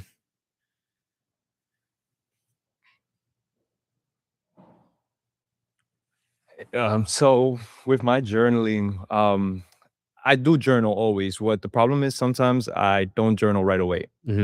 Sometimes when I take a loss, even a winner, I'm at an emotional state that I feel like I'm not clear-minded to write. Like, should I do that sooner than later, or is it okay to kind of wait a little bit to journal the trade? I think trying to do it as early as possible is important, because if you keep putting it off, and trust me, I do the same thing. I go through weeks where I don't journal at all, and I look back and I can't even recall what was the moment. So it's harder for me to think back in time and really analyze how I was feeling about the trade. Like, was I making any mistakes? Honestly, it's best to just rip the Band-Aid off and just get it out of the way, because it's fresh on your mind. But I would say don't do it as soon as your trade is over. Maybe schedule some time in the afternoon to do it. I try to keep my journaling process as fast as possible, because I'm not trying to sit in front of my journal for 4 hours and dissect. I just want to be very quick about it, because it's a tedious process, right? And it just adds a layer to the trading business that most people don't want to do. It's just tedious, boring. It doesn't even add any money to your pockets right away. You don't see that direct effect, but you do see it over time. If you can keep a consistent journal for a long period of time. I know I've gone through periods where I don't journal at all and I'd still do okay. But I notice if I stay too far away from my journal, that my consistency starts going down, right? So you can go periods of not journaling as long as you know what it is you're supposed to be doing. But when you get too far away from your system and your processes, that's when you probably should go back to the journal, right? Okay, so I try and get it done when it's fresh on your mind, right? Because if you wait till next week, you're not going to remember what you had for breakfast or lunch or anything like that. Do you tend to find the actual, let's say it's a loser, do you tend to find the issue right away once you journal, or do you just write your emotions and what happened? Later I on? write my emotions and everything, because I think you can do everything right and still have a losing trade. So for me, it's more so aligning myself with the right mindset. That to me is what journaling is most important. Because I see so many people send me their trades and say, what did I do wrong here? They're trying to overanalyze the losses. And when I look at it and you just cut off some of the data, I'm like, that's a good trade. I would take that. You have to assume that you're going to have losses. But I think too many people spend too much time analyzing the losers that sometimes there's nothing to learn from it. You know, like that trade is done and it's in the books and you just move on to the next trade. Thank you. All right. I played college basketball. I was a college athlete. We review film. Our coach basically digs into the details. This is what you didn't see. This is what you don't see. And trading is very lonely because you're the player and the coach. So you're journaling and you also justify the wrong things that you actually did. And that actually sometimes can produce a sense of arrogance that is taken into the market. So I'm curious on how do we stay away from that, being that we don't have that coach or that level of accountability? Like, what does actual good journaling actually look like? And how can we take that feedback of what we're seeing as true data into the next day? Well, I think TradeZilla actually has some really good templates that I use. Like, what did I do good today? What did I do bad today? What do I need to improve upon? Like, when you look at, I mean, at least with tagging, when I tag my trades, I make sure I tag my emotions. I tag the setup. But outside of that, you kind of have to figure out what works and what doesn't. And that's part of you being the coach, right? And part of you being the player is that you don't know what works because you're not a profitable trader. So if you do have people around you that are profitable traders, they'll pretty much, I mean, ideally you find somebody that doesn't know you. The person that helped me with my trading didn't know me. So he was like brutally honest. You need to find somebody that is not, who doesn't care about hurting your feelings, but that will tell you, you're doing something wrong here. Like, you're an idiot. What are you doing? Fix it. A lot of people that you know that are like maybe in your personal circle or trading circle, they don't want to hurt your feelings. So they're not going to tell you you did something wrong. But you kind of have to be your own worst critic. You have to look at your journal and say, I should have never done this. Like, I need to improve and never do this again. So one of the things I do is after I journal, what I realized is I actually had a coach who was very direct and did tell me I was an idiot. Very helpful in obviously a loving way. But one thing I try to do before I trade is read my 10 harshest truths. And that's why some of us may say, hey, my average loser is bigger than my average winner, or you're every time you go against your process, you lose something. So I'm curious, do you have any habits like that you perform either before the market or the night before to say, like, I actually learned my lesson here and I'm not going to take that into the next? So I had like a list of, I would say, like, reaffirmations that were more positive, not so much negative.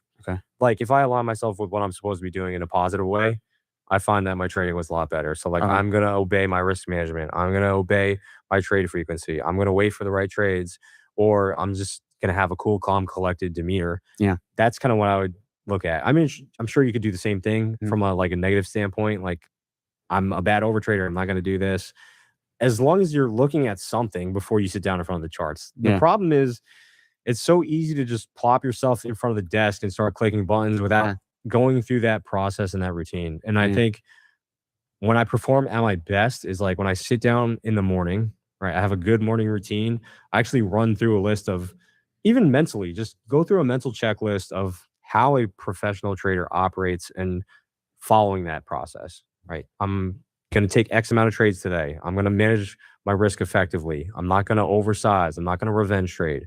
If you just run through that mentally, I think you're much more, I guess, I don't know what the word is. You have a layer of defense around you that you know you shouldn't be making those mistakes, right? Gotcha. Thank you. You mentioned weekly outlook. Yeah. At the end of the week reviewing. Can you talk about that? Yes. What are you looking for at the end of the week? So I'm just looking at how did the market move around, like specific liquidity levels or news events. A lot of my trading is based around the calendar. So if you trade enough FOMC events, you will notice specific patterns. So a lot of times Monday and Tuesday is very choppy sideways. FOMC comes out and then it's trending for the rest of the week, right? So you should be noticing like how the market responds and keeping a screenshot of what the market did on every single day. What did the market do on Monday, Tuesday, leading up to FOMC? And then what did it do after FOMC? You'll notice like 80% of the time that FOMC is what most traders are waiting on. So a lot of times that market will be sideways. It'll take out a major liquidity level on FOMC, turn around, kind of trap a ton of traders, and then go in that other direction for the rest of the week. Because that macro event is driving a lot of what's going on throughout the week. So again, what I noticed with NFP weeks is that there would be an early move on Monday or Tuesday. So Mondays and Tuesdays can be tradable.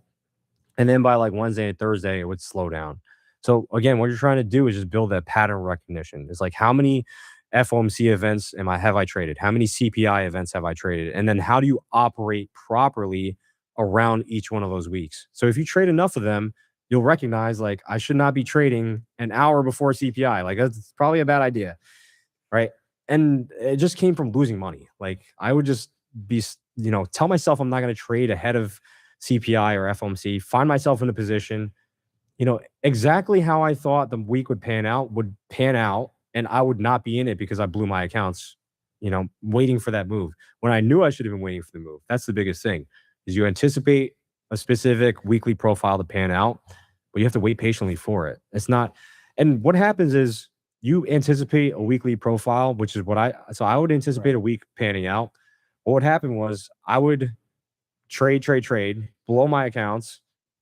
Exactly what I thought was going to happened. And then I just never really learned from it because I was so distraught, not being part of that move, that I just couldn't stop myself from doing it. Like, I would just consistently do it over and over and over again until you get so tired of losing like that you just obey your rules at some point.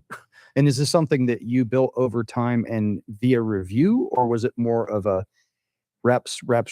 Yeah. It's now internalized. Reps. That's why there's no shortcut to it. FOMC, the next time it comes out, you just have to pay attention to how that week pans out. Right. And you get comfortable with it. The market is very fluid in how it moves, but a lot of times it's just pattern recognition. You're like, I've seen this market before. It's done the same thing previously. I know when to sit out. I know when to be active. And you just eventually, that's the flow state that I'm talking about. Is like you feel in sync with the market. Okay, cool.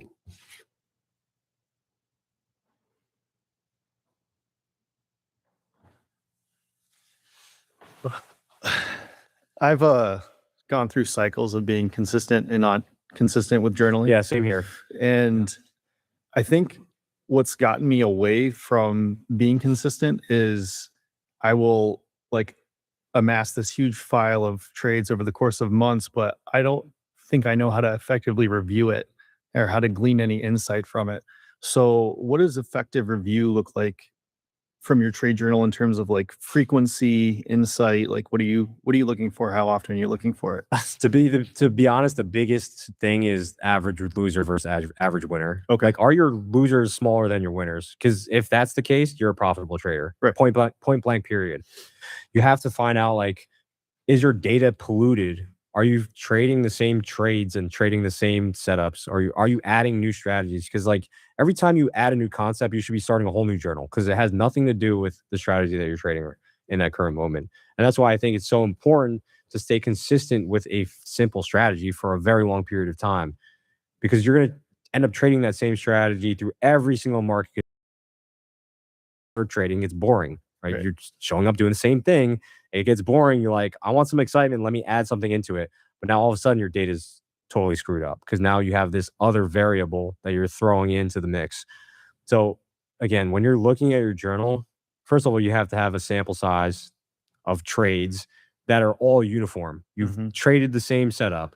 You've used the same risk management, because otherwise you have bad data, right? You can't just have 10 trades that you followed every single one of your rules, and you have one trade where you outsized, traded 15 minis, sudden your P&L is 100K, but the other 9 trades were terrible. Right. That to me is not profitable trading. So when you're looking at your journal, right, again, it comes down to the consistency of data that's going in versus what's coming out. So you have to make sure that the data going in is actually good data.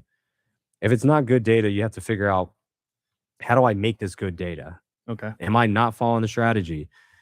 Are you going over a lot of the data can be useless. When you look at the trading journal, sometimes you look at it and you're like, I don't know how to decipher this. Yeah, I found that leading up to this, going over some trades, not journaling them right away, and then going back and I'm like, I don't even know what I was thinking here, So again, the biggest part of my journaling is just uprooting the biggest bad habits that I have. So if my biggest hurdle with trading that's holding me back the most is over leveraging or revenge trading. I know that's the one thing that I have to focus on. And I don't care about the other stats that I see. Right. Like the average win, the win rate doesn't make any difference to me until I fix those two issues. And if you fix those issues, just naturally your stats get better. Right. And is that something, are you reviewing this like every day after you trade, once a week, every two trades? or It's mostly like once a week or once a month. Okay. I think every day is probably too much. Like you kind of need to get into a rhythm each week. And when I do a daily recap, it's mostly just like a mental thing. Or did I follow my rules? If not, I got to get back to following my rules tomorrow. And if I don't feel like I can follow my rules the next day, which sometimes I go through, where I'm like, I feel like I'm going to break a rule tomorrow, then I just won't trade. Right. Okay. Thanks. Psychology. Yeah. Nobody wants to talk about their demons. Oh man, talking about demons. Yeah. But with psychology, I honestly think it's just this is helping with it, speaking to someone and understanding, but it's that confidence, having that confidence in yourself, even though you're not profitable, like that kind of messes with at least my psychology. I don't know if everyone else can agree, but that's how I feel. And I feel like I lack the confidence. That's usually what my issue is. It's how can I gain confidence even though I haven't became profitable? I think you get confidence just from, leaning on the way that you trade a certain way when you're in the zone. Yeah. Right. You have to go through enough of those experiences to actually have confidence that you could do it over an extended period of time. If you don't have that confidence, it's just because you go through periods where you're breaking rules or you're having a hard time in the market because you don't understand which direction the market's going. But, building confidence takes time. And the way that if I'm lacking confidence, which I do from time to time, like right now, my confidence is like at an all-time low because I just haven't been trading the way I typically do.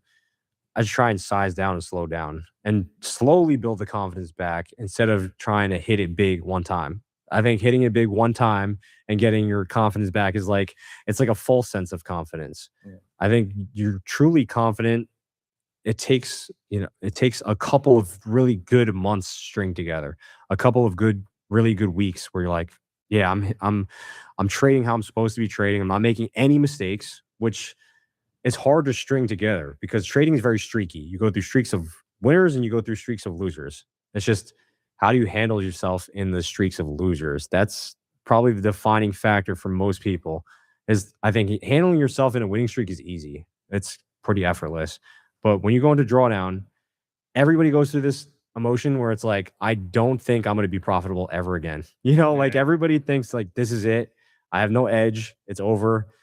And honestly, that emotion constantly pops up no matter how many years you have in the markets. And I think over time, you just get comfortable with it and you get comfortable with like your technical abilities, your abilities outside of just trading in general, that you can follow a process and you kind of lean on that. And over time, it comes to you. Sometimes you go through ups and downs in trading though. And that's why it's so difficult is because, you have a really hot streak, you go into a cold streak. When you're in the cold streak, you don't know how to get back out of it.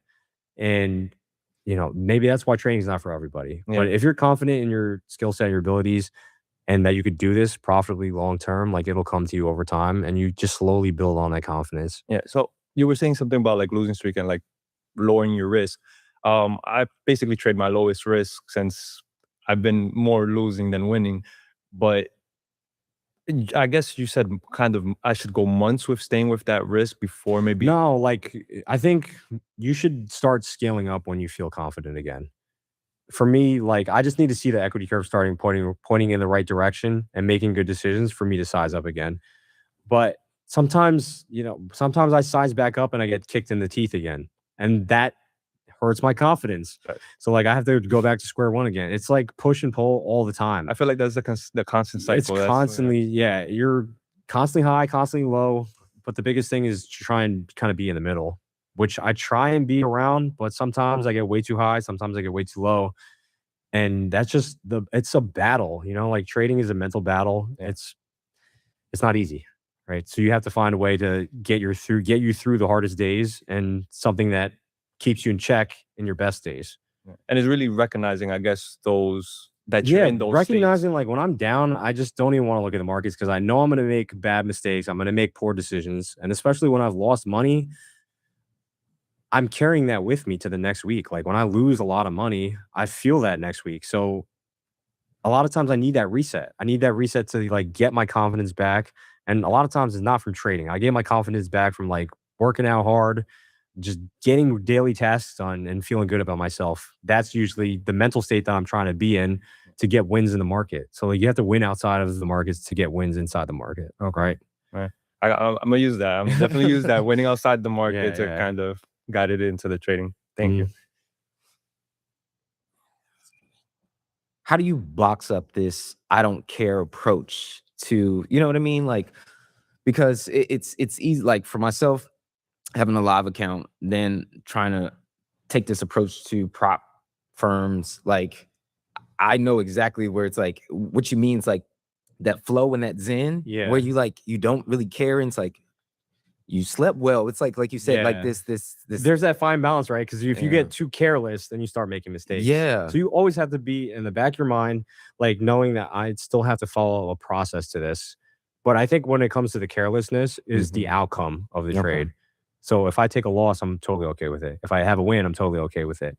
The thing is, when you have the emotional volatility going up and down, that's where your decision making gets messed up. It's like you have a couple wins, now all of a sudden you're elated, and then you make a poor decision on the next trade. Yeah. Or if you have a couple losses, then you make a poor decision down here.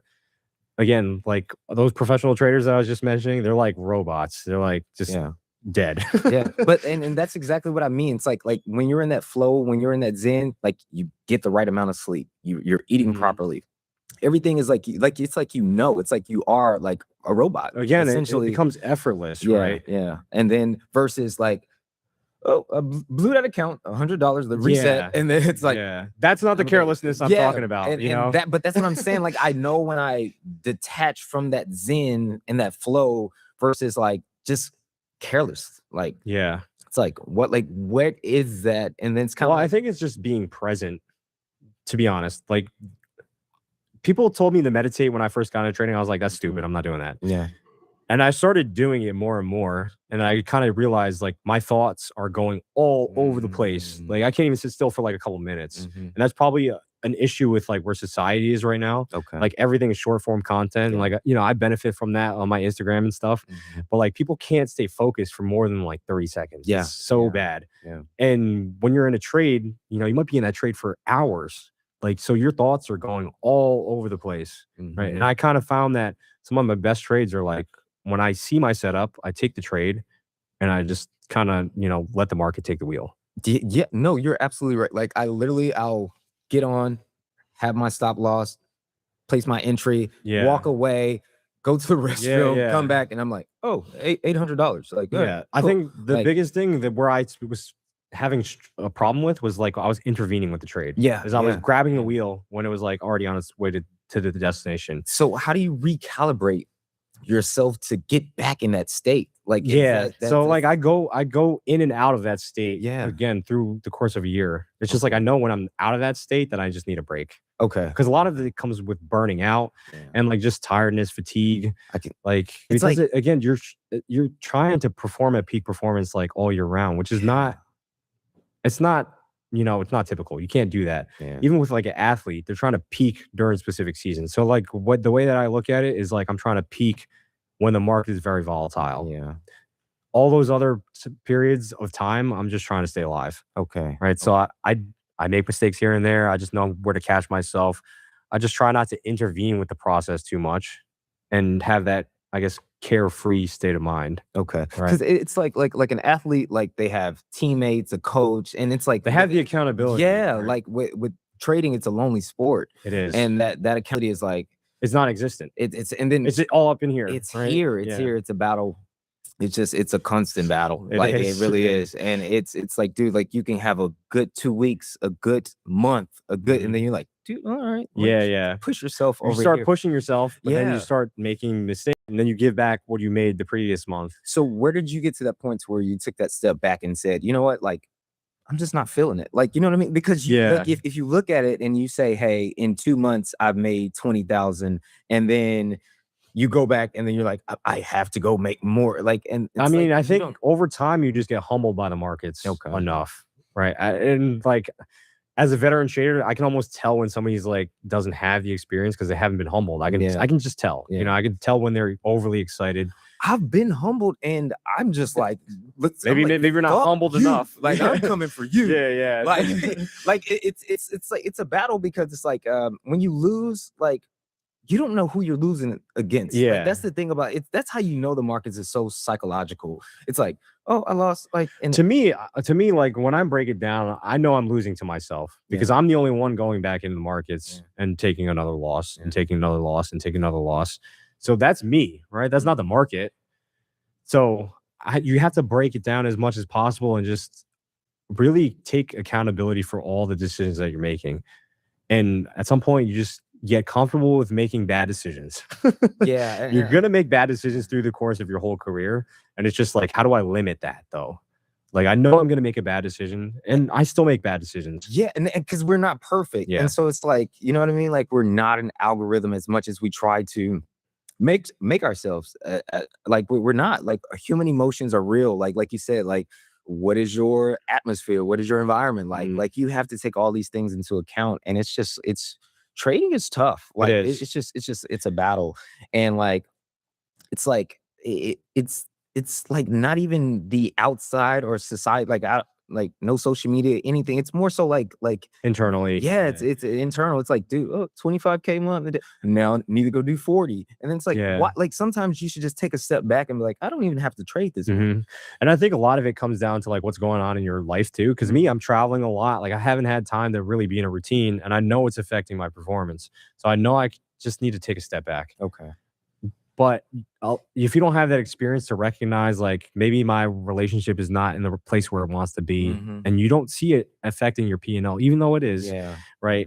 Even though, like, some of the decisions that you're making outside of the markets has nothing to do with the markets, but some way, subconsciously, it probably is, and you just don't recognize it. Yeah. Thank you. Hey, you pointed out this thing that I was just thinking, that not everybody can be a trader. So, and that's a good point, because I'm thinking like, well, if I wanted to be a basketball player, like, it doesn't mean anything. I mean, I can try all my hardest, but I'm just short. So same thing with trading. What do you think are how do you know that maybe it's not for you, and what are the key abilities, I would say, a real trader must have? Because you said you traded for 10 years. I mean, do you want to quit? I mean, you need to have a passion for it, right? I think that comes before anything. Even if you don't have a passion for it, you need to be trading for a specific reason, right? So for me, I hated working for people. Like, I hated taking orders. I could not listen to anybody, just authority. I don't know, for whatever reason, I just didn't get the opportunities at a regular job that I thought I should have had. So trading is like the one outlet where you can make as much as you want without anybody telling you what your salary is, right? For some people, that's great. For other people, maybe it's not great. Maybe people need to be told what to do. But I think overall, trading, again, it requires a lot of mental fortitude. So if you have troubles just making decisions on your own, maybe it's not for you. If you have troubles uprooting bad habits, there's people that are 60 years old, 70 years old, that they have this bad habit, alcoholism, whatever the case is, that they cannot fix it. And it's more of like a personality thing where they just don't know how to induce change in their life. So you need to have a growth mindset, but not everybody has a growth mindset. Like, my father had a very fixed mindset, and I feel like I'm totally opposite to that. And maybe that's why I've become a profitable trader, is because I'm able to learn from some of those mistakes, even though it took me a very long time to learn from them. Some people just never learn from their mistakes, and you kind of have to recognize it, but it also is part of like you admitting, or whoever thinks that they can't trade, they have to admit that this is not for them. Sometimes it comes, sometimes it doesn't. I don't know if there's like a right answer to this. Some people will just continuously burn money at the markets and just never leave. It's in my opinion, sophisticated gambling, right? there is an edge. The edge is still somewhat towards the house, but you have a chance against the house. Whereas in Vegas, the odds are always stacked against you. So you do have to recognize at some point, like, am I just gambling or do I want to take this seriously and treat it as a business? Because businesses do have expenses, but at some point, some of those businesses have to close shop and just say, I'm going to stop bleeding money and I'm done. When you traded for 10 years, you said before it became profitable, did you have like some kind of timeline what you're doing, or you just kind of No. kept going because you thought you're going to make it one day? So I honestly pondered quitting many, many times. And I stopped trading for extended periods of time for a long time until I got tired of my job again. And I'm like, I'm going to go back to trading. But when I really started taking it seriously was when I said, I'm not fucking around anymore. Like, I'm going to take this seriously for at least 4 years. And I'm going to give myself at least 4 years to become profitable and go full time. Mhm. And in that 4-year period, I was so focused that I rarely made mistakes. And it took me that over